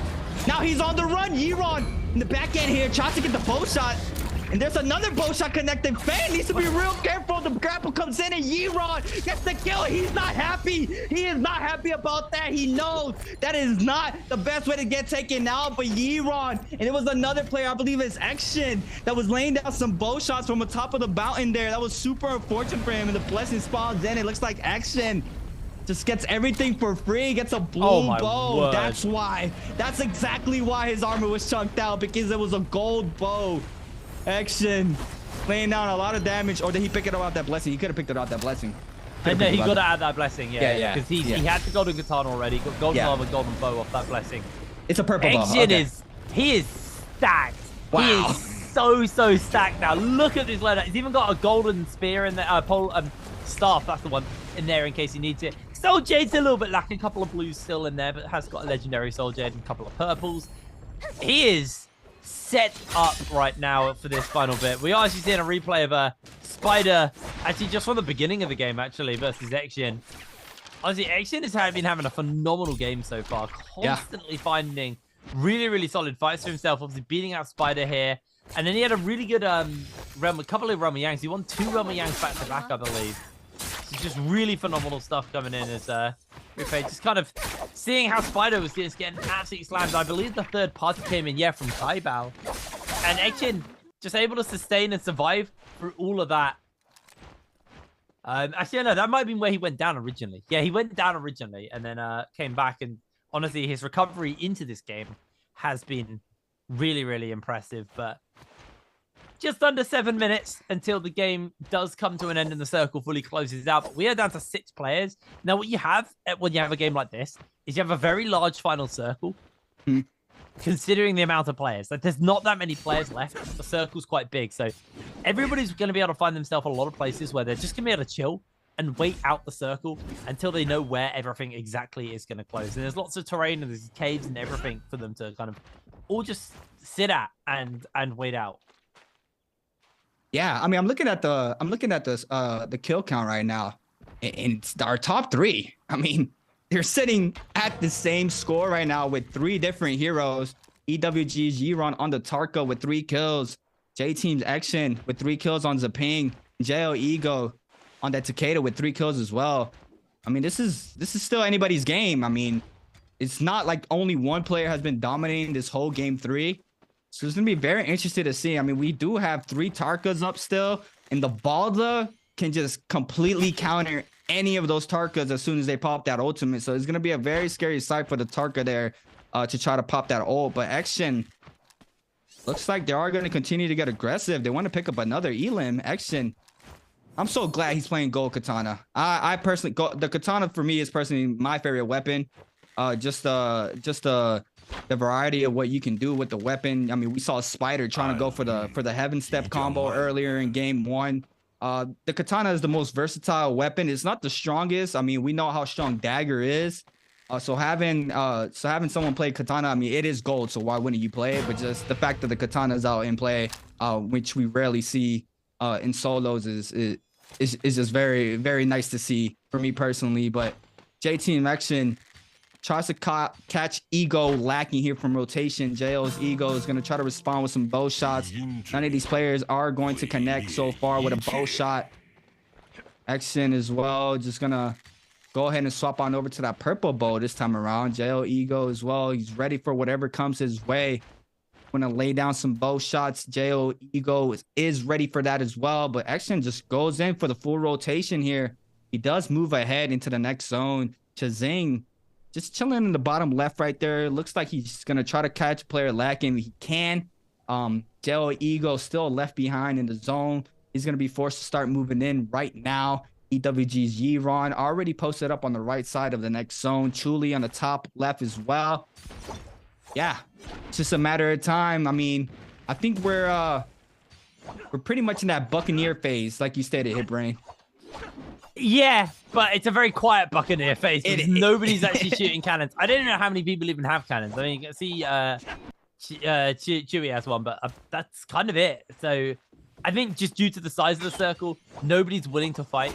We now have, you know, just under 4 minutes left until the circle fully closes out. XXY, I think you can hear Jin walking about. Is going to cancel out and look to jump away. And everyone kind of just hiding in the caves right now. Cheziang, I want to see what he can do with this Valda in the final circle. I want to see him make it there and see what kind of impact he's going to be able to have on that hero. And just due to the way that the game has gone, he has a pretty comfortable spot for himself where he can just wait it out and see where the circle kind of goes from there. So just for now is going to be hanging on, and it's very much a matter of hanging on and waiting out this timer before we get going. Is honestly, the game's so slow, but we get to see Egg Jin's point of view on that fight early. He did have a purple bow when he was landing those shots onto Fang. But I mean, look at the damage. He's just constantly landing beautiful shots onto him. Just absolutely ripping away at that health bar. And then Yuran, I believe it was Yuran who took the kill in the end. Yeah, he was able to finish him up inside the building. Poison Splash, I always think of as the sad one, as Ego. Speaking of sad ones, currently getting jumped onto, is able to get a pull off and recover his armor.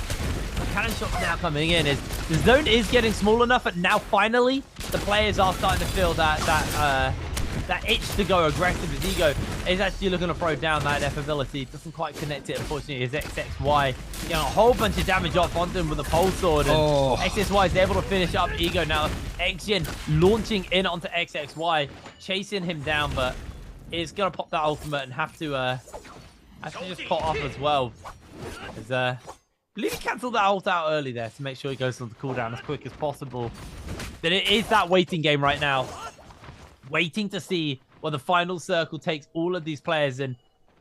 Cheziang on the Valda, you can see he just wants nothing to do with the fight for as long as possible. We do see the end of XXY. He's taken out as Xjin was looking to get some damage onto Cheziang, but Cheziang dodging away on that katana strike there is going to now just try and reposition away. Everybody's been flushed out into the open, and finally this game is starting to heat up, starting to get some level of action. Cheziang actually losing a lot of HP, looking for the counter onto Xjin, able to get it with the uppercut as well. The dagger doing some phenomenal work here, getting a back step off, back through the window where he can get the pot off and heal himself back up nice and safely. Xjin doing the same, but maybe now thinking twice before messing with this Valda, waiting it out as the circle will be closing in 2 seconds time. Cheziang inside the roof right now, looking for the scale rush onto Xjin as he makes his way out of the tunnels, but is going to have to cancel that one out as the circle now will start to move, and these players are going to get pushed closer and closer together. Only 4 players left in this lobby as Xjin making his way out. Cheziang comes in with a scale rush from that rooftop there, but is just going to back outside again. Doesn't want to really overreach or overstay his welcome, as now for him it's a matter of just staying up in the air and waiting for the prime opportunity to get that big Valda ultimate down. Everybody is throwing all of their abilities up and down now, as it is just a waiting game. Fireball goes a little bit wide here from Chewie, as in comes the tidal wave, catching onto Yuran. He's going to get hit by the fireball. He's going to get finished up by Chewie. He's the one to secure the kill. Cheziang now coming in. He's got the bubbles to use as they're going to look to connect with multiple members, and they're all so low. Cheziang is the final member standing, but I don't think he wins the lobby. Wow. The play there from the Tarka going up high with the fireball, Tarka really played out in his favor there. Being up high, laying down some hits, but the only disadvantage he had was that house. The house did not allow him to get any damage from the fireballs, but it looks like J Team's Xjin is our game 3 winner here. Morris Isle picking up that massive W, even though the Valda was the last one standing, was not enough for him to pick up the W there for himself. J Team's Xjin with a massive victory here in game 3. Super well done, well played for himself. I know he's definitely happy after that one. Yeah, he's going to be very, very happy with that one. A phenomenal game there from Xjin, winning out this lobby. And he earned it. I mean, he was so set up. Yeah. He was so set up for this game. Like, really, really just gold armor, gold bow, 2 golden melee weapons in the staff and the katana. it would have been very hard for him to lose this game. And there was a moment you could see the potential of the Valda. Unfortunately, only catching one with the ultimate. And I think that kind of comes down to just there weren't that many people left. It was such a quiet lobby at the end of the game. There's only 4 people. Like, you know, you're not going to catch the whole lobby in that tidal wave unless there's a really scrappy fight going on. So it was very much like he's trying to wait and see, and did hit that one player. And then I believe, I think it was Chewy actually. He stole the kill with the fireball on the Taka there. So bit of a rough one for a Valda. But, you know, I'll take 2 Valdas performing 2 games in a row. You know, that's a win in my head. That's definitely a win in my head. But yeah, very, very explosive game number 3. A lot of people went out very early in this game, and then it kind of quieted down towards the end. And that's typically what happens in solos. You either have like a quiet early game and a very explosive end game, or an explosive early into mid into a quiet late game. That game was a ladder. We had, a very, very, very explosive early and mid game there, with a pretty chill ending to that game. But honestly, the Realm of Yangs don't feel as impactful in solos as they have in trios. And while we do see some people like fighting on it and getting kind of taken up by the Realm of Yang depletion, it doesn't feel like it forces aggression like it does in like you see in trios, where like it's almost constant fighting because of the Realm of Yang depletion. And while this game was the first time where we've seen someone not just get a free Realm of Yang, it is interesting to see that some players just decide not to even think about going in. They just don't feel equipped already to take those fights. So it's been interesting to watch the solo players kind of adapt to their changes versus what you get in the trios. Yeah, which is a big surprise for today, because in day 1 everybody was fighting for that Realm of Yang. I don't know if it's something that they're changing up. I mean, like you said, I mean, game 1 and game 2, I mean, someone got a free buff because someone took the Realm of Yang. So I'm very curious to know the game plan there. I mean, in day 1 of BIWEEK2, there was there's even people dying for the Realm of Yang when they were not allowed to go inside the port. So now being different, it's very interesting to see. I mean, we even saw it there. I think it was game 2. The Yoda was throwing down the F3 blade to try to get in, even though they didn't get it. But we're gonna go ahead and see our MVP of game 3. Oh no, that's our MVP already showed up. I am trolling, but this is our scoreboard for game 3. J-Team Action with 5 kills. Yeah, really, really big game for him. Not like as high scoring as some of the previous games, but this one, most people scored something other than Shah, which is a bit of disappointment because he did win that previous game, went out very, very early. But Spider, another disappointing game coming in from him, 1.1. But Yaran starting to be a pretty consistent player, actually. 7.5 kills, 7.5 points here. Did pretty well in the previous game and the game before that. Actually, no, he went out early in the first game, but the last 2 games has started to look pretty decent. So Yaran, honestly, showing up today, right now. Chewy coming in, he stole that 1 kill away, but, didn't really get much more from that. 4.6 points for him. And an ego from JL, someone who actually, I believe he's had some pretty low scoring points across the last couple of games. Actually making something work for himself as, again, Feng, he will always drop here. I think that's what we're learning now. Like, he will always take Secret Tunnel as like as a place where like he is willing to fight every time. One thing I was watching there was the I'll get back to it in a second. We're gonna go ahead and go into the quick replay here of game 3 action here in this Realm of Yang against T225. T225 try to respond with that LMB confirmation there off the nunchucks, but action with a nice R&B release there to pick up the kill for himself in the Realm of Yang. And this was the kill that T225 got taken out there by the bow. XXY with a lot of damage here for the pole sword onto Ego. And here is where KLA's Feng got caught up by the bow shots there. And EWG's Yiron did manage to get the kill there off the grapple. This was the nice fireball at the end of the zone there. This is Chazing here managed to get the victory in the game, but not the victory overall there on the Valda. This is super unfortunate for him. And here it is, our MVP of game 3, J-Team's Action. A little bit lower on the damage there, only 19k coming out from Action, but it was a fairly kill spready game. Like, a lot of people got kills, so yeah, he wasn't doing quite as much damage. But absolutely amazing, amazing damage coming in from the bow. Obviously, he had the universe slash and the katana sap there for his katana.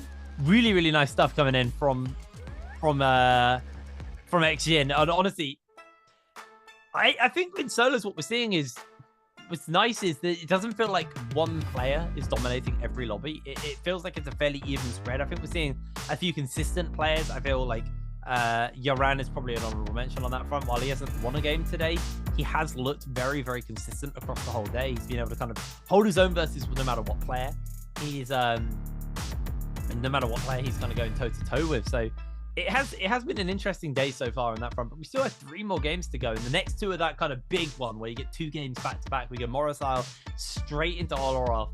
And, you know, for the players, the exhaustion starts to set in a little bit on that front. So I'm excited to see, you know, now that they've had a bunch of games back to back, how they're going to fare going into this game 4 and game 5. You know, Morrisile into Oloroth back to back. Hero points, obviously, well, the amount of heroes are starting to get used up as well. So I'm excited to see, you know, who's gonna what that's gonna look like. I mean, we haven't really had too many Yotos today. We've had like 1 Yoto today. It's crazy to think we've had more Valders than Yotos. Anyway, we're gonna pass it over to Jaeger, standing by with one of our players after that game. So over to you, Jaeger. Hey guys, this is Jaeger and welcome to post-game interview. And I'm standing here with 楚真, let him say hello to our audience. Hello 楚真，先和大家打招呼吧。大家好，我是京东闺蜜的楚真。欢迎楚真来到我们的赛后采访。So first, I have a very important question I want to ask 楚真. That's as a Velda player, and it seems like we are very few times can see that Velda in the solo game in Nbpl. I would like to know how you comment on this hero. 那我这边有个很重要的问题，首先想问一下楚真啊，因为看起来在这个赛季啊，好像很难看到三娘在单排当中出现，那你自己怎么评价这个英雄呢？这个英雄在回阳镜里单挑基本上不怎么会输吧。然后因为他大招能斩杀人嘛，就是接一套连招，接一个大招就死掉了。然后 F 还能接连招，其实。然后他们都不知道嘛。不知道，所以说其实看得出楚真是自己对三娘有独特的理解。So 楚真 said, actually I think Velda is very strong, especially in the realm of Young, because her ultimate is very strong and have very high damage, and also his skill can have the combo with the weapon. That's why I like to use Velda. Okay, let's move on to the next part, answer for treasure. 好的，那接下来就到了我们这个问答送福利的环节。一会儿我先来给大家说一下游戏的规则，接下来我们就要进行一个倒计时抽奖，好吗？好嘞。Okay, so you guys can see a question on the screen, and if you know the answer, just type them in the chat box. After our player counting 3, 2, 1, we will take a screenshot, and the lucky guy today will be whispered. Okay, so let's see. Today's question is, which player is new to Nbpl? 那么今天呢，我们的问题就是哪位选手是最新来到 Nbpl 的呢 ？A 是 Spider， B 是 TK 的 XXY，C 呢是楚真楚大少 ，D 是我们积极的阿莎。我相信你心中太熟悉了这些朋友们，你觉得我们这个正确答案的这位选手，评价一下他怎么样？没怎么碰到过，还没来得及碰到过啊，希望接下来也会可以跟他切磋一下。Okay, so actually, children have few times like just played with that our new player. So I think you guys have the answer in your heart. So let's start counting now. Okay, 那我觉得我们接下来就可以进行倒计时了。Okay, let's start counting. 3, 2, 1. Okay, screenshot. Okay, pay attention to the mailbox, and if you're the lucky guy today, you will be whispered. And I think it's time for us to find out the correct answer. 那楚真来公布一下正确答案到底是哪个呢？正确答案是 B. Yes, and correct answer today is B. And we know, like last week after the BIWEEK2 final, we just saw the Mike coast our hero in the game. So I would like to know for Chu Zhen, did you like set up the flag for this double week？ 那我特别想问一下楚真啊，因为上周我们也看到，在周决之后，哎，我们的周冠去履行了自己的这个 flag。那特别想问一下楚真，自己有没有目前定下来一个 flag， 能跟我们分享一下？我就顾清寒的 cos 版，但不是泳装的。Okay. So actually, I set up a flag that I will cos Justina Gu. Okay, I think it's very interesting, and we are looking forward to this. 我们接下来呢还有3场比赛，我们听到这个 flag 也觉得非常有趣，希望接下来会有好运，好吗？谢谢楚真，谢谢你接受我们今天采访。Thank you, 楚真 for today's interview, and we will take a break and be right back later.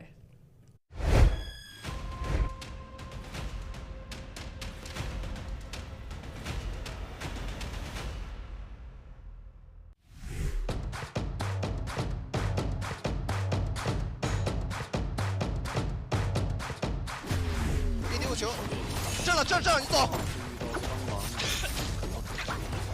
正了，好正。帮你拆了。我被吹了。3分了，怎么3分？反分了3了。好正。什么 B97 啊？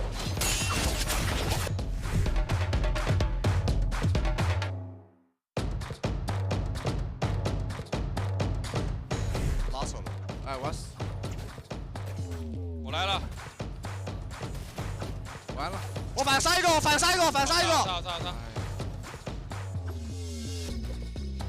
好正，他正到没了，但是来1打1。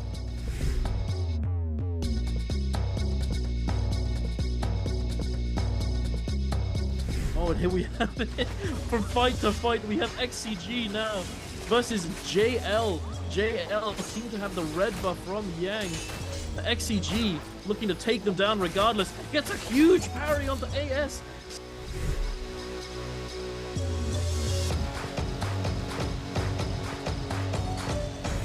The Monk not being able to get enough kills on the board, but the the Kurumi is dead and they're trying to res her. But the Viper gets the Nunchuck's meter burn. That gold focus. Ooh, parry baited. Oh! He does manage to find the armor sword, but I don't think this is gonna end up going much further, no.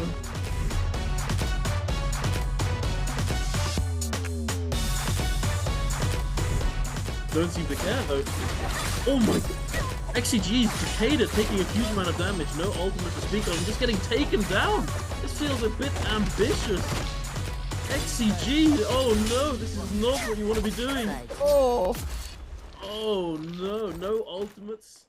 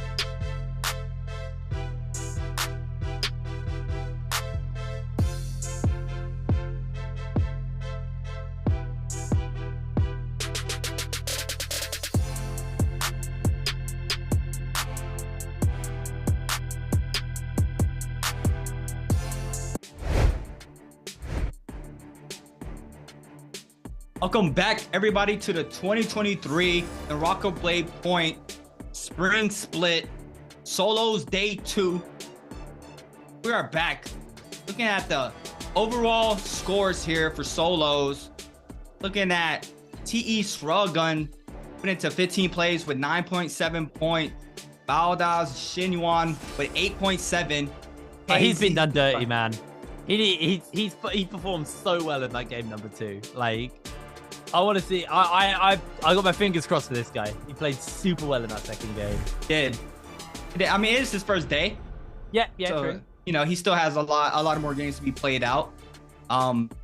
It's just a matter of time. I mean, we're looking at GG Shaw as well here in 11th place. That is someone I wanted to speak about as well. He won game 2, and in game 3, he actually got 0 points for that game. Hipbrain.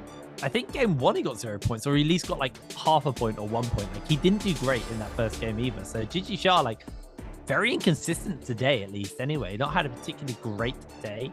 Panda Man has now been knocked out of that top 8, but that'll probably be by a few players who've played 2 sets of games. So keep in mind, he scored pretty well on that first day. 27 is not a bad scoreline at all. But yeah, you can see the likes of Chewy has basically surpassed at this point and moved into that 7th spot. Keep your eyes on Mike, obviously, on next Thursday, because obviously he started today in first position. Oh, no, sorry, in second position. Yeah, second position. But, you know, he's only played 1 day, and he's currently in 5th off 1 game versus everyone else who's played 2 games back-to-back. You know, big one on that front. But WBG Spider having a really bad day, 4.6 points so far today. Like, he is not scoring, and this is a kind of new Spider issue of like the inconsistency. The Spider during season 2 and during the World Championship was just one of the most consistent solo players, like always really, really on point. And right now he's having a bad day. And, you know, from what we've been seeing, you know, he's definitely, it feels like pressure starting to mount for Spider a little bit during this season so far. You know, he didn't perform at the bi-weekly finals, had an okay group stage and everything going into that bi-weekly final, just the bi-weekly itself. But as we're seeing right now, Spider is struggling, so he needs to make these last 3 games count and really work for him. And these are if you're going to do it, game 4 and 5 are the games to do it, because that's the game where you're picking that momentum up. You've had a bit of a break, you've had maybe a banana backstage. It's a good one to eat if you're a player backstage, because you get yourself slow release energy.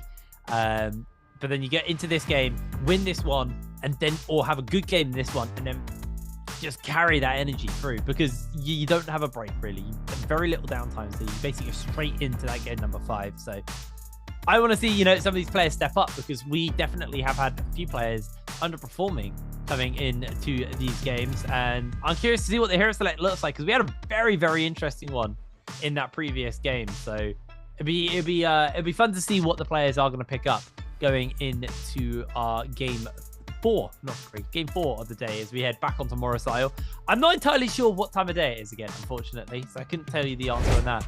But interesting take, but you know, we've only had 1 Yotohime so far today. Yeah. Yoto, someone who dominated solos for all of season 1, season 2, and a large portion of Worlds as well. Was a very, very comfortable pick for a lot of these players, but feels like a lot of players have kind of slowly but surely moved away from her after like a series of nerfs that make her maybe less effective. Obviously, the big one being that F, stopping it from spinning for as long, so players can't get more than 1 pot off in it. And it's, if you interrupt them, find a way to interrupt them while they're in that 1 pot, they're not even going to be able to complete that. Yeah, as well as Justina. I haven't really seen a lot of Justinas come out in solo. With that. I'm like okay Justina? with that. Yeah, I think Justina has a similar problem to Z-Ping, where like they're staller heroes.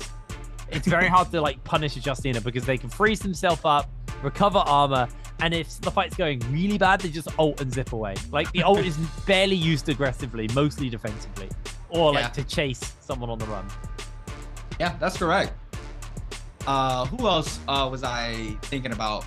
I remember in Worlds game 1, I mean, it was like nearly a whole 16-player lobby of Tomokes, and we've only seen 1 Tomoke so far, and it was from Chuli in game 1. So I mean, the hero picks are definitely different this time around, but I mean, that's the beauty of NARAKA. The meta is always changing patch by patch, so Yeah. Also interesting to see if Akos will be in the meta whenever these players are on that patch. Very curious about that, Hipbrain. Yeah, well, the take is that Akos is definitely going to shake up the solos meta. Varying opinions on trios. I can't remember who I was talking to about it, but they seem to think that he's going to have a major impact on trios. I think unless he is a hard counter as a monk, then he probably won't. But I think in solos, I think we can expect to see Akos show up. You know, maybe he won't be pickable twice, but he'll definitely be someone who we see in those solo games, especially with the fact that they have to shake it up. They have to be fairly varietied, I guess, in a way. We have seen a few players actually pick up the Yuetian in solos previously as well, because he's mobile unlike the monk, so he's not as easy a target just to take out when he transforms. Can have a lot of fighting power because you basically get a second health bar from the transformation. So that's something also to kind of keep our mind on, as we may see the Yuetian show up here in this hero select. But it looks like we are getting ready to go into game number 4, and so far just a lot of Pharaohs actually. There's another Chewy actually going for the Tammy twice, actually, interestingly. So he won't be able to pick something like a Z Ping twice. And then XXY, last time he did bait us with that monk pick, but right now hovering the Wu Shen, another hero who kind of went over my head actually. But yeah, another good hero for the 1v1s. Mostly because you can just do the old teleport behind you, nothing personal kid move. I can't actually remember which version of the V that is, but the one where you jump behind them and stab them in the back. So that is an option. The Wu Chen. Very interesting to see how the Wu Chen is going to do. Wu Chen was heavy inside the meta a couple months back. But Wu Chen does have the potential. If they're running that V2 swap, they can swap out the Faria off the ultimate. But a lot of these players are running that V3 Faria. So it might be a little rougher for the Wu Chen to do that. I mean, it's a lone wolf Wu Chen, so it's gonna be very tough for him here to try to see how he's gonna play Wu Chen. I mean, the lobby is just looking strictly Farias right now. Action on the Tarka, the lone wolf Tarka, Shaw bringing out the Zaping. It's gonna be very interesting to see. We're gonna go ahead and jump in to see where these players are landing. Looks like we have 3 players landing by Celestra here. Looks like we have T225 and Fang and Yiron here landing in Celestra. 2 landing to the left side. EWG's Yiron and KLA's Fang here landing to the left side of Celestra. We have a couple players landing to the right-hand side as well. We have 4 players dropping on the right side there, right above Shadow J mines there. And they also got 2 Lone Wolf players landing on the left side of the map. This is going to be very interesting. It's a straight line there, Hipbrain. Yeah, straight down the center as we get ready to go into game number 4. Focusing once again on Feng. Seems to just be our point of interest whenever we drop on Morosile. Is just going to be trying to grab as much gear as possible. Yoran, who I've been very positive about today, actually. I genuinely think he's been performing incredibly well. Very consistently performing. So interesting to see what he's going to do with it. As Spider here on the ferret as well. Also dropping in close proximity. We've seen Chesian get himself a parry off onto Railgun. Railgun already low HP, is able to re-pick up his spear as he's now going to try and turn this fight into Chuz. Chuz actually going very low, and Railgun able to turn the fight around and find himself a victory. Meanwhile, Spider gets himself in a fight here with the previous victor of the last game, X-Jin, who's got those purple nunchucks, but it is a purple spear on Spider, so he's feeling comfortable to keep the pressure up. And with the armor advantage, he really wants to keep the damage onto X-Jin as making his way up the stairs and just playing the complete evasion game. Quick armor swap out from X-Jin, trying to win this fight versus Spider, trying to get through that armor, is able to do so. And now Spider, he's on the back foot, tries to blink back, tries to blink away, and is able to do so from X-Jin. He's going to heal himself back up. Spider still looking to try to get Oog here against X-Jin. When he gets a full reset, he has that purple spear in hand. X-Jin with that purple nunchucks, he goes back for his blue armor. Keep an eye out on the right-hand side of the screen, guys. The codes go by fast, but the aggression real aggressive for both of these players. Spider getting hit by LMB charge off of those purple nunchucks there by X-Jin. Action's gonna get caught up now by the LNB off of this purple staff. He's gonna force to pop that F1. He's gonna go ahead and pop the no ult zone here. So he is gonna be able to back up for the time being, but Action as well. It looks like they both had the same plan, go on top of the roof. Spider gets that nice blue armor swap there on top of the roof. He had it hidden there from Action. Action gonna spin back this LNB charge. Tries to go for the R&B here. Not get the prowl. There it is. He does get it this time around. Sends him flying down. He tries to go for the reset off the LNB there. If he would have caught him there, he could have got the full reset and go for the uppercut once again. But he does not. It looks like Spider procs that nunchuck there. Action still maintaining the aggression here. Procs again. Gonna parry bait Spider there. All right, Spider's gonna spin back the LNB charge off the staff. And Action now is gonna eat up a lot of damage. He's gonna release his LNB charge. The F is called out for Spider. He does not get the pistol shots. Action now and Spider getting a full reset. Common armor for Spider here. Action does manage to get a powder off. He's gonna go ahead and back up. Tries to get a reset outside of this window. Spider still looking for an opening for himself. And he knows he needs these kills. There are no ults allowed right now here in this fight. We have a lot of scrap offs though. It looks like Shin Yuan gets picks up a kill onto Shrugun and Kai Bao as well onto Sang Yu. But Spider now getting caught up once again, forced to pop that F once again, and the F is called out very early for Spider. He has to back up to try to find an armor swap, and he does. There it is, the double hold coming in, does not release. The proc comes in once again off the nunchucks. He's got caught off at the LNB there. He's gonna release his LNB, gets the pry off that half armor there. Now Spider trying to find an opening once again. He gets another armor swap there, and there's a lot of armor swap. It's looking like a deja vu from game 1 earlier on. He was finding Fang there, but Action now getting caught out, forced to pop that Tarko ultimate. Now the ults are out here. Action is gonna force to back up for the time being. Looks like he is gonna be able to pop a reset as well, and Spider does not manage to get a confirmation kill so far, and needs to be real careful here that Action doesn't hit him with the people's elbows. Here goes the clink. He does manage to get the pry off of this. Goes for the jump LNB, and the area R&B, and Spider finally does it. He picks up the count to Action, and it was a battle for him. How come Spider's fights always take so long? They're always such long fights, man. Shah getting a parry off into Kai Bao, though, into the zone. Kai Bao stripped of his armor, low HP, but now he's starting to juggle Shah about. He's actually going to try and just get as much damage off as possible as Kai Bao gets himself bopped back by the Pharah. They got the healing coming in, but Kai Bao with a second counter. Massive healing, though, coming in on the Z ping, and one more bow shot. Kai Bao trying to heal. He's dodging, he's juking, he's able to avoid it all. Healing back up to full HP. Just gonna zip himself back towards that zone. Doesn't want to hang around for too long as Shah now gonna try and keep the pressure up onto Kai Bao. Maybe a good bow shot could just about do this for Shah, but it's gonna be a hard and tall ask here. It's Kai Bao, very low HP. Shah gonna heal up. He doesn't want to risk it. If he misses the shot, there's no way he's going to be able to survive the fight. And now jumping onto Kai Bao. Massive charge attack coming in here from Kai Bao. Able to get a whole bunch of damage off onto Shah, who's forced just to pop that bubble once again. Getting some damage off of the dual blades, though, in response onto Kai Bao. Kai Bao avoiding away onto Shah. As he coming in, another attempt there with the dual blades to try and get through Kai Bao's health. But the Fang was there enough to keep him going for now as Kai Bao dodging and avoiding away, now knocking in. He's the one to get countered. He's the one to get bought back, dropping his katana. He's going to switch out to that purple greatsword, but his health bar is just so low. Has to mech up, and he may look to try and get away as quick as possible, but he's bleeding out to the zone, and Shah is able to secure the kill.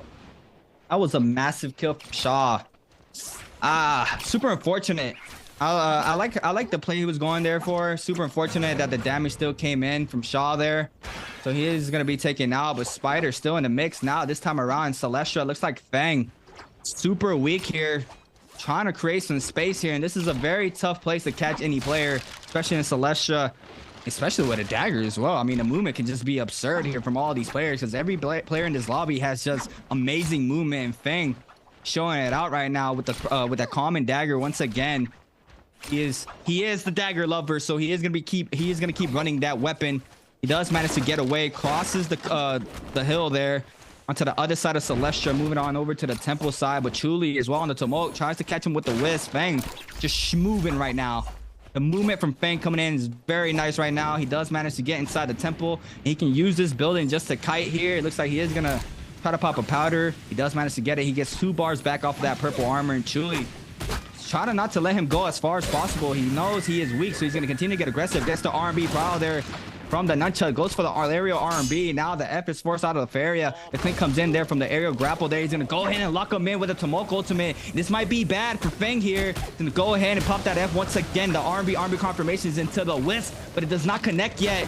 He doesn't even have meter yet, so he needs to be real careful. The ultimate didn't do a lot there because it was inside the building. The Clint comes in once again. Feng does manage to get an armor swap, a common armor swap this time around. Chuli now still aggressing the Feng there on the bottom side of this temple. It looks like Eagle is moving in, but we have a scrap off here in the Rebel Yang. WBG Spider against OC Sang Yu. Sang Yu getting called out by the LMB confirmation there off the staff. Spider now losing a lot of health. The beacons are out here for both of these Farias. Now Sang Yu can just wait this out. He has that beacon hit there if he needs to take it. Spider's gonna try to counter it there. He manages to hit that first missile there. Nice patience coming in from WBG Spider there. Make sure he gets some damage onto Sang Yu, and Sang Yu now gonna continue just to play around this pillar, make sure he can tap dodge these missiles when they come in, but he's gonna get clipped off that second one as well. And Sang Yu now almost losing all of that armor. He still has that beacon down. Not sure if he's gonna want to take it. Spider still trying to find an opening. Now it looks like Sang Yu has the advantage here. He's back to full health. Spider though trying to find confirmation hits here. The proc comes in off the nunchucks. He does not release that. The F1 called out for the Faria. The double hold F1 called out for Sang Yu now. Both of these players trying to get this kill here. The V3 beacons called out once again from Sang Yu. And that was beautifully done, but it was not enough. The Realm of Yang depletion comes in for both of these players here, and that's super unfortunate for WBG Spider and OC Sang Yu. Sang Yu was like one hit. He was like one hit away from winning that. And now he has to run around with Realm of Yang depletion for the next 4 minutes and something seconds. That's a rough one. That's a rough one for him. He's going to be a little bit upset at that one. We do see, though, Feng from KLA has been knocked out of the game while we're on that. As we're actually cutting over to Shen Yuan here versus X Jin. Trying to see if he can get the damage off. Has obviously got the free available here on the Sphera. Is actually just quite happy to go for the heal up. And X Jin taking this fight versus him. Goes for the quick F back just to dodge away onto the damage coming in, so he doesn't get himself chain locked here by X Jin. As X Jin actually got no armor, needs to find an opportunity to get a pot off, but Shen Yuan keeping the pressure up onto him and making it very, very hard for X Jin to actually even think about getting a pot done for himself. As just avoiding away at the door. He's gonna see you have a rough idea, but he's moved off as X Jin can't get a single pot off. As in comes Yaran actually from EWG to see if maybe he can keep the pressure up onto X Jin. X Jin avoiding away, but now pinned against the wall here is going to try and turn some of this pressure around onto Yaran. Is able to hook away for the moment, but Yaran is hot on his heels. It does actually look like Shen Yuan was calling it off for a bit. Besides, actually, he did a lot of work. Doesn't want to give this kill up, so he is now going to be chasing as well. And it's going to be two people chasing onto X Jin. And X Jin is going to have to find an opportunity to turn this one around. Throws down the ultimate to get as much movement speed as possible and just to try and get away from this chase. Should be able to do so at least long enough to get a pot off. Maybe a second one as Uran is keeping the pressure up. He does get himself the healing into the armor's back. And now X Jin feeling comfortable to kind of keep this fight going, but he's not completely stripped of all his resources. Now we're going to hop on over to Sang Yu against GG Shaw. GG Shaw putting up a lot of damage onto Sang Yu. He has that Zaping ultimate ready. He's going to get clip off of that LMB charge and tries to go for the grapple there, but the F is called out for Sang Yu. Sang Yu now is going to play around the beacon. He looks like he is going to take the mech, and he has 2 minutes for that Yang depletion to take effect, so he needs to pick up a kill in under 2 minutes here. Going to be a very high task for himself. GG Shaw laying down some nice pistol shots there onto the mech. The mech now trying to find an opening. He can go for the stomp. He does not get the hit on the stomp. Does not get the hit on the missile as well. GG Shaw just playing right now with Sang Yu here. Sang Yu in a very big trouble here. They cannot find an opening off these missiles. GG Shaw, he's not afraid. He does connect off of that third, but that mech goes away. And Sang Yu now losing his armor once again. GG Shaw pulling out the blue dagger this time around. Does not get the pry off of that nice F2 bubble there to to dodge back there. Does not get the LMB confirmation because the ultimate came into play. Cancels that into the grapple, but he does not get a confirmation hit. GG Shaw just laying out a lot of hits here. Zane Yu to come in with an aerial R&B to get some damage in, but that's going to do it for Zane Yu. GG Shaw picking up another kill on the board for himself, and that was beautifully done. We're going to go ahead and hop on over into WBG Spider once again. It looks like 3 players are caught off in the wisp, and it's Chuli with a repeating crossbow picking up a kill on Zing there. That was super unfortunate. That was 3 people in that wisp, Kid Brain. That was insane. That was such a big wisp, actually. Massive coming in. And we saw this in Chewy in game number 1. He was so on it with these wisps. Did get kind of bullied out of the game early last time, but this time there's not so many Z pings, so he might not just be the only person getting focused down. The Spider, again, always low HP, always being kind of dogged by somebody. He's having a very, very rough one on that front. Is going to be able to step away and heal up after that little engagement, but Spider definitely having a bit of a harder time right now. It looks like Kaibao is going to get his health towards this gate of Yang. And looking at the positioning, he might find himself in a fight versus TTT5. He's the only person who's kind of postured right now to get in that realm of Yang. Shah, I guess, is also in the area.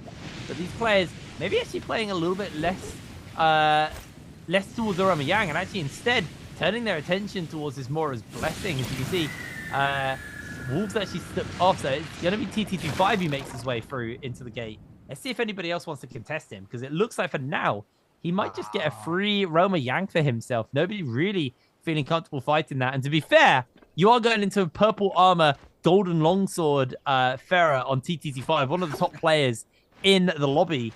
So makes sense that actually maybe these guys, but they don't want to go for it. Instead, attention goes towards this Mora's Blessing. Kaibao would like to get his hands onto it, but it's actually going to be Xjin taking on TT25 here inside this realm of Yang. So there is going to be a fight breaking up between these two players. This TT25 waiting off in the sidelines is now going to come in, try and get that bow shot off, unable to fully connect it. He's actually rather stick to the dagger here with that purple dagger on to Xjin. Xjin trying to get the damage off of the nunchuck. Great little dodge back there actually by TT25 to avoid away on that. Does throw the F as well. He's just dodging all these little bits of combos that Xjin can put down, but finally Xjin finds himself an opening and an opportunity.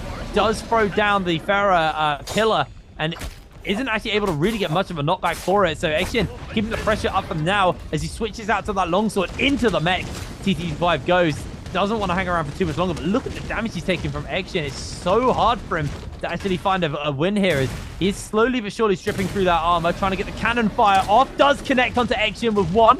Can he get the next one? Switching out to the other rockets and just getting that splash damage off, and that's going to be enough.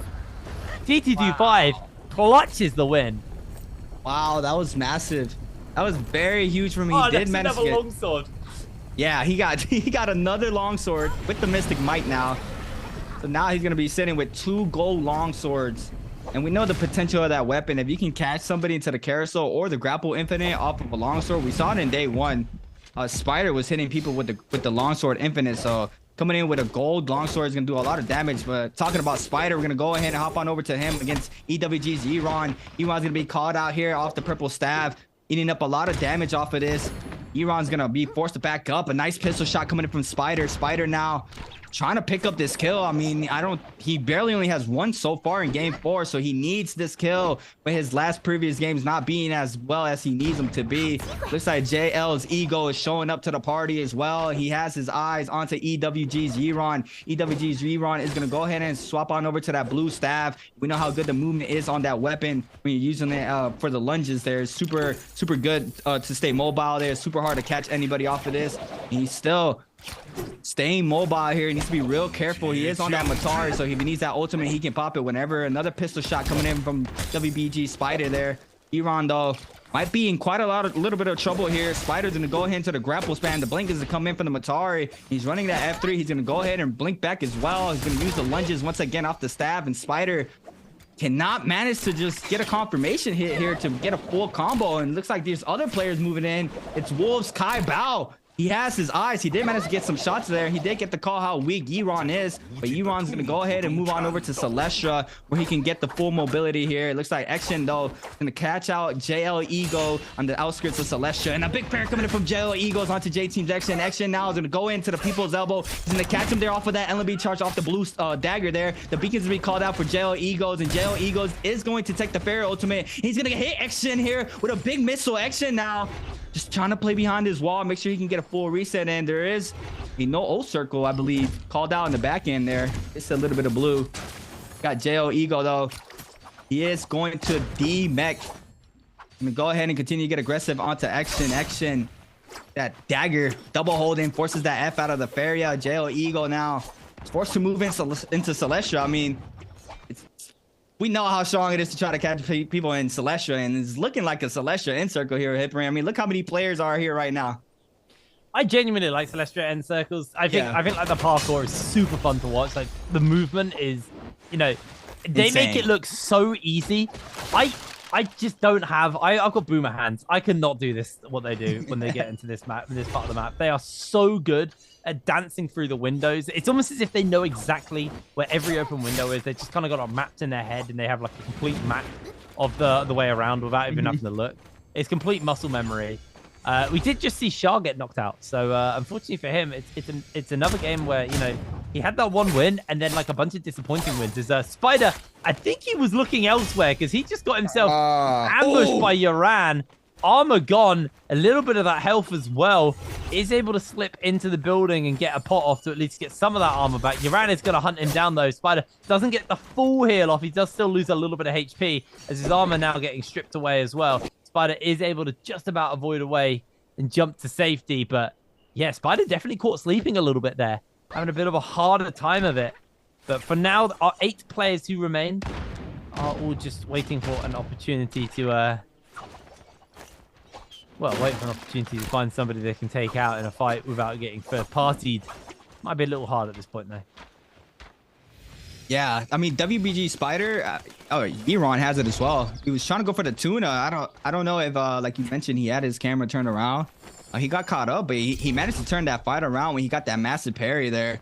So he does still manage to stay into this game 4. It's just a matter of time here. These players are just waiting. They're just sitting here, claiming their spots. Zone 4. About to start spreading in a minute 20. J-Team Action here. Pulling at that purple katana. Swirl gun still on blue armor. I think the only player so far, Yiron, getting caught up by some range shots. This managed to get the gold armor off the blessing. He's out of there. He got what he needed. Now he just back up, and these players are going to continue fighting for that blessing. It's Spider trying to find something off the box there. TT25 now showing up as well. Spider's going to just move back into Celestia. TT25 is going to back up as well. Kai Bao as well does not want any problems near the blessing. We know players can be taken out by the blessing. EWG's Yiron does go back up, gets some more resources, but it's WBG Spider with a nice R&B charge release there off that purple stab. But Yiron now trying to respond here. Cannon shots are come flying in from the other side of the map as well. Spider now has his eyes. The call back here from the Matari. He's going to go ahead and gets connected off some bow shots there as well. Yiron needs to be real careful. Loses almost all of his armor, but Spider has his eyes on you. The dagger is out. Now the movement game is in play here for both of these players. Yiron with the dagger advantage here with the scale rush. Spider just gonna go ahead and pop that tuna once again. TT25 with the gold longsword. 2 gold longswords for TT25. Trying to find an opening here for these players. EWG's Yiron is gonna back up. Does go back to full health off that gold armor. WBG Spider just super unfortunate for him. He cannot finish up the kills, which is not what he needs right now. He needs to get as many elims as he can, but nothing is really going his way. And I think you said, Hiprain, earlier that his fights take so long. They are just, I don't know why, he just has the most stretched out fights ever. It's a really bizarre. Like, a lot of other players have like, much shorter fights, but I guess it's Spider, I mean, he's not even on Z-Ping or against Z-Ping in some of the fights we've seen today. He's just very good at, stalling when he's on the back foot, which I think is a skill in its own right, because I think some players, you know, eventually they do just kind of crumble and fall apart. We have seen a little replay here of TT25 versus Ches Xiang here. Didn't see actually how this fight went down, but Ches, you know, comes out of the mech and... Sorry, TT25 comes out of the mech and feels comfortable to take this fight versus Chaz. Looks pretty comfortable to do so with the nunchuck. Done a lot of damage, even with the pillar coming down. TT25 almost turns the fight around there. It's super close as Chaz is able to finish him up. This is also during the replay. This is these two fighting again within the realm of Yang. A bit of a grudge match between the pair of them. As I didn't see who won it originally. Was it TT5? I don't remember. Yeah, no. I mean, no. Apparently not. Wait, maybe it was. I can't remember. He got a gold longsword, so. Yes, it was him. Could have been him. Yep. Yeah. Wow. Oh yeah, because he got 2 longswords, didn't he? Yeah. He won 2 back to back. Yeah. Oh, he almost got taken out there. He turned that fight around very nicely there. Playing around the beacon, going inside the mech to make sure he gets those missile shots, and he confirmed 2 there to get the kill for himself. TT25, 4 kills on the board right now. TT25 is playing really well today, Hitbrain. He's playing very nice. Yeah, he really is. He's having a fantastic day so far. Really impressive stuff going out from this guy. I mean, he is currently at the top of the tables. I believe he was 2nd or 1st at the start of the day anyway. So he was already having a good run of it. But he needed today to go well as well to guarantee him. Basically, he wants to be still playing for 1st for the bi-weekly final. He won't be playing obviously next Thursday, as that will be Group A, who like Mike and stuff like that will be playing, who'll be looking to try and overtake him. So he needs to make sure he puts as many points together as possible, because Mike will be positioned to try and take the spot from him. So it's something to kind of keep your eyes on. But right now, 4 minutes 30 until the circle fully closes out. The circle has moved actually away from Celestia, so it does look like the players won't be forced into parkour final circles. Instead, they're going to be out in the open. Should be really nice actually for these Pharaohs who are going to be wanting to be able to line up these mech shots. We haven't had a water wheel kill yet in a while. That's what I was looking at. One in the NBPL. I was looking at that water wheel too. I was looking at the water wheel. I'm looking at seeing who will be the one to hit that water wheel, pick up an elim, or I guess the second one in NBPL for a 2nd kill with the water wheel. This is a very interesting spot here. EWG's Yiron is inside this little hut. Is Feng still alive? Feng is not alive. I believe in the finals, Feng was actually hitting Spider through that hut there, so not sure if that's gonna happen once again. Spider getting aggressed on here.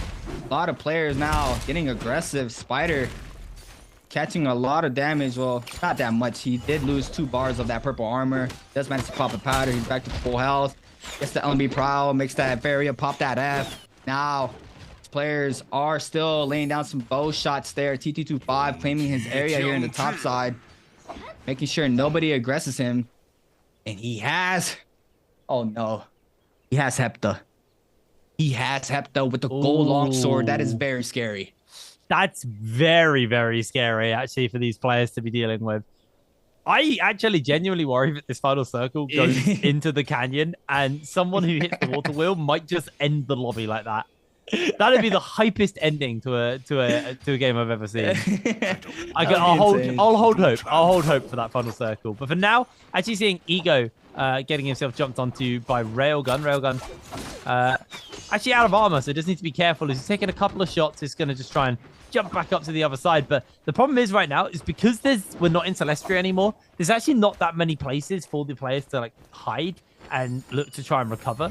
So it's going to be a hard one for them on that front, as a couple of players have been knocked out into the new zone as they are just holding fast. And it does look like we are going to be settling on the canyon. So if someone wants to run into the zone and hit that actually could be just game-changingly big.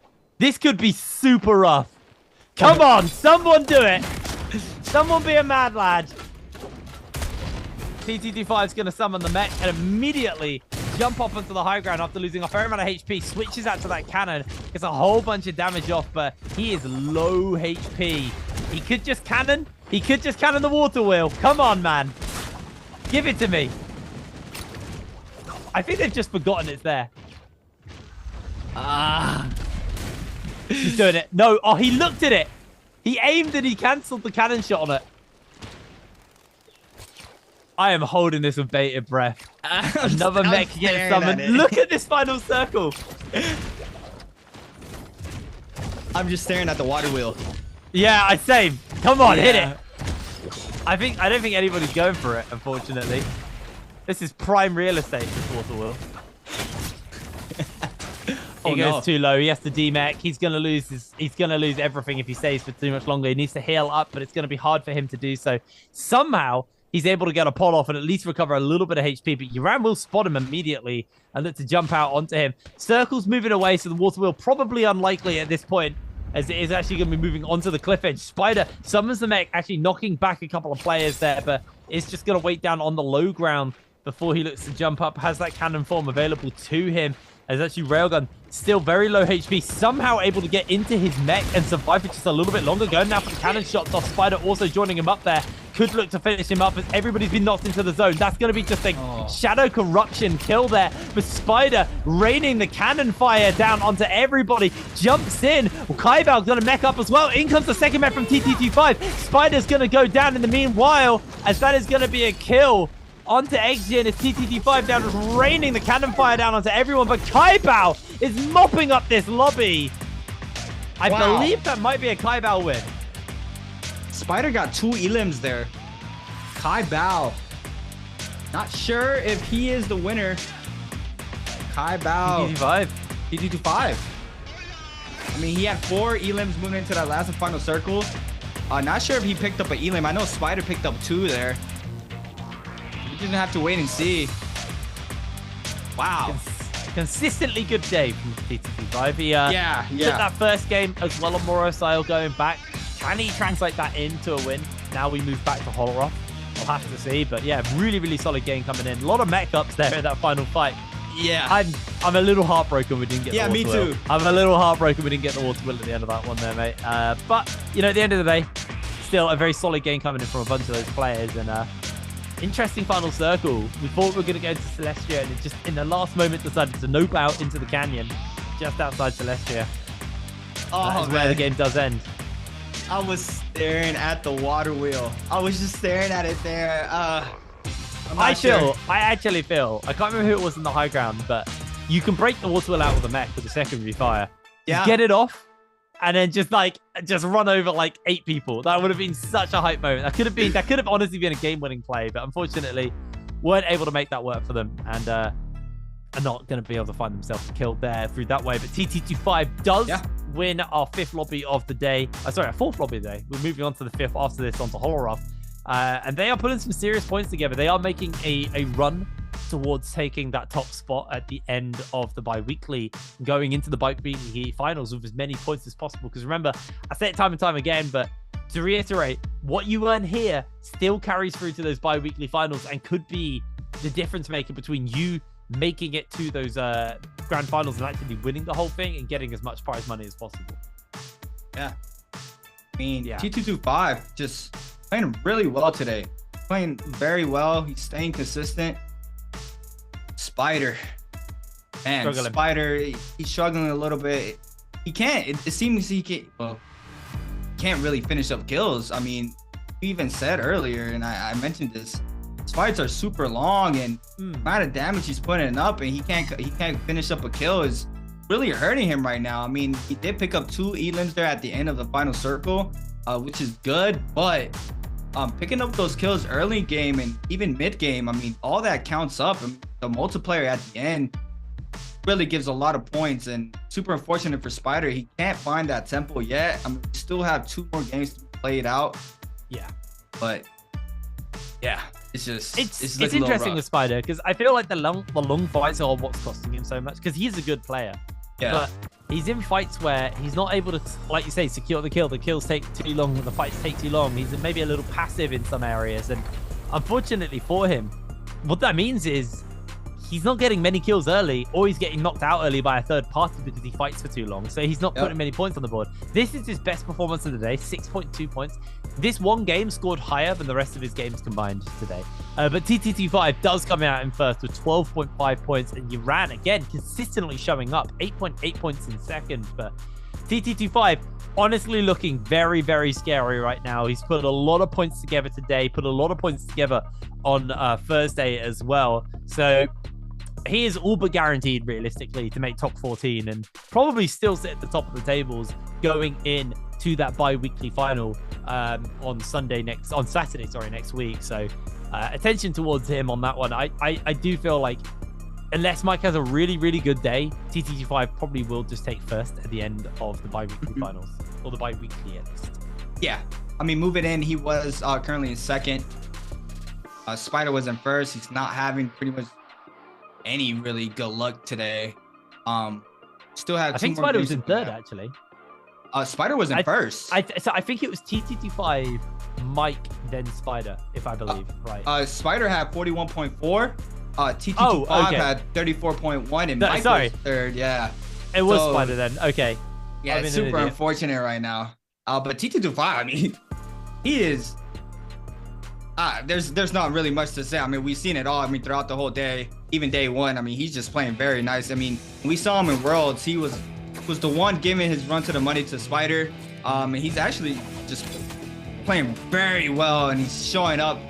But we're gonna take a quick look at the replay here. We got Sorrel going, picking up a kill there off the Pulsar, and Truly here with that massive 3-wisp player there. The repeating crossbow finish there for himself. TT25 picking up that Elim onto Action here. Inside the Roma Yang, inside the Feral ultimate. Actually just getting hit by those missiles there from TT25.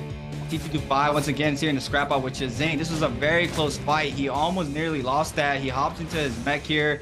Gets the big missile hit here into the follow-up hit on the second one. There it is on the third. He did manage to get the W there. Well, the kill there for himself. TT25 here getting a nice scale rush hit there onto Ego to pick up an Elim for himself. Gonna mech up here on the side of the cliff. Got Spider in the top end there. The Batari. Iran still staying the last one alive, but it wasn't enough. GSTT25. Coming in as the MVP there. 31,000 damage coming in. Absolutely disgusting. You noted the Hepta detached as well in that final circle. Just absolutely enormous performance from TTT5. And where did that damage come from? Because he did 10k with a longsword, 6k with the nunchucks, 5k with a dagger, but that's only accounting for half his damage. Where was the other half of that damage? Absolutely phenomenal. He had 23k with melee weapons. Woo, that's a lot of damage. 31,000. I think that's probably the highest I've seen so far. 31,000. I don't even think I've seen trio players have that number. 31,000? That's a lot of damage. I feel like 28 is typically what I see from like an MVP in trios. Maybe 30, but like 31k, absolutely colossal. Massive, massive win there coming in for TT25. And he really is putting his stamp down on this lobby and on this tournament. And keep in mind, Spider doesn't play next Thursday. He'll play in the bi-weekly finals when he qualifies for that. So, providing he does, which realistically, he's got enough points. He should be able to qualify for that. But, you know, TT25 is dominating on both days, where Spider was just dominating on one day. So there is genuinely a world now where, honestly, TT25 can take first, and it's really only going to be about Mike as a potential person to overtake him. I don't know if Uran's played already as well. I can't remember what group he's in. So Uran could potentially be in a running there as well if he plays on Thursday next week. But we'll be moving on to Holoroth fairly soon. So we're keeping the pace up going into this next map. And I'm very excited to see what that's going to look like. And we saw Shah get his first win of the day on Holoroth in game number 2.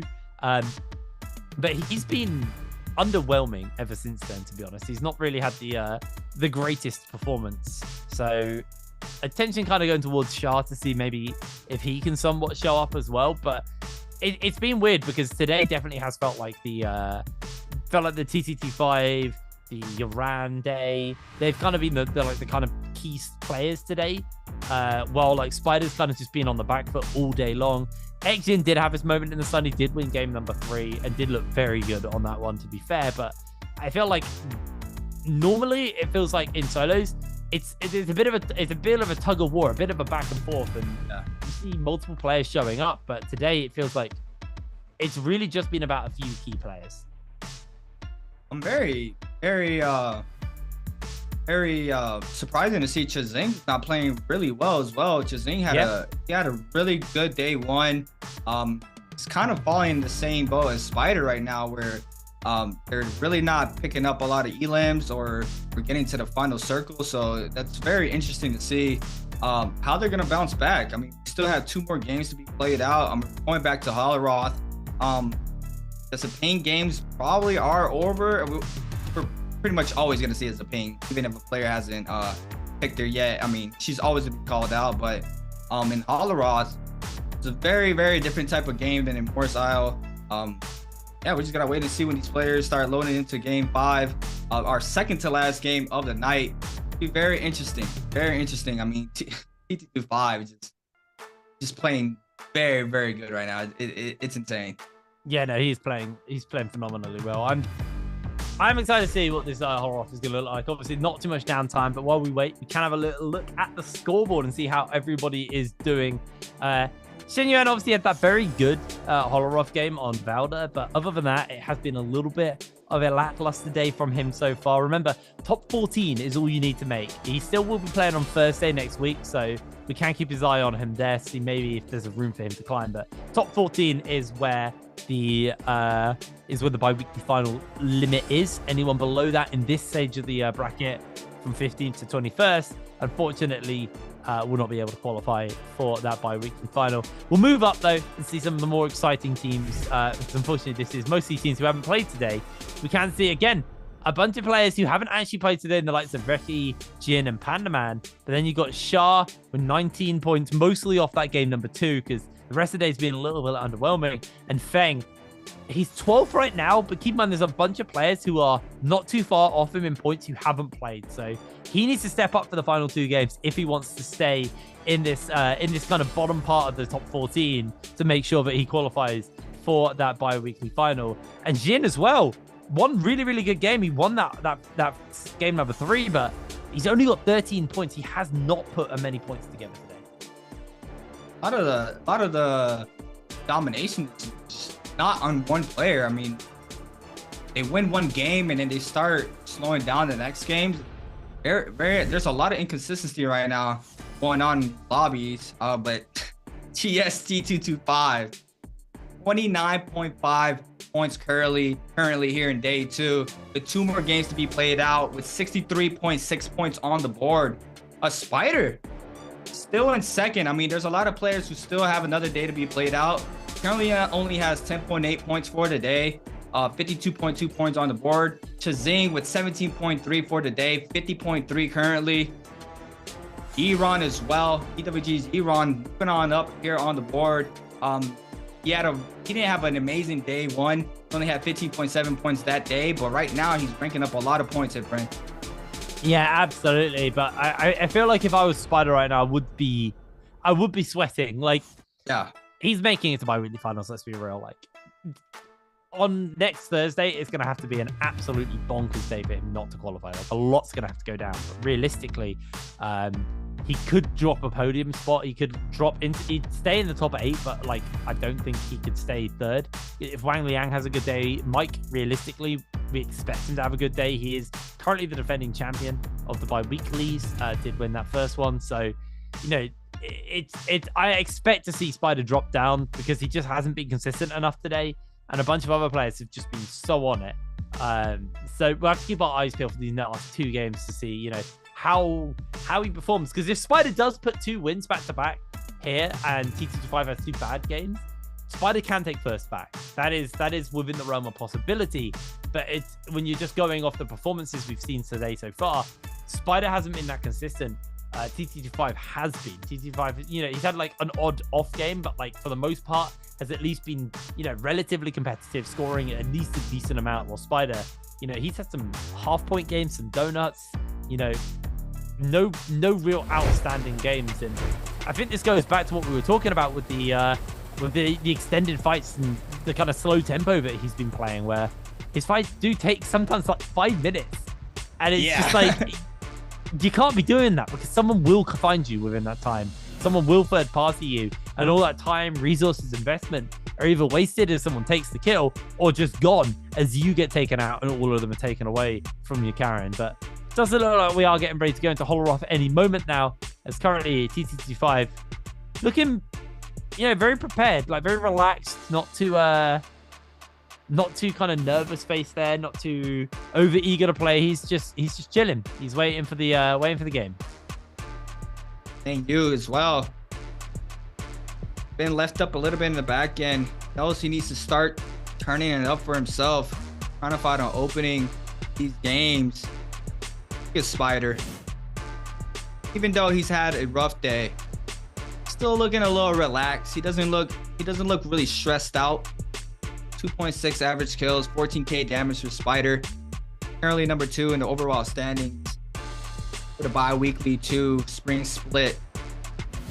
Got Kai Bao. We haven't really heard a lot about Kai Bao currently right now, right? He's not had a massively standout performance. He's always been a player who's been relatively middle of the pack for the last couple of seasons. But it's been a bit of a disappointing day from him. He's been relatively quiet today. Hasn't really achieved too much. But we are getting ready to go onto Holoroth for game number 5 to see what the hero select will be looking like after this game. We will see. The points will be roughly laid out, and then we'll have one more game. But I'm more interested by hero select. Okay. No Z-Pings at all. A bunch of Yotos. A couple of Pharahs. Some Tarkas. Some Takedas. And a Matari. I like this. This is a fun... Solos has a fun meta. I'll give it that. As much as I will always complain about Z-Ping. Solos, when you get games like this, very, very fun to watch. No stally champions, no like Justinas or anything like that. All hyper aggressive, a lot of fighting, a lot of scrapping, and I expect this to be a really, really good game. Still have 3 Pharias coming out. We have a lone Justina from Feng. I did mention the Justina. I think we also got 1 Justina day 1. So we're gonna have to wait and see how the lonely Justina does here in game 5. We still have 1 Takeda coming out, 2 Takedas from TT25 and Zhang Yu. Srugun running that Yoda as well. There's a lot of Yodas here in this lobby. I mean, we know how strong the Yodos are in the end circle. It'd be very tough if one of these Yodos end up in the end circle with that ultimate. I mean, every blade hit just gets more health, and it's super annoying if you're a player like a Tarka or a Justina or anything like that. So it's gonna be very interesting to see. But yeah, we're loading into game 5. Right here, looks like we have a couple players landing Plume Castle. We have some players landing in Yushan Ruins on the top left-hand side of the map. Right now, Chazing, JL's Ego landing in Plume Castle. We got KLA's Feng, BG Shaw, Action as well, landing in Yushan Ruins. It's a lot of players right now on the snowy side right now, Hipbrain. My favorite bit. I love the snowy bit of Holoroth. It's weird that it's not Imperial Village. I don't think the map's actually on there. The circle's on there, so that's probably why. But Imperial Village typically quite a popular drop spot. Curious to see, what the puzzle's gonna look like. We still yet in competitive, at least in both the Nbpl and at Worlds. We have never seen the red armor. Red armor? Ooh. It's got a 7% drop chance, right?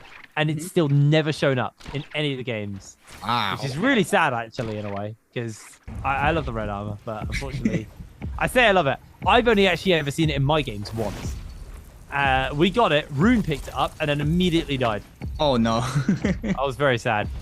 Feng here actually taking himself a fight versus, I can't see who it is because they're too low. It's Jin from J-Team.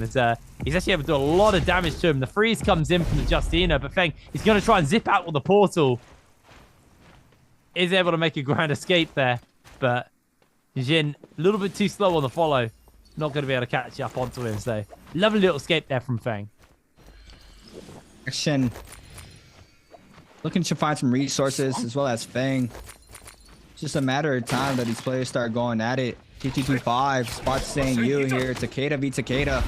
common staff here with that pulsar combo there for the weapon swap for TT25. Saying you calling in Furrin early on. F3 called out for TT25. Gets the prowl here now. To go ahead and just set off that normal staff combo there. Doesn't do the swap. TT25 is going to back up for the time being. Zanyu looking like they are going to take a reset in as well. TT25 finds a katana, purple katana there.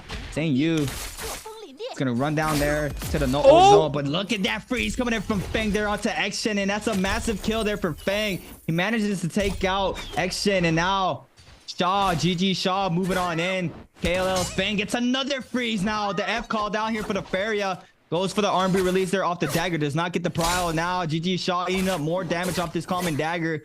Gets clipped off for 2 hits. KLL's Feng still putting up a lot of damage here on the board for himself onto GG Shaw. GG Shaw's going to respond with an R&B release here off that blue dagger. Clint comes in for both of these players once again. Both players parry as well. Now the F1 from Justina to get some armor back. Running in here from KLL's Feng. Make sure he can get more health him for himself. GG Shaw. Looking like they are going to take a reset as well. The resources are there for him, so he's going to be able to get back to full health. Baldash Xin Yuan here in the no ult circle against XXY. XXY fairly weak as well. WBG Spider box that nunchuck onto Yiron. Gets the LMB prowl. The F3 called out for the Yodo. Now the Yodo is going to get... He's going to F3 his F3. Haven't said that in a while. WBG Spider, though, trying to find an opening for himself. Gets the LMB power once again. Goes in for the aerial LMB into the R&B on the ground. The proc comes in once again from the nunchuck. He's going to cross up that nunchuck meter there, burn there. That's nicely done from WBG Spider onto Yiwan. Yiwan's going to get hit off of 2 pistol shots now. Yiwan forced to pop that Yoda ultimate. And the weave comes in from Spider off that first slash. He's going to clip him off that second slash. He's going to weave that third one. He's going to hit off that second follow-up there. Now Yiwan's going to continue to get aggressive. The F3's called out for Spider. The Clint comes in here onto the F3 blade here from Spider. Yiwan, though, is fairly weak. Has to be real careful to call down the F3. Now Spider has to hold this time around. He's going to wait and gets hit off of that first blade there. And Spider with a nice kill. And this was what he needs. He needs that tempo. Yeah, that was a really nice pickup there from Spider. And it didn't take too long as well. So he'll be sitting very happy with that one. Lovely little pickup on that front. As let's look like now Shen Yuan actually taking a fight versus Spider. Last time these two matched up on Holoroth, Shen Yuan absolutely made a mug of Spider. Completely ruined him every time. But Shard's actually coming in to see if he can get a third party down on this Pharah. Has got the mech pillar to use, and Shen Yuan now actually losing the fight pretty whole-handedly, so it's just going to look to try and scale rush away the safety as Shah does land the bow shots onto him. He actually does connect onto Spider with that greatsword. Lovely little bit of damage coming in from Shen Yuan, and actually does that ultimate available. Spider loses a lot of HP. Shen Yuan's going to throw down the ultimate to try and clip onto Spider. He's going in for the chase. Can he land the sword shots? No, he can't. He needs to cancel the ultimate because he's just a sitting target in the air for Shah to finish up. And Shah keeping the chase on. There's going to be one pot coming out. The interrupt means that Shen Yuan actually might not be able to get this next pot off, and he won't be able to. So Shah can keep the tempo, can get the pressure up onto Shen Yuan. Can he get away? It's the real question. Looks like the answer is going to be no. The question is who's going to get it, because in comes the repeating crossbow from Yuran, coming in as a 4th party to the fight and finishes up the kill. Now he's going to keep the pressure on the Spider as Spider puts down his F ability to buy himself some space. Actually, it's not going to be, but he does throw it down there as Yuran was the one to use it. Now there's pots are coming in, and Spider is going to be able to hit himself back up. Spider, super unfortunate. Put up a lot of damage there. He did not manage to get the confirmation kill. Still sitting in one kill currently on the board. Got Yiron getting caught up with a nunchuck meter burn there from the top end. Spider still on the hunt here, picking up another kill. It looks like a nice bow shot came in here onto Yiron from the bottom side here. T225 though takes out Action in the kill feed. GG Shaw still in the mix. Both of these players are going to get aggressive onto EWG's Yiron. GG Shaw just waiting for this opening here. Bow shots do not connect. Spider ready here for this F3 to go down. Yiron now on the run once again. Getting hit by these R&Bs off the nunchuck. Gets called out by the LMB charge as well. GG Shaw is trying to pick up the kill. WBG Spider is not going to be able to get it. It's GG Shaw with a bow shot there. WBG Spider still not finding E-Limbs here, which is super unfortunate for himself. GG Shaw with a nice hold tap dodge there. Went in from GG Shaw. Now WBG Spider trying to find an opening for himself. Once again, onto Spider. Spider's going to release that LMB charge. He's going to go ahead and throw down that V3 beacon there to get prio off of this. Now Spider forced to pop this Yoda ultimate. Gonna double hole. He's gonna connect up to that first blade there. Does not hit the second. Now GG Shaw is gonna mech up for the time being, and the Yoda ultimate is gonna be coming down here for Spider. Spider though is gonna weave that. He has eyes in the back of his head there to read that missile there coming in from Shaw. That was nicely done from Spider. Now looks like he is gonna be able to get some health back in this area, but GG Shaw is here with the mech. He's not going to let him go that far. He's going to hit him off of this stomp here, and there it is. The missile is going to come into play, even though he called in the F3 blade. WGE Spider, though, going to lose 2 blocks of armor off of that. GG Shaw is going to demech now for the time being. He looks like he's not going to get aggressive here. He's going to wait this out, but we do have the Realm of Yang spawning in. Looks like we have some more musket shots coming from Spider, but we're going to go ahead and hop on over to the Realm of Yang here, Hitbrain. Yeah, we're going to see KLA here versus, oh God, they're flying so high in the air. I can't see who they are. TT25, there we go.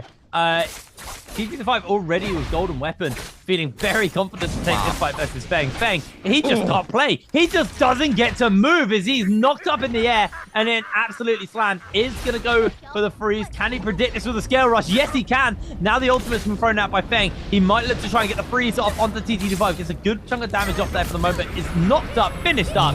And TT25 made that look easy with the golden jewel swords. Cutting back though, Shaw and Spider's fight is still going on. This is what we're talking about. Spider's fights take forever. He just doesn't get to do anything and he's eliminated.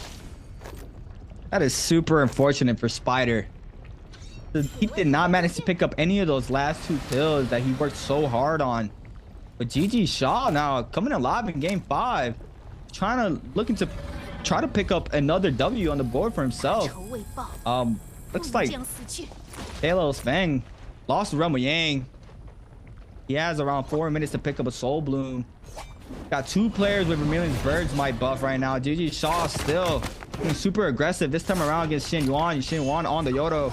GG Shaw looks like a big parry came in the back end there. The F3 blade is called out for the Yodo, and T225 responding that with an F3 to take him out that F3 blades, and now the Yodo's eating up a lot of damage, and there's 4 players here. Jo Ego showing up on the Tarka. Shen Yuan is going to be taken out by T225, and look at the damage coming in here now onto T225. He's forced to pop that Takeda ultimate, but now the Tarka is going to respond with that Tarka ultimate as well. GG Shaw is going to pick up the kill onto T225. T225 is going to be taken out. Jo Ego's now on this Tarka ultimate, and now the beacon is called out here. He did have that Vermilion's Bird's Might buff there, so he could run this back like you stated, but you have to wait and see. JL's Ego does not get the people's elbow there. He is gonna have to back up for the time being while this mech is up.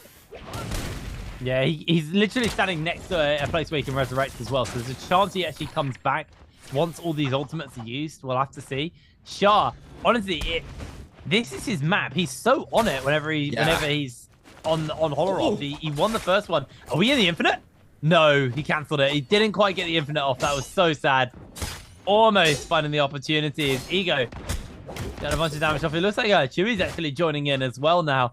This one spot has had so much blood. It's been such a bloodbath down here. I mean, you can see, look at all the Karens in the area. Ego's low HP. He might just be joining the graveyard here as Chewy is keeping the pressure up. Does get a bit of an interrupt on, but this could just be the end. As no, he's constantly dodging away, using that staff really, really effectively. Chewy chasing up with the grapples, making sure that Ego can't get away. He may look to try and pop the no ult zone to make sure he's nice and safe. It is going to go down, but I don't think Chewy feels like he even needs it because he has the pressure, but the counter comes in. The knockback with the F actually to make sure Chewy doesn't take too much damage there from that counter, as now he's keeping the pressure up onto Ego. One more pistol shot, but no, the pop comes in and keeps him alive for a little bit longer now with the dual blades. Chewy giving the pressure up onto Ego. Ego trying to desperately slide away from this fight, but I don't know if he has the opportunity. Maybe if he finds another counter, does get the bot back though from the mech pillar, and that should just be all she wrote, unless Ego has a miracle up his sleeve.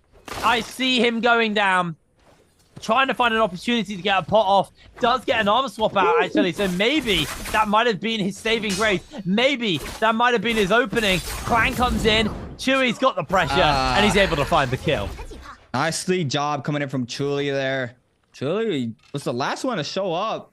It took out JO Ego. It was super unfortunate. XXY was just chilling here. Kai Bao taking an opportunity there that the player was not moving. XXY now losing almost all that blue armor. Does manage to go for the common armor swap. Now Kai Bao is going to go ahead and pop that Tarka F there. Gets the LMB charge there. Now the lunges have come into play. Kai Bao is going to go ahead and pop that ultimate F1. Now call it out for the Faria to avoid out infinite. He's going to try to run into Yushan Ruins off this teleport there. Kai Bao probably just gonna wait this out. Wait for the body to come back. I mean, he really can't go that far, but it's Chuli moving on in here.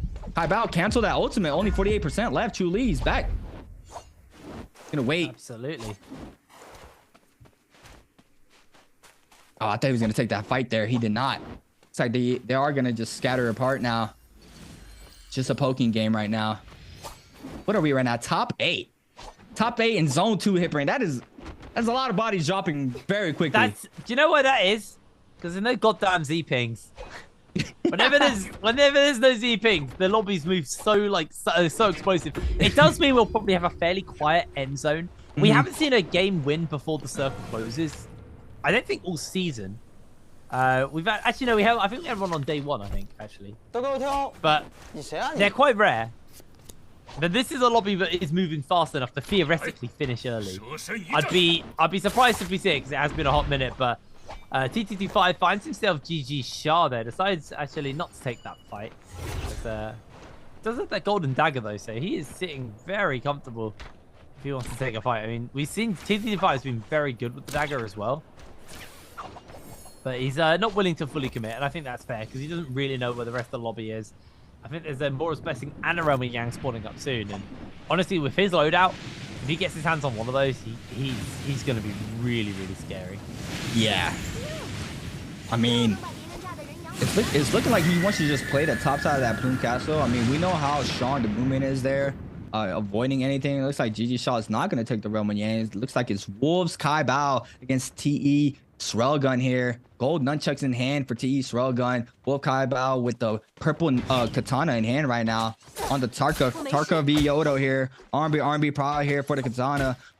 Gonna try to find an opening for himself. He's gonna release that R&B charge there. Kai Bao putting up a lot of damage here onto Srelgun. Srelgun's gonna pop that F3 and looks like he wants to get aggressive off of this. He's trying to hold that double that nunchuck meter burn there. He does not get any confirmations hit. Wolf Kai Bao is gonna proc that nunchuck meter burn now. He's forced to pop that ultimate now. Srelgun forced to pop the ultimate as well. He hits him off that first slash off that Yoda ultimate. Not gonna connect off of that second one. The nice iframe coming in there from Kai Bao from the punch there. Gonna get some follow-up damage, and the F is called out here to avoid any damage. Srelgun now. Looks like both of these players are gonna take a full reset in, but the Tarka has the advantage right now. He has that ultimate. Gonna go ahead and swap on over to that great sword. Srelgun doing a really good job maintaining the distance in between, making sure this Tarka ultimate runs away, but the people's elbow's gonna come into play. The F3 blade is out here for Srelgun. Yodo still trying to find an opening for himself. Looks like both of these players are going to pop. And Vitalia now, the Tarka ultimate is gone. Srelgun gonna wait, gonna cross up here with the LMB, gets the R&B prio there. Kai Bao now gets the F in, the follow-up charge attack down. Kai Bao coming out big there against Srelgun. Srelgun's gonna be taking down the Realm Yang. Lovely win there from Kai Bao. Just amazing damage coming in. Golden longsword and the Mystic Might in the inventory for him. He's sitting happy with that one. Golden pole sword. It was pole sword. I always get them muddled up. I always get like, I swear sometimes the spear looks like a dagger to me. Just this icon. I honestly fall for that all the time. As Srelgun now with his Realm Yang depletion wants to try and get a bit of revenge onto Kai Bao. Remember, he's taking damage reduction due to that Mystic Might. But Railgun, he doesn't care. He's actually winning this fight pretty whole-handedly. Lovely shot with the bow switch out there from Kai Bao, though. But Railgun getting the damage off. There's going to be the ultimate pop there from Kai Bao to try and win this fight versus Railgun. Railgun going to heal himself back up and then maybe look to try and keep the pressure up onto Kai Bao. Kai Bao, he can see him. He has the Mystic Might. He knows exactly what's going on. And he's on the back foot trying to get away. Gets caught by the grapple there from Railgun. Another grapple comes in as he looking to keep that pressure up onto Kai Bao. And we're back at the graveyard again. It's always here. Kai Bao getting himself absolutely slammed right now by Railgun. Railgun doing a fantastic job of turning this one around. He's almost got the finisher. He's almost got the soul plume. But the legendary pole sword is too much. Kai Bao wins the fight. Wow, the damage coming in from that gold pole sword was just insane. Even though he got massive hits there off of that juggle there from the top of the cliff there, but this is what I'm taking a look back when TT25 managed to pick up the kill onto Shin Yuan here. It looks like JL Eagle moved in. TT25 gets very weak there. I believe he does get taken out there. This was another situation here where he was in Plume Castle, KLL's thing. Super weak, forced to pop that F1 off the Justina. Srelgun still getting aggressive here from the Yodo, but the LMB charge from that gold dagger from TT25 to pick up the kill onto Fang. It looks like he does pick up the kill onto Srelgun as well. The clink comes in and he uses the F. to get that second E-lane for himself. And TT25 has not let go of the gas pedal. He's still playing very nice here in game 5. And it looks like he's not going to slow down anytime soon as well. Yeah, absolutely. Well, 7 players left in the lobby at this point. And a massive circle still. Still got a fair amount of time. So expectations are this might take a little bit of a slower pack state now. We've got 10 minutes left until the circle fully closes out. And with 7 players here at Plumes as well, a lot of terrain, a lot of places to kind of hide and wait it out. So I think you can see Shah doing what he's doing here. A little bit of shopping, seeing if he can get any anything good from the shop. And then probably just going to wait it out. Finding himself a nice place to hide. Although TT25 keeping pressure up though. He's got Chuzheng in his line of sight right now. He wants to try and see if he can get the damage off onto him, but just doing a good job of just avoiding for the moment. TT25 does connect onto him with the golden dagger. Oh, he is feeling so comfortable. Lovely knock up, and Chuz is so low. Goes invisible for the moment. TT25 trying to find the bow shot as he blinks back to safety. They're keeping the pressure up onto Chuz, and all of a sudden, this 7 just could become 6 in a matter of moments. Blinks in, blinks out, trying to just use his invisibility and the scale rushing to his advantage in all this terrain as he's just blinking around. But look at everybody. It's blood in the water, like I said. They smell it. And like sharks, they collapse in for the kill. Chuz honestly does a great job of escaping here. I say escaping, but Kaibao has seen him. The armor swaps come in and immediately bow shots to just strip it away the armor. Look at all the grapples coming in on Chuz. He just can't move. He has no opportunity to play the game. He blinks in and he's down. TT25, he started it and he ends it. Wow, that was super unfortunate for Chuzheng, but TT25 managed to pick up the elim. He has 8 kills right now. 8 kills in game 5. Wow, Chuzheng was moving. He was moving with the dagger. He managed to got the blue armor swap, but it wasn't enough. He got picked up. That was super unfortunate for him. He does end up in 4th for the time being, but TT25 just completely shredding the lobby currently. This was a Realm of Yang replay earlier on. Shrunko with a nice parry there, reading the LNB charge there from the air. Shinduan just trying to respond here with the staff. Sruggun clinks off of this, trying to find an opening. He does manage to go for the lunge. He fakes it out, baits out that LNB charge, gets the LNB prowl into the great sword swap here from the staff. Great sword, nicely done for him there. That was a quick replay. TT25, yeah, still getting super aggressive. Now he has the assassin's lunge. He got it out of Chuzheng's body. So now gold armor, gold dagger with assassin's lunge does a lot of damage. So you gotta be real careful not to be called out by LNB charge, because right after that he's gonna go ahead and hit up some damage off of that assassin's lunge. So he is gonna continue to get aggressive. The random bane is gonna spawn in. I believe the blessing as well gonna spawn up. He's gonna have to wait and see who's gonna take what. Looks like Kai Bao got the gold armor. Kai Bao got the gold armor with the gold dual blades now. Running Tarka. Wolves Kai Bao also has that gold pole sword, a gold nunchucks. Look at the jades as well. 2 gold jades. He has 4. I believe that's Phantom Step as well. Is that Phantom Step? I need to see him dodge. It looked like the icon. He has the tuna though. TT25 though, getting aggressive here in the bottom side. Blue cancel against Zhang wants to pop that F here with the gold dagger. He's gonna call out Furin though. He's still getting aggressive in the cannon shots. Just moving in. XXY taking out TT25. TT25 gets taken out, but he was just putting up a lot of damage. It does not matter. He gets taken out. That is super unfortunate for him. That honestly looks like TT5 hit like. He'd ordered a delivery and it said it was on the way to the studio and he's like, I need to finish this game or I'm not going to get my food in time. He was just playing so aggressive.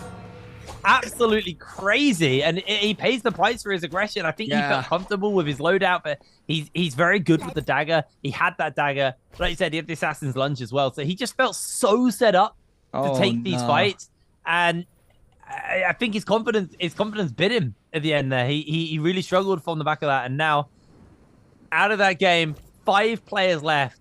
Wow. Still 6 minutes left. So I feel like the person who's been starting a lot of the fights is now dead. Yeah. And now it might slow down, but I was wrong last time I said that. We'll have to see. Kai Bao, like I was saying, also just kitted to the teeth right now. And we even said in the previous game, we're like, Kai Bao's, we haven't seen much from him, but he's showing up right now as Shah and XXY actually just taking himself a fight for the moment.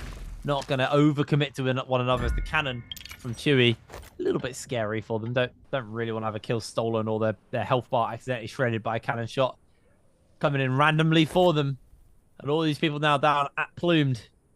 It's just a waiting game now to see what is the next move. Who's going to be the next person to spark that action, that aggression?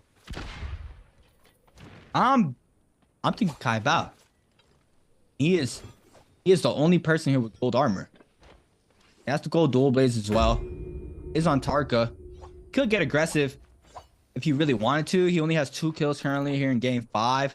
But it's just looking like a wedding game, honestly. I mean, there's just so many houses here and buildings that these players can just hug and just wait for the zone to completely start closing. Zone 5 is going to start closing in around 30 seconds. So it's just a waiting game for the time being. Chuli with the cannon. He's laying down some cannon shots from the top side here onto XXY. XXY is forced to move right below him. Both shots coming in from the other side onto, from GG Shaw onto Chuli. Zhang Yu just running on the wall there. Make sure he does not get spotted. No connections off of any ranged weapons so far. XXY did manage to get a reset in there in the bottom side of Plume Castle. Zhang Yu looks like he is going to start moving in. Does rotate in. Look like to get try to get ahead of the zone there. Kai Bao just jumping around, waiting for the zone to completely start closing. And there it is. The zone is starting to move. Kai Bao hits the bell, gets some information where some of these players are.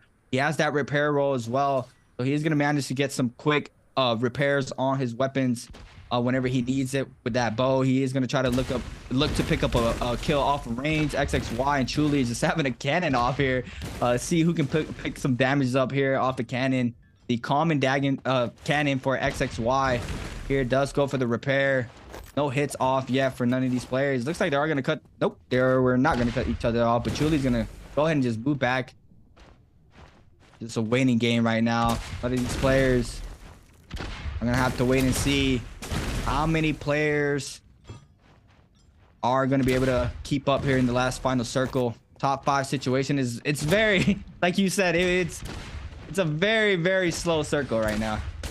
Yeah, I mean, when you got this little players in such a wide circle, yeah, expect it to go a little bit slower, but they are going to slowly but surely get forced out into the open. Actually, very thematic place. I think this is almost dead center on the map. This might be the most central final circle I think I've ever seen across both maps. As Kai Bao right now just waiting down the stairs. Zhang Yu waiting inside. He's found himself such a lovely little cubby where he's not going to get affected by the zone. Nobody's gonna hurt him. He's not gonna take any cannon shots, not gonna waste any resources. He can let everyone else whittle each other down and then look to join in a little moment. For now, the others can be waiting out. They've got 15 seconds until the circle creeps in closer and forces them to move again. Zhang Yu is gonna have to move from his position, but that's not gonna be a particularly hard move for him to do. As 3 seconds to go, Zhang Yu bolts in, make sure that he is now set up on that low ground. The circle starts to move. Zone 6 finally moving. Now, cannon shots put in once again. Chuli, a real nuisance, as well as XXY. It looks like XXY does not like those cannon shots that he's receiving. He's still sitting on Chuli's way there. Kai Bao getting hit by a couple there. He's gonna have to pop a powder. He does lose some white health as well from the burn off the cannon. Zhang Yu in a very nice spot earlier, so being really, really good with his rotations right now. Make sure he does not get caught up in the crossfire from any of these weapons. Chuli still laying down some cannon shots. Zhang Yu right below the stairway there. The pole sword comes in from GG Shaw to clink with Chuli. A lot of players just waiting up. 54 seconds remaining for this last and final circle to completely close. Wolf's Kai Bao managed to take a full reset as well. XXY just chilling right there on top of the roof inside of that bottom area. He's gonna have to run into the zone to try to get out. GG Shaw still claiming his area on top of the stairway there. Chuli going up high. Oh, still laying out some cannon shots. Kai Bao gets rudely interrupted by Chuli. Chuli forced to pop that F. Might be really bad for Chuli. He needs to be real careful here. He needs to make sure he doesn't run into none of these players. GG Shaw is going to stop that. He's going to grapple him in midair. Now he's going to be dropped down there on the bottom side of the stairs. He's going to take up more damage now. These players are going to start moving in. Wolf's Kai Bao, though, just claiming this little pot side on the top right there. Chuli's gonna be caught up by the R&Bs there off the gold dual blaze. Chuli now forced to weave. He has that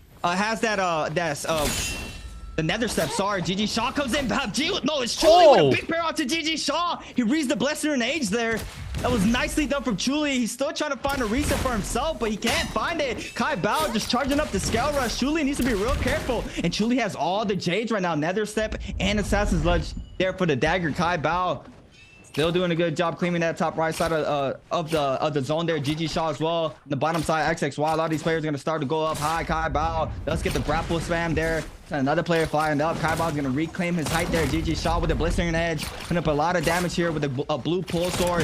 Chuli though, not letting him take a reset. The V3 is out here. Chuli is going to take the Pharaoh, and now another one's going to form up. XXY. Sanyu is going to be hit off of that stomp there. Kai Bao is going to eat up that missile. The F is called out for the Tarka. It's Chuli with a nice position on the top of the roof here. Make sure you get some damage. Oh, no way. But Sanyu comes here with a big pull sword kill onto Shaw. But look at the position in there from the mech. That was beautifully done from him. That was phenomenal coming in. Lovely ending to that game. That was just such a bizarre game. Like a lot of crazy action at the start, and then it slowed down. But TTT5, you can see on his face, still winning that game, but probably very frustrated with himself. And that's his third win of the day, second back-to-back as well, carrying that momentum. But he just went a little bit too hard, and that could have been more points under his belt, but he just got a little bit too aggressive, and it cost him. It cost him heavily because he chased for too many kills instead of just waiting it out until later stages within the circle. But now there's still one more game to go. He's going to be turning his attention towards that last game on Morris Isle before he can look to, sit comfortably and basically wait out until Saturday now next week, because he won't be playing Thursday. He's like 99% guaranteed to make it to the bi-weekly finals. So yeah, attention definitely on him to make that qualification on that front. But yeah, overall really good game. Very explosive. I don't really know how to word it. It was such a bizarre game. Like, it was just a lot of early aggression. I mean, like, can we just pull back to where the graveyard was? Where like everybody was just fighting in that same spot. But like most of the game, people were just picking this one spot to fight at. And again, it's Spider in elongated fights, getting third-partied and paying a heavy price for it. Like his fight selection and like the speed of his fights just are not going in his favor. Spider is seriously struggling today. Yeah, it's super unfortunate for him. The fights, like you stated, just taking so long. Put up a lot of damage onto two players that game, and he didn't end up getting the eliminations there for himself. He lost 2 of those kills there in the graveyard where everybody was just fighting. It was this insane just graveyard of everybody just scrapping off there. T225 is putting up a lot of kills. I mean, it's gonna be a very high task for AOW's Mike to try to dethrone him here in first place for the bi-weekly split 2. But I mean, they're just trying to qualify right now. I mean, their eyes are just, trying to get to the finals and win that. Yeah, I mean, that's where I think for a lot of these people, their attention is. I mean, for Spider, like, obviously he's saying, like, he can't really reclaim first. Actually, I think it's actually impossible for him unless he has, like, the most insane game on Morris Isle. But, I don't have that faith in him today. I think for him, it's more about making it to the bi-weekly finals and then reclaiming the bi-weekly final itself, because he had a rough one last time. He really struggled, a bit like today, and Mike just punished him for it. Mike took the whole thing, completely denied him the opportunity to really like take over the game. So yeah, I'm excited to see what that bi-weekly final will look like. We still have another Holoroth game. No, sorry, not Holoroth. Another Morris Isle game coming up after this, and then we got that next Thursday where we'll see AOW's Mike play and Group A play, because there's still a bunch of teams who haven't played. But here we go. Our overall points at the end of that: TT25 coming out with 12.2, Chewy coming in with 8.8, and then GG Shah with 6.5. Shah, he put like 3 kills back to back in that beginning area, but man, TT25, he's gonna be frustrated with himself because he had 8 kills. That could have been such a big game. I probably could have got the most kills I've seen so far. I mean, if he would have stayed up, even potentially winning that game, he could have walked out of there with like 10-12 kills. It's super unfortunate. He was getting very aggressive, and he paid a price for that. But I mean, still, just claiming 8 elims, getting those 12.2 game score there was super massive for him. Yeah, really, really big win there. Just having a quick look at the others. Spider 1.1, not a particularly great one. Feng's been having a pretty rough day. Srailgun, like, man, this guy's had like areas of like solid potential and then just kind of not making it work, unfortunately. There's a bunch of players today who I'm like, I see so much potential in them, but they just haven't quite hit it. I mean, our Valda on our first Holoroth game, I can't remember who that was now. Either way, they played super well on that game, and like they outplayed Spider 3 fights in a row. Oh, it was Shen Yuan, wasn't it? Yeah, it was Shen Yuan. Like they played so well, but unfortunately, they just haven't had the rest of the day. Hasn't really gone particularly well for them. And Shah, he's been so on point, but just getting taken out way too early. It's just super unlucky for him. I mean, a lot of these players have potential. They know what it takes for them to be the best of what they're doing here. It's just some of them can't find their role right now, and it's very tough. I mean, T225, I mean, like I said, in Worlds, he was that #2 player, and now he's finding his groove. He's really playing out of his mind. I mean, day one, he played great, and right now he's playing amazing. So, I mean, T225 is like becoming very scary for these players to play against, and he's actually making that statement right now. Absolutely. This is such a weird final song, just like the cannon fire coming in on all fronts. And it was ultimately going to be T225 who won, but phenomenal game coming in. But here you go. Here is your MVP, T225 from GS. On that Takeda, 18k damage. Honestly, surprised it was only that. It felt like he did more, but he was also just third-party king for a while until he was like really geared up. And then unfortunately got taken out the moment he was geared up. Not the greatest one on that front, but yeah, there you go. T225, really, really good stuff. Only 7k with a dagger, so not the highest dagger damage coming from him, but yeah, overall, really, really solid game. But we have still got one more game to go. I'm curious what the hero select is going to look like on that front as well. I have a bad feeling in the pit of my stomach, but I know what this 6th game is going to look like, because there's been one hero who showed up a lot at the beginning of the day and hasn't shown up that much, and I don't know how many repeat heroes have been used. I haven't really been keeping track of that, but I think we might have a bit of a Zeeping heavy lobby coming up in game number 6. I hope not. Genuinely, I hope not. I also just got told by Moxie about the 50k healing Zeeping in trios yesterday. What the hell? That is not okay. It was the Takeda Monk comp with Zeeping. This hero needs looking at. This hero seriously needs a real looking at. It's not okay how much healing she's doing. But yeah, memes aside, memes and sadness, aside. I feel like I'm trying to rack my brains on like who's been played. We had actually a fair amount of Takeda, fair amount of Taka as well. So I'm excited to see what this is going to be. Anyway, we're going to throw in a quick break, and then we're back with that final game of the day. So we'll see you in a moment.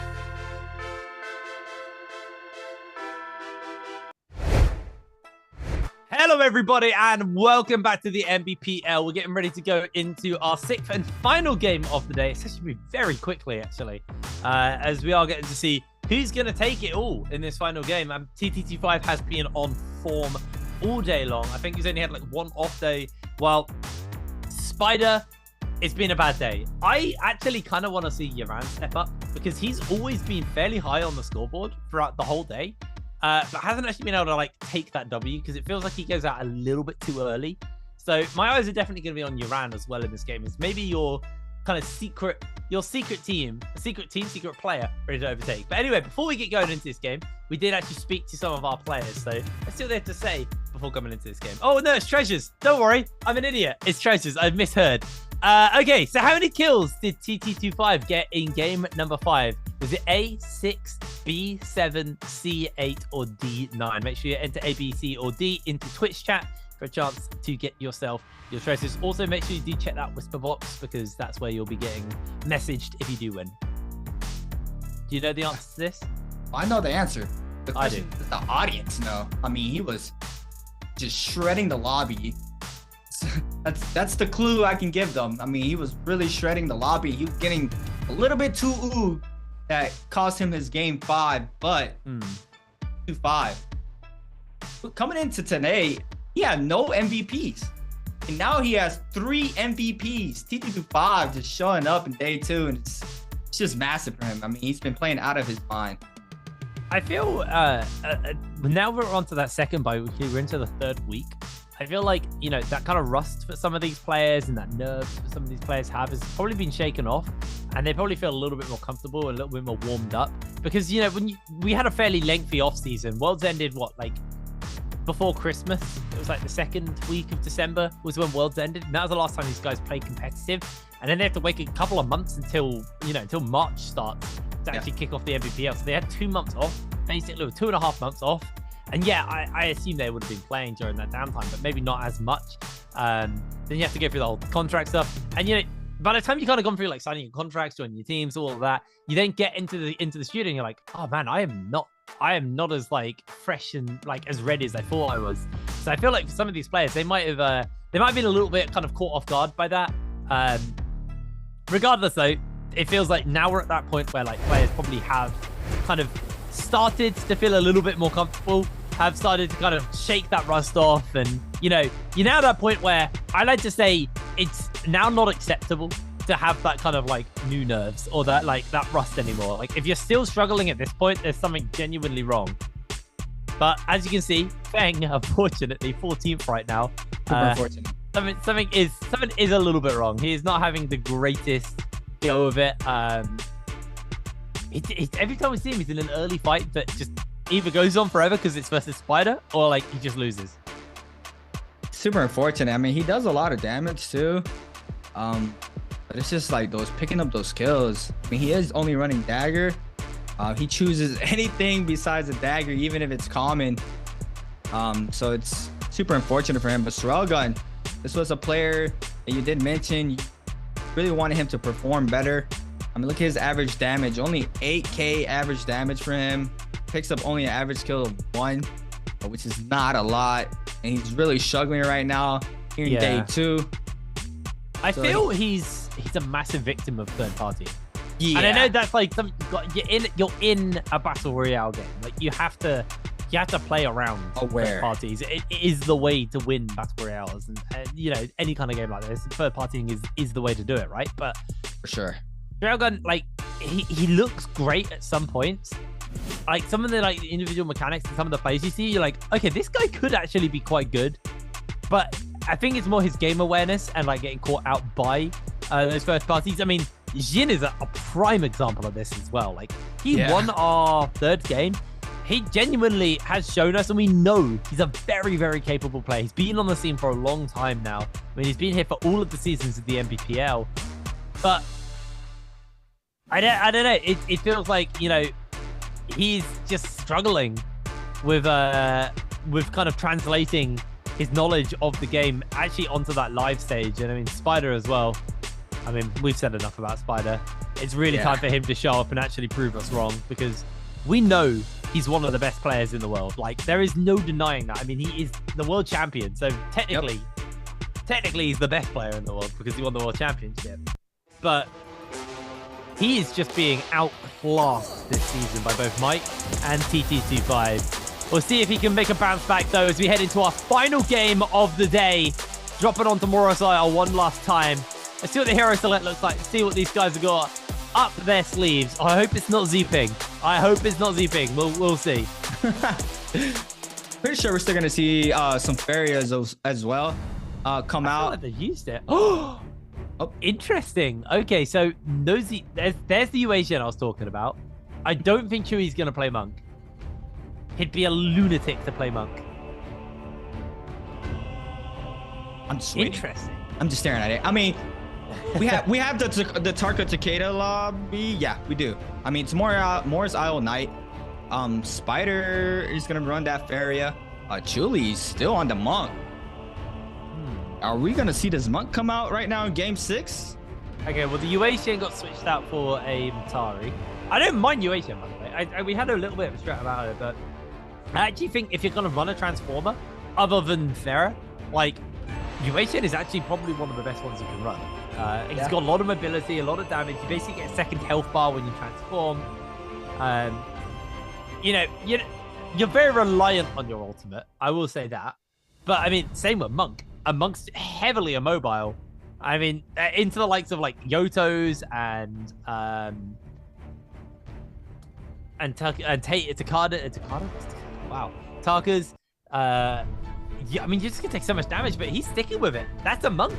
By having a Monk on the final game of the day. I said I'm fed up on Monk in trios, so now I'm getting it in my solos. I don't know what's happening, man. I don't know either. I mean, if you Monk up, I mean, everybody's gonna turn their attention onto you, you know. But look, dead. We've been having this fight all day long. TT25 and Feng fighting for that Firefly cave there in the top right side of the map. We have a couple players landing near Sunwing as well. And look at the spread right now. It's fairly spread out, but we're going to see the scrap off once again. We're right back into it. GS TT25 trying to find his opening here. Does manage to get one Firefly running Tarka. Feng. Looks like they both are going to collide now. The F3 called out early on for Feng. He's going to go in and take up that weapon. He's going to call in Fur into the R&B release. And no way. Right now, TT25 is going to be taken out very quickly against Feng there. He snagged up his weapon. I believe that was his only one there. Now we got Spider in the mix here. In the most common 5 zone here in Morris Isle, Parent and Yiran, but he's going to take that opportunity to back up for the time being. Spider already having a very bad start here in Game 6 already. Does manage to get a common armor swap. Now Yiran is going to continue his aggression onto Spider. Spider doing a really good job. It looks like Shen Yuan now is going to catch out Yiran here. The Clink comes in here. Got blue nunchucks in hand for Shen Yuan and Yiran with the blue katana. Now Spider moving on to the mix as well with the blue dagger in hand. Shen Yuan though. That's 2 Tarkas, 1 Faria. 2 Tarkas, 1 Faria. Looks like Shin Yuan is going to continue to get aggressive onto Spider. Taking up a lot of damage.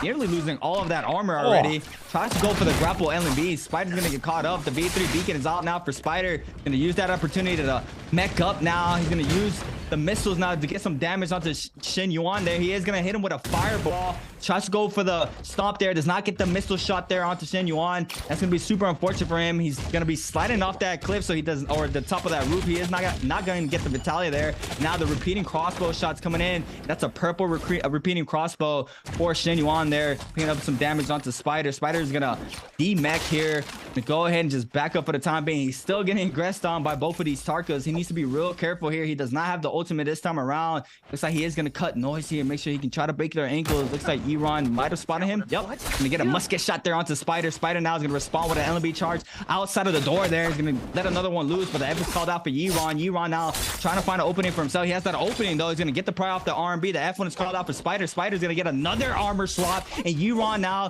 does manage to get a powder off. Tries to go for the pry off the LMB, but does not get it. Now the Tarka ultimate is going to be called out. Now Spider needs to be real careful. He does not have ult, and the F is on cooldown, so he needs to be real careful not to be caught up by the infinite. He catches him there off that first slide uppercut, but he goes through the door and does not get the power. The Clink comes in once again off the scale rush there. Now this is very unfortunate for the Spider. He has 2 Tarkas on him right now.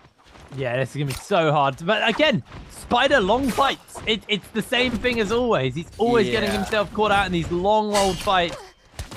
Finally getting himself low. Does get another bit of armor back sorted out for himself. But Fireball slams right into his face. And if Spider can somehow get away from this, it'll be a goddamn miracle. Two Tarkas would just be dealing with him. It's almost as if they've just agreed to focus Spider and finish him up as he's caught out, finally taken down. And now the two Tarkas, they can just settle their feud between each other without Spider playing interrupt. Yeah, looks like Shin Yuan already in ultimate form. Gets the uppercut there onto Yiron. Yiron loses a lot of health. He is forced to pop that F. Now he's going to win, catch another one. Oh! On top of the roof there. That was beautifully done from Shin Yuan there. Pick him the kill on Yiron. Absolutely flawless fireball there, as we do see Kaibao getting himself in a fight with XXY, jumping in with that staff, can't quite get it with a ping back. So hard to pin the Matari down. It's Feng actually from KLA now, after winning that fight versus TT25 at the beginning of the game, actually feeling quite aggressive right now as XXY getting jumped onto right down by this beach hut. One thing, looking to try and finish this up and make this his game. He's already got himself a bunch of kills, 2 kills under his belt, wants to turn it into more. XXY caught out by the grapple. They're keeping the pressure up. Who's going to be able to secure the kill is the real question. As One Feng definitely has the inside track on to XXY. Will chase in, keeping the pressure up with those with that dagger in his hand, ready to just absolutely rinse the remaining of the health bar. But XXY is doing a great job of playing the escape job here. But he's got the grapples on. He's finally stumbled, and that might just be the opportunity to finish him up. He's low HP. Who's going to get the kill? The Clang comes in. He blinks out there as they keep the pressure up. He switches to the pistol, and Feng secures the kill. Bang. But a nice pistol shot to XXY that confirmed the kill for himself. That was nicely good job from him. He also has that storm shot, so he is going to be a real nuisance with that. We got T225 here in Temple. Looks like he was going to scrap off against Chazing. Chazing, what is that? I think that's a purple dual blades. That's purple dual blades for Chazing in the back end. But looks like KLA's Feng still in the mix here now. The Tarka already in ultimate form. He's going to take out Shrelga and Ego with a massive kill now. The Pitbull's elbow is going to come into play now. Feng's going to respond with Furman, and he's going to call in Furman and pick up the aerial LB to the jump R&B to confirm the kill for himself onto Ego. Feng doing a really good job. Pick up that kill very quickly after that Tarka popped the ultimate. And it looks like it does have set up for the time being. I mean, he's right next to the Realm of Yang, so he's going to wait that out and make sure he can take that when it spawns up. We got WP Spider onto Chuli. Chuli laying out some nice pistol musket shots onto Spider. Chuli with a common dagger in hand against a blue nunchucks from Spider. Tries to release his LB charge. Oh my god, the spin back off of that LB charge off the nunchucks there was incredible from Spider. Make sure he does not get parried. Chuli now on the hunt onto Spider. Spider doing a really good job using the huts here for movement. Chuli trying to find an opening here using the grapples and the dagger now. He's going to get parry baited.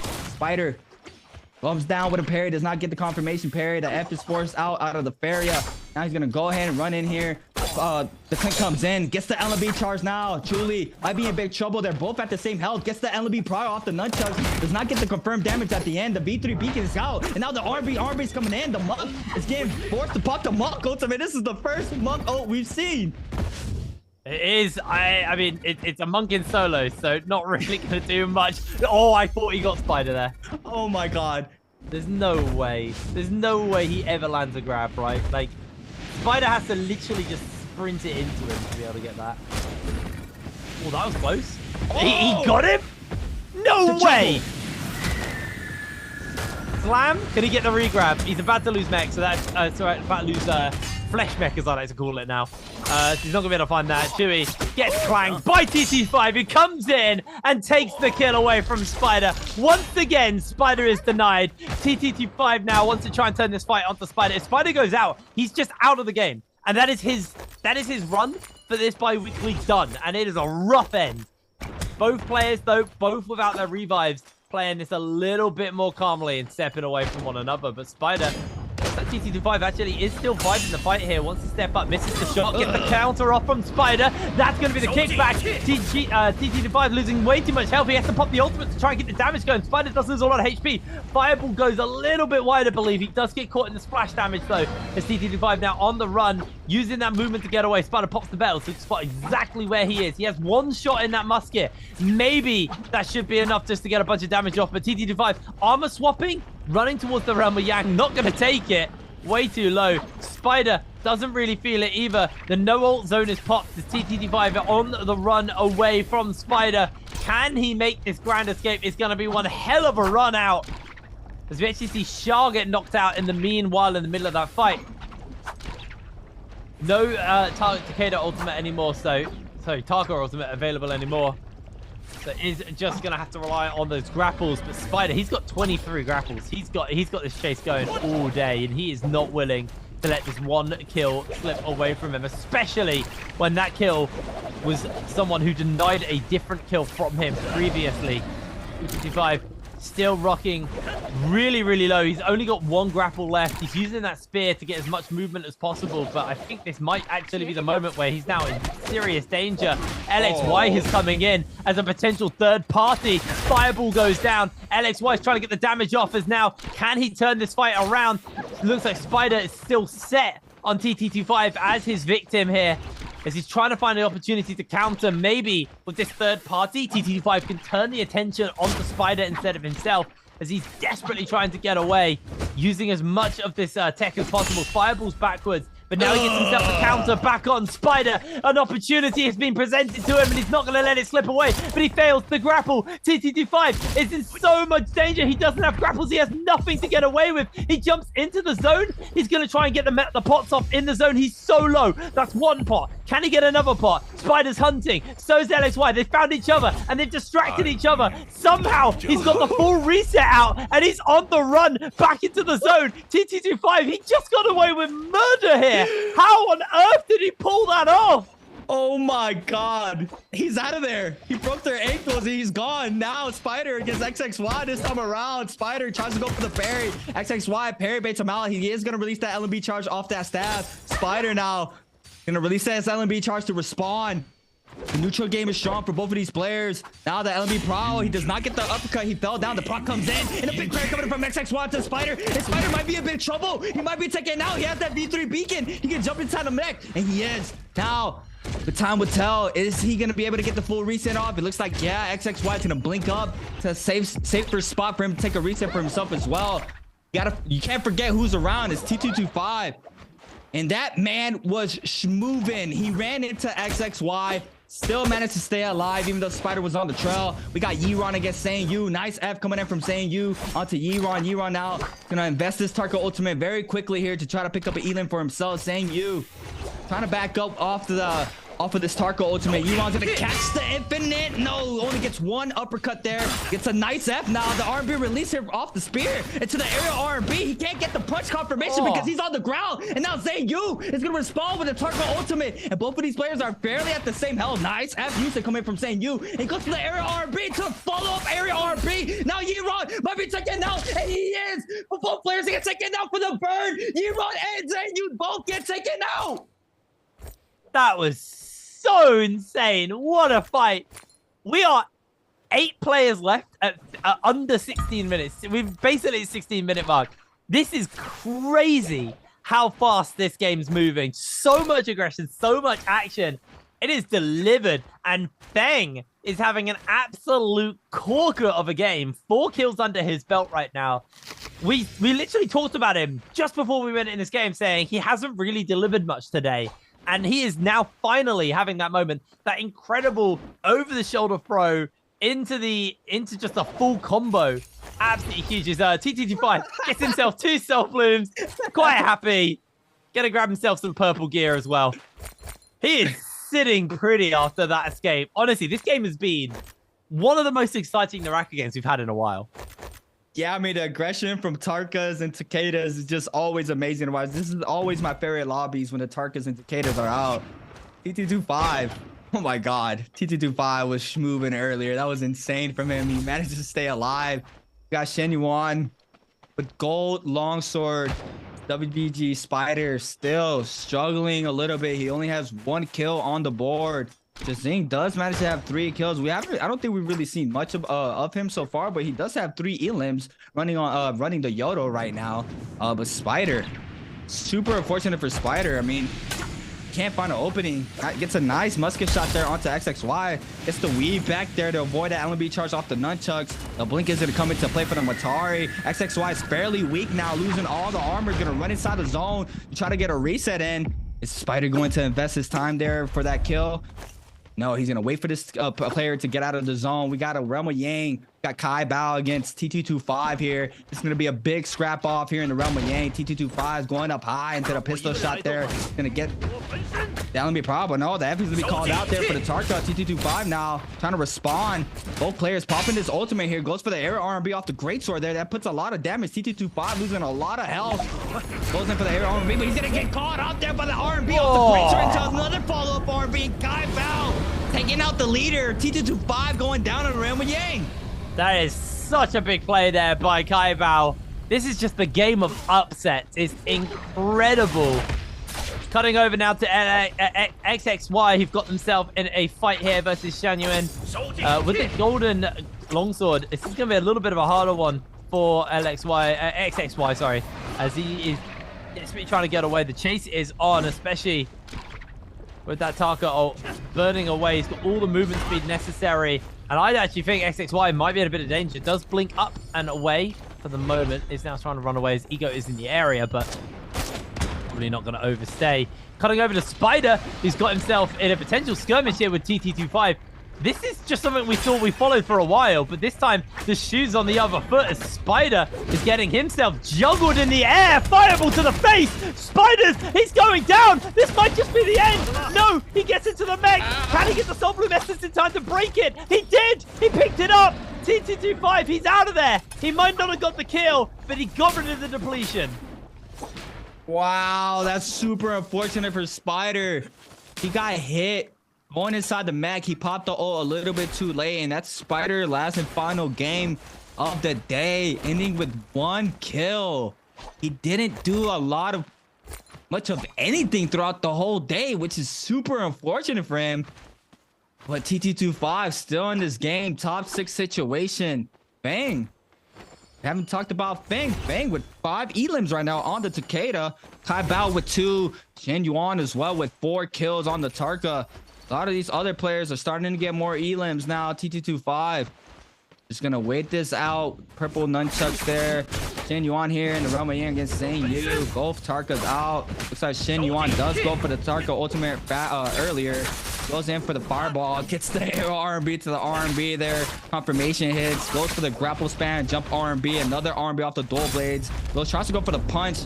Looks like Shen Yu does manage to put some damage against him there. Shen Yuan's gonna not connect off that fireball. He nearly misses that. Shen Yu read that. Goes into the sprint form there from the Tarka. And there goes another prowl there for him to the dual blades onto Shen Yu. And a follow-up RMB for him to confirm the kill onto himself. And now it's Jazing on to action here in the Realm of Yang. This was a early on fight action, getting hit up by a lot of damage off the purple dual blades. Looks like the Faria did end up going to the mech, and Jazing responds with a Yoda ultimate as well. Hits him with the first, the second as well, the third as well, putting up a lot of damage. Look at the armor there off of the mech there, just getting completely shredded there. And this is that that missile there. Misses the second one as well. Jazing with a nice weaves off those missiles. Action E-Max here, the RMB follow-up into another RMB to confirm the kill. That was just beautiful.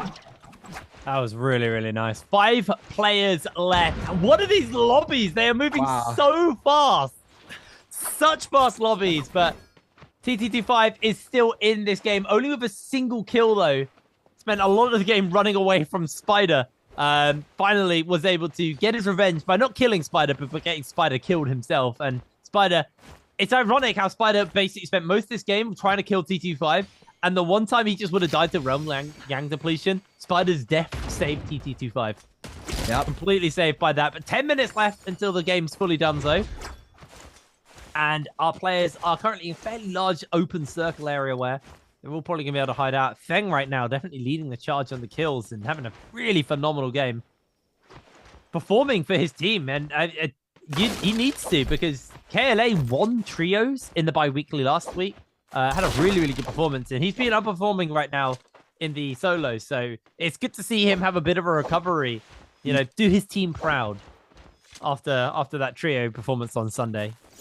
Yeah, I don't think we've seen have we seen a one team win both trios and solos in the not in the same week. Ooh. Not in the same week, I don't think. Yeah, that would be I'll have to double check. insane. I'll have to double check, but maybe I'm pretty sure not in the same week. Yeah, that would actually be insane if one team just takes both votes. That would be I believe history now, because it hasn't been done. So that'll be very interesting to see. You're gonna have to wait for that. Next week is the finals for both solos and trios. I believe solos is on Saturday and trios will be on Sunday for the BIWEEK2 2 finals.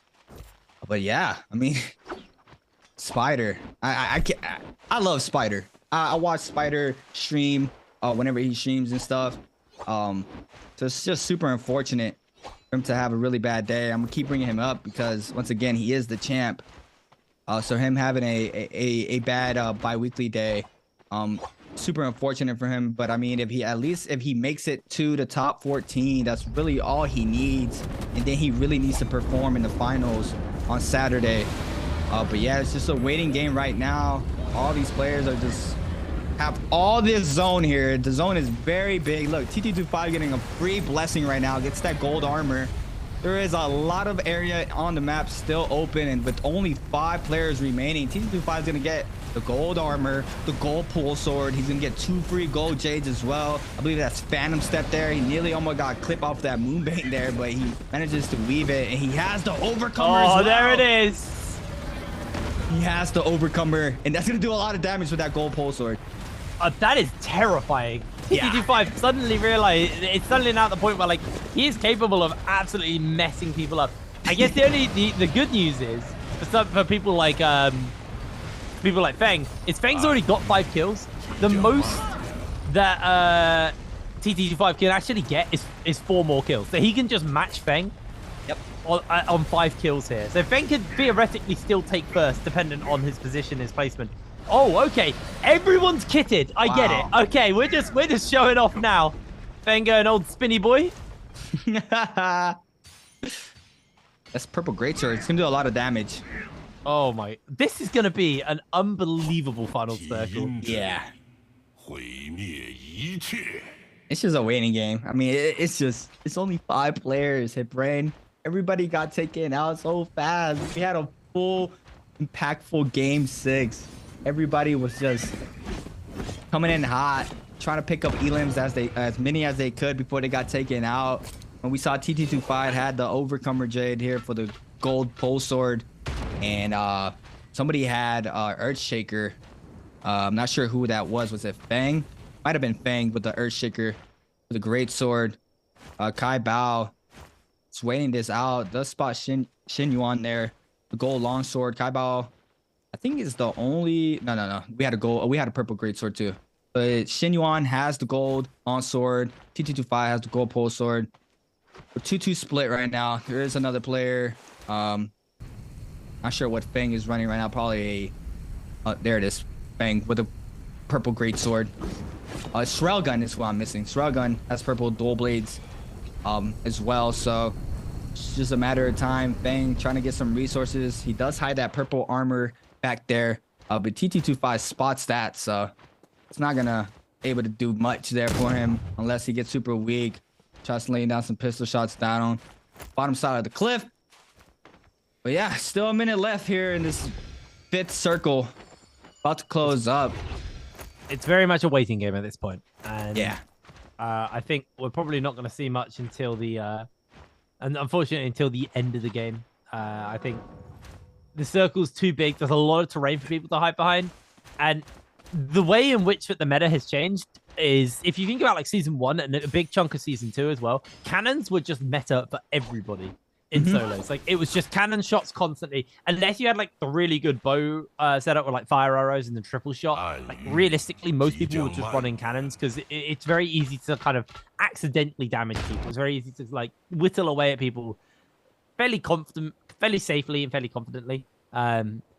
a few people were very good with bows and they would pull bows out instead. And you could, those bow users were really capable of upsetting the lobbies. But there's been a real change where like people, they'll have like a musket or a pistol for like chase down kills.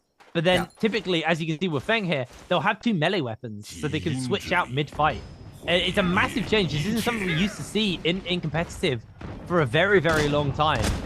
This is a very recent addition to the meta where like it's not just melee and ranged weapons. It's melee with a ranged weapon in your bag in case you want to switch out for it a bit later. Very interesting to see. TT25 though is currently under a bit of fire here. Jumping in, eats a fireball for going forwards there. Has got his ultimate on the go at the moment. Trying to finish up a kill here as One Feng. Trying to see if he can actually maybe take this away. Obviously, very kitted with a great sword and capable of doing a serious amount of damage, but that's a lot of damage actually thrown down onto TT25. Shen Yuan now actually with his own ultimate on, trying to get the damage off onto TT25, trying to turn the Shark's attention towards him instead of himself. But it is going to be a hard ask for him to get away from this one. Grapples are on. TT25 is going to get himself chunked out somewhat here, and now 2 very low targets are up for grabs. Fireball could be all it needs. Shen Yuan goes down to Feng. Feng just curing everybody here. 2 kills over to him. The lobby's his to win. And we said KLA needed to step up. And god damn it, he stepped up now. Kai Bao and Srailgun are the final 2 people for him to deal with. Wow. And this should be his. He should be able to close this one out. He's got his ultimate, and he is ready to throw down. A little bit of time now until that circle really forces them together. But I'm curious to see when and who's going to start it. Are they going to wait for the circle to fully close, or are they just going to go, right, it's time to brawl, boys, and throw down? It is just a matter of waiting. 20 seconds until the circle closes, and I feel, depending on where this circle goes and how much it displaces them, that really might move this entire game up. This hut right now is being used as a real safety net, and the circle will be closing away from there, so they're going to get forced down. And One Feng's just holding this high ground. I mean, he's just so ready with this great sword. Got his ultimate ready up and is available as well. As the circle now is moving in, they're going to get forced out from their little hut. It's a slow creep and a slow move forward. Question is it going to stay there for long? No is the answer. They're now out in the open, but nobody is really willing to try anything. There's a bow on Kai Bao, but he's not even willing to test the shots here. Does switch out for a quick shot, but does miss out on it. Shots coming back in from Srailgun as these guys are holding fast right now. 2 minutes left. Srailgun take a little bit of damage onto his armor. Takes another shot there from Feng. That's his armor, basically half health. Well, under half health at this point. Feng, with that pistol, just trying to test the waters, get them a little bit lower as the circle closing tighter and tighter. They're all out in the opening. Srailgun, if he goes down here, if he gets chunked out, they will feel comfortable just to go for the fight. Feng actually switches out to that golden longsword. He now knows it's time for as much damage as possible. Kai Bao has the pole sword. I don't know if he got the horsey, but we'll see. He may have to use that in a moment. He's desperately trying to keep Srailgun away at arm's length. Nobody really wants to switch back to those ranged weapons, and it is just a tense waiting game. Oh, he connected with the charge click there from Feng. Can he get another one? Onto Kai Bao he goes, throwing out the F. Ult's already used. Kai Bao uses a lot of HP. Srailgun as well. Another charge click goes wide. In comes the pony as Kai Bao finishes up this kill. Now it's the 1v1 between Kai Bao and Feng. Who's going to take the win? They are both kitted to the teeth as in comes Feng, popping the ultimate, getting the uppercut. Kai Bao losing health so rapidly, but Kai Bao's not done, getting himself a massive chunk onto Feng in response. In comes the F ability once again. The trade is so close between the pair of them. They are both exceptionally low. Kai Bao's ultimate's about to time out, but he gets the charge in forward. Kai Bao's going low. Feng takes the game with 8 kills in his pocket. Wow. That was a beautiful usage of Burn there to stop the Overcomer J there. Coming in. Bang. Coming big. He picked up those 2 E-lanes before the zone completely closed there. That was super massive from him. One of the players had Mortar Defiance, but it wasn't even enough to stop Feng to picking up those E-lanes. I believe Feng might have had around 7 E-limbs that game. Is that correct? 8. He had 8 at the end of that. Feng. That was massive. Looking very happy with himself. Checking the yeah. stats after that one. Absolutely amazing game. coming in from Feng. A very needed game as well. I mean, it's bizarre, but we were like, man, we haven't seen much from Feng today. He's not really performed. And then bam, comes in with a big win at the end of the game, taking out some serious players. And Kaibao a little frustrated with himself there because that game could have been his for the taking. He got some serious damage. He got the Soul Jade. He got the pole arm to go with it, and he did some work. But Feng came in, tidied up, thumbs up. Absolutely tremendous performance coming in from Feng there, as he does take that 6th and final game of the day to himself, and he'll be very, very happy with that one. Phenomenal stuff coming in from Feng from the side of KLA, doing, you know, his brothers in the trio team proud, to be honest. Actually, is Feng in the trio team? I think he might be. I might be crazy. I need to double check. I'll have to double check later. But either way, Feng, absolutely just a monumental performance today. And denying TT5 a 4th victory of the day as well. I mean, Spider did a lot of that work. He just spent the entire game chasing TT25 around the map. I mean, they both invested about 20 grapples. I think it was about 20 to 23 grapples each used on that escape. Like, and then TT5 somehow walked away with it. I mean, massive props to TT5 today. I think that last game was a little bit of a sad one, especially considering he was so kitted and then he just kind of got taken out right in that like final moments. But he has had a bloody good day. And I don't think that one game, I don't think we could say, oh, well, he had a bad final game, so he's not that good. Like, that's not the case, right? Like, he just played seriously well today. And even when this bad game went, we were singing his praises when he just did that escape. That was an absolutely tremendous so clutch. Broke his ankles, hit behind the rock there, got a full reset in. Make the other 2 players fight him. Like, that's super hard to do.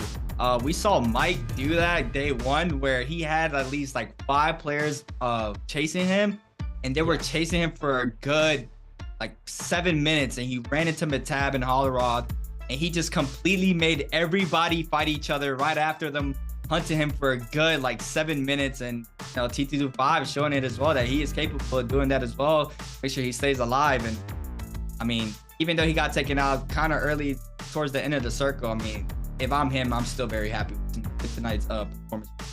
Yeah, no, absolutely. I think he had a absolutely brilliant performance today. I think, you know, Yoran's going to be a little frustrated that he didn't get a single win under his belt because he was consistently quite good. I think he tapered off a little bit towards the end, if I remember right. He didn't do amazing in this game off the top of my head. This was kind of the underdog game because you had like Kaibao, you had Feng, you had Shangyang as well in there. Like, you had a bunch of players who have had okay moments today, but haven't actually been able to find themselves, you know, translate that into anything meaningful apart from this final game where they all finally made it work for themselves. And there you go. The 3 names I just mentioned are the top 3 after that game. Feng walking away with 16.8 points. A very needed game for him, and potentially something that could qualify him for the bi-weekly finals, because that is his final game of the bi-weeklies done. Kaibao coming in with 9.4, and then Sheng Yuan with 7.1 points at the end of that. Really, really solid stuff. Spider, 1.8 points. Where is T225, 3 points. Shah, 1 point. Yoran, I've lost Yoran entirely. Where the hell is Yoran? Oh, there, 1.1 points. Like, not a particularly great day for the Grand Runners. Yeah, it's not a lot of points. GG Shaw got that victory and just slowed down right after that, which is super unfortunate for him. I mean, that victory he got was massive. He put up Chuz a lot as well, of actually. To be fair, Chuz has been pretty consistent. True. We haven't really talked about that. Like, I think you mentioned it at one point, but like we haven't really like focused too much on it. Chuz actually, you know, he's never like flashy, but he's always scoring. This was so sick, my favorite. That was so fast. TT5 just didn't get to do anything. Absolutely, just schooled. Spider can't have a short throw. He's like a progressive metal man. Like, everything goes on for like 18 minutes. Oh, this is disgusting. Caught the uppercut into the fireball here.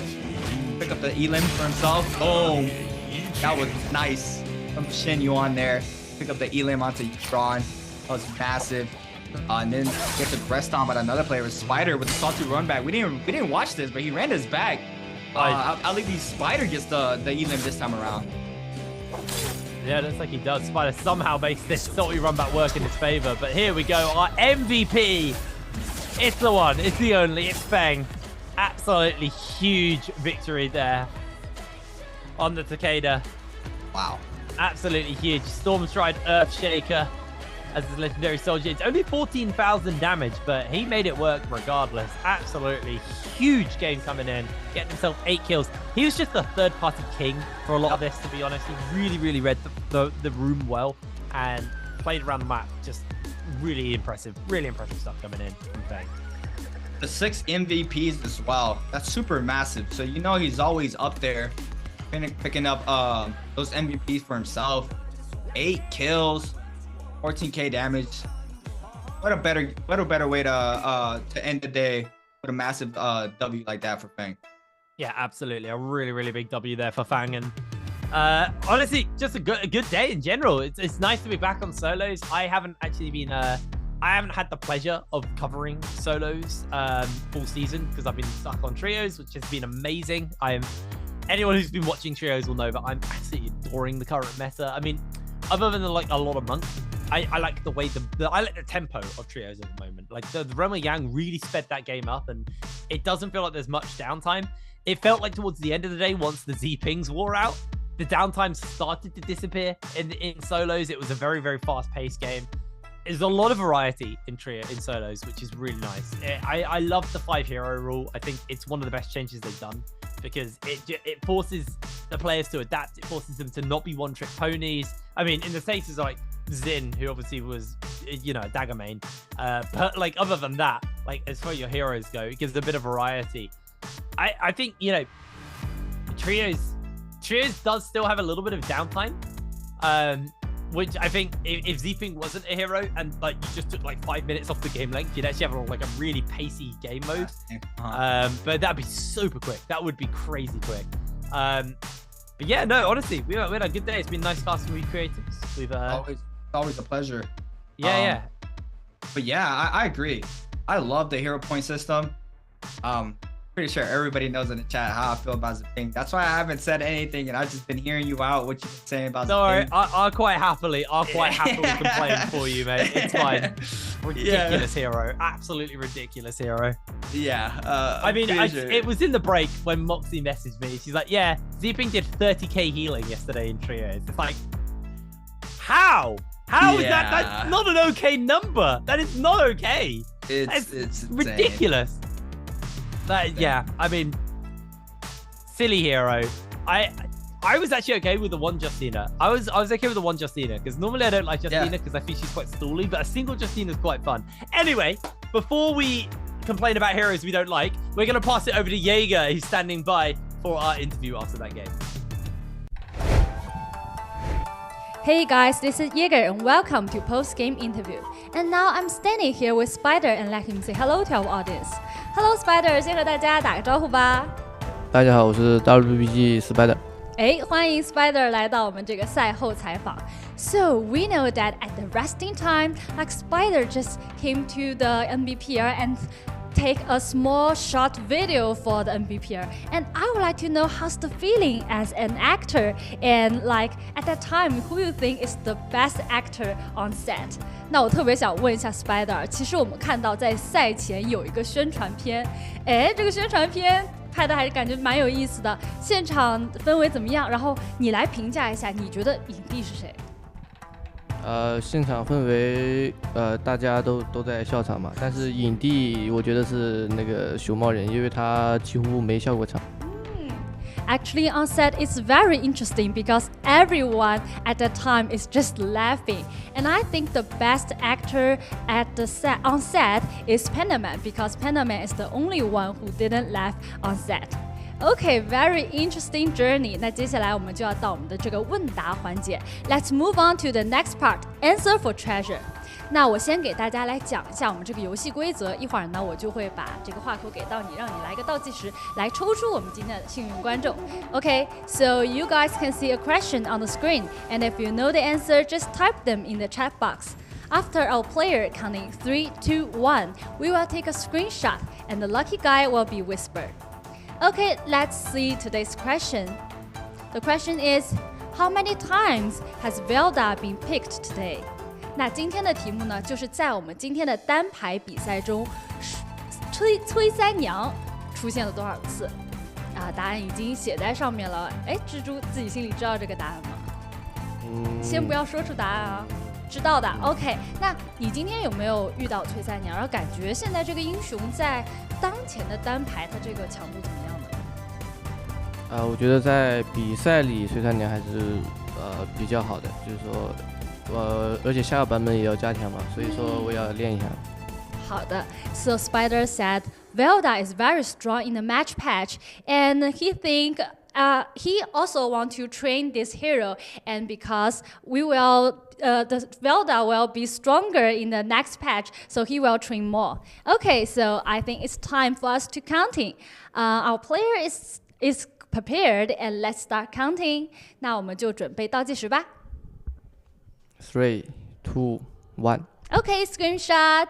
Okay, pay attention to your mailbox. It's time for us to find out the correct answer. 那我们接下来就要去揭秘一下今天的正确答案到底是哪一个呢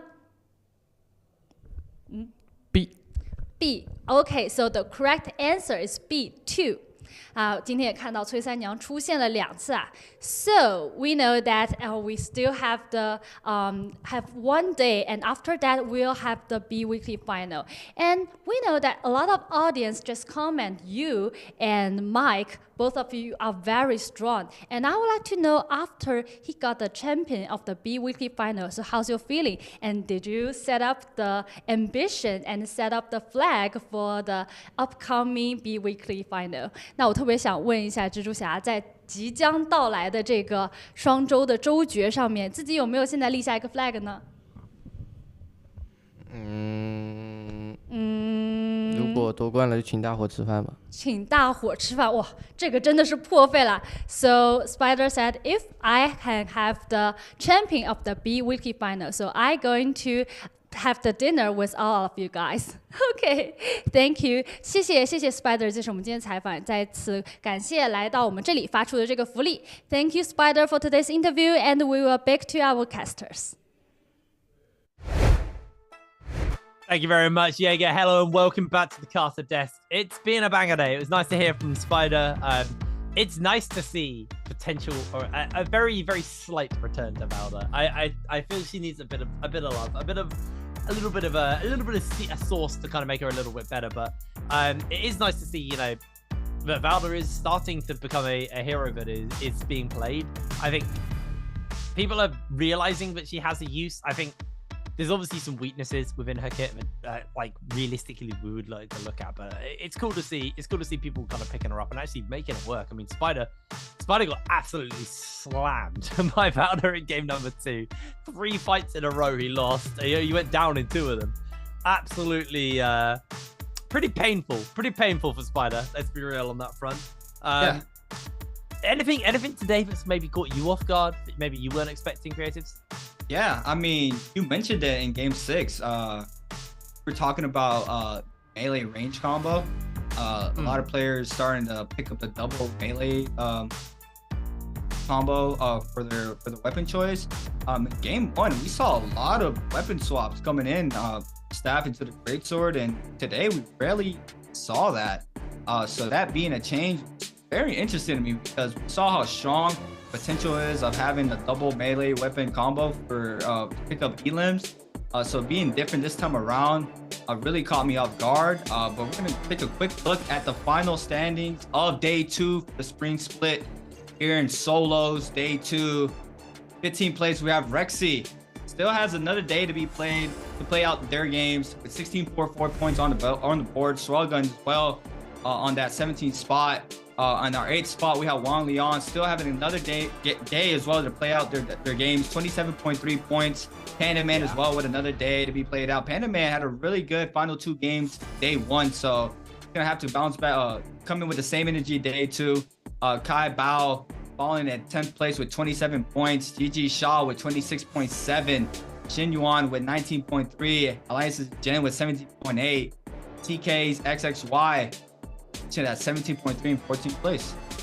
I feel like Shin Yuan might be my player to watch going into next Thursday. Not because I think he's going to win it all, but because I think he could genuinely be a player who will qualify to the bi-weekly final. But not only that, I think he's got some real potential. This guy really has some serious potential. But as you can see, KLA right now, Feng, after that win, did qualify himself in the top 8. He is done though. And all of the people below him, the bottom next 8 on the table, all have to play tomorrow. Oh, sorry, on Thursday. So he might not make it to bi-weekly finals. He might not have had quite enough of a performance. We'll have to find out though. Mike is the only person on the top end of the tables right now who hasn't played all of their games. So that's a scary fact for everybody. Yeah. And it is Mike. So expectations are Mike may just show up. But then again, he could have what Spider had today and a bad day. That is also a potential option. But this is for tomorrow's games on Sunday. We'll be kicking it off with Morris going to holler off. Morris, holler off. Morris. This is going to be our trios games between groups A and C. Very excited to see how these do shape out. Trios, honestly, if you haven't been watching trios and you've been watching solos, make sure you go over, because trios have been so phenomenally fun at the moment. They are really explosive games. It is constant action. It doesn't feel like you get a moment to rest. It doesn't feel like there's any like waiting time. You just have constant action always. It's so much fun. So I'm really excited to see, you know, more trios action coming up on Sunday, and that'll be the last games for some of these teams this bi-weekly until the finals as well. So they've got a little bit of downtime potentially to kind of plan and plot. And I'm curious, you know, for the teams who play on that tail end of the season, because they play the early part of the bi-weekly and then they miss a week effectively. So some teams don't get to play. They only play like once every 2 weeks because they don't qualify for bi-weekly, so they don't make it. And then some teams, they qualify for the bi-weekly, but they don't play that warm-up game before, so they go into the bi-weekly maybe cold. I'm curious to see. Maybe we'll have to do a chart and see how they kind of fare on that, because I'm curious to see if some players struggle kind of warming up, going straight into the bi-weekly, where someone else has played 2 days earlier and has a little bit more on-stage time that week and maybe feel a little bit more warmed up. Regardless, that'll be a solo project of mine. I don't think it's necessary. But yeah, it's make sure you do tune in for those trios tomorrow, because they're really good. Trios have been super fun, apart from the amount of monks. I personally haven't been able to catch any trios, so trios is such a battle. I'm definitely gonna catch tomorrow, because I'm very interested to see how the meta is now. I haven't caught any trio games. All I remember was from last season, so yeah, I'm very interested to see like what the picks are. Have not seen anything, like I stated. Want to see how the fairs are being played out, how different it is from NA. Because I do watch NA when the boys do play. Because I personally don't play trios, but when the boys do play trios, I do see how some of the comps are being played out. I think I might have spotted like standard Transformers comps still in the mix. The Sean Monk. Yeah, that's one of them. And then the other one you have what we're now coining the Pacific Rim comp, which is the Mecha Monster, where you have like Monk and Farah. And then normally that's where you run your Tammy as well, so you have like the Sandstorm for a bit of safety. It's just maximum monk protection. Make sure you join in for that. You'll probably see it tomorrow on Sunday. Anyway, for us here, that is us done today. Thank you very much for joining us for the NBPL. We'll be back tomorrow with our trios game. So until then, good night, good morning, and we'll see you later.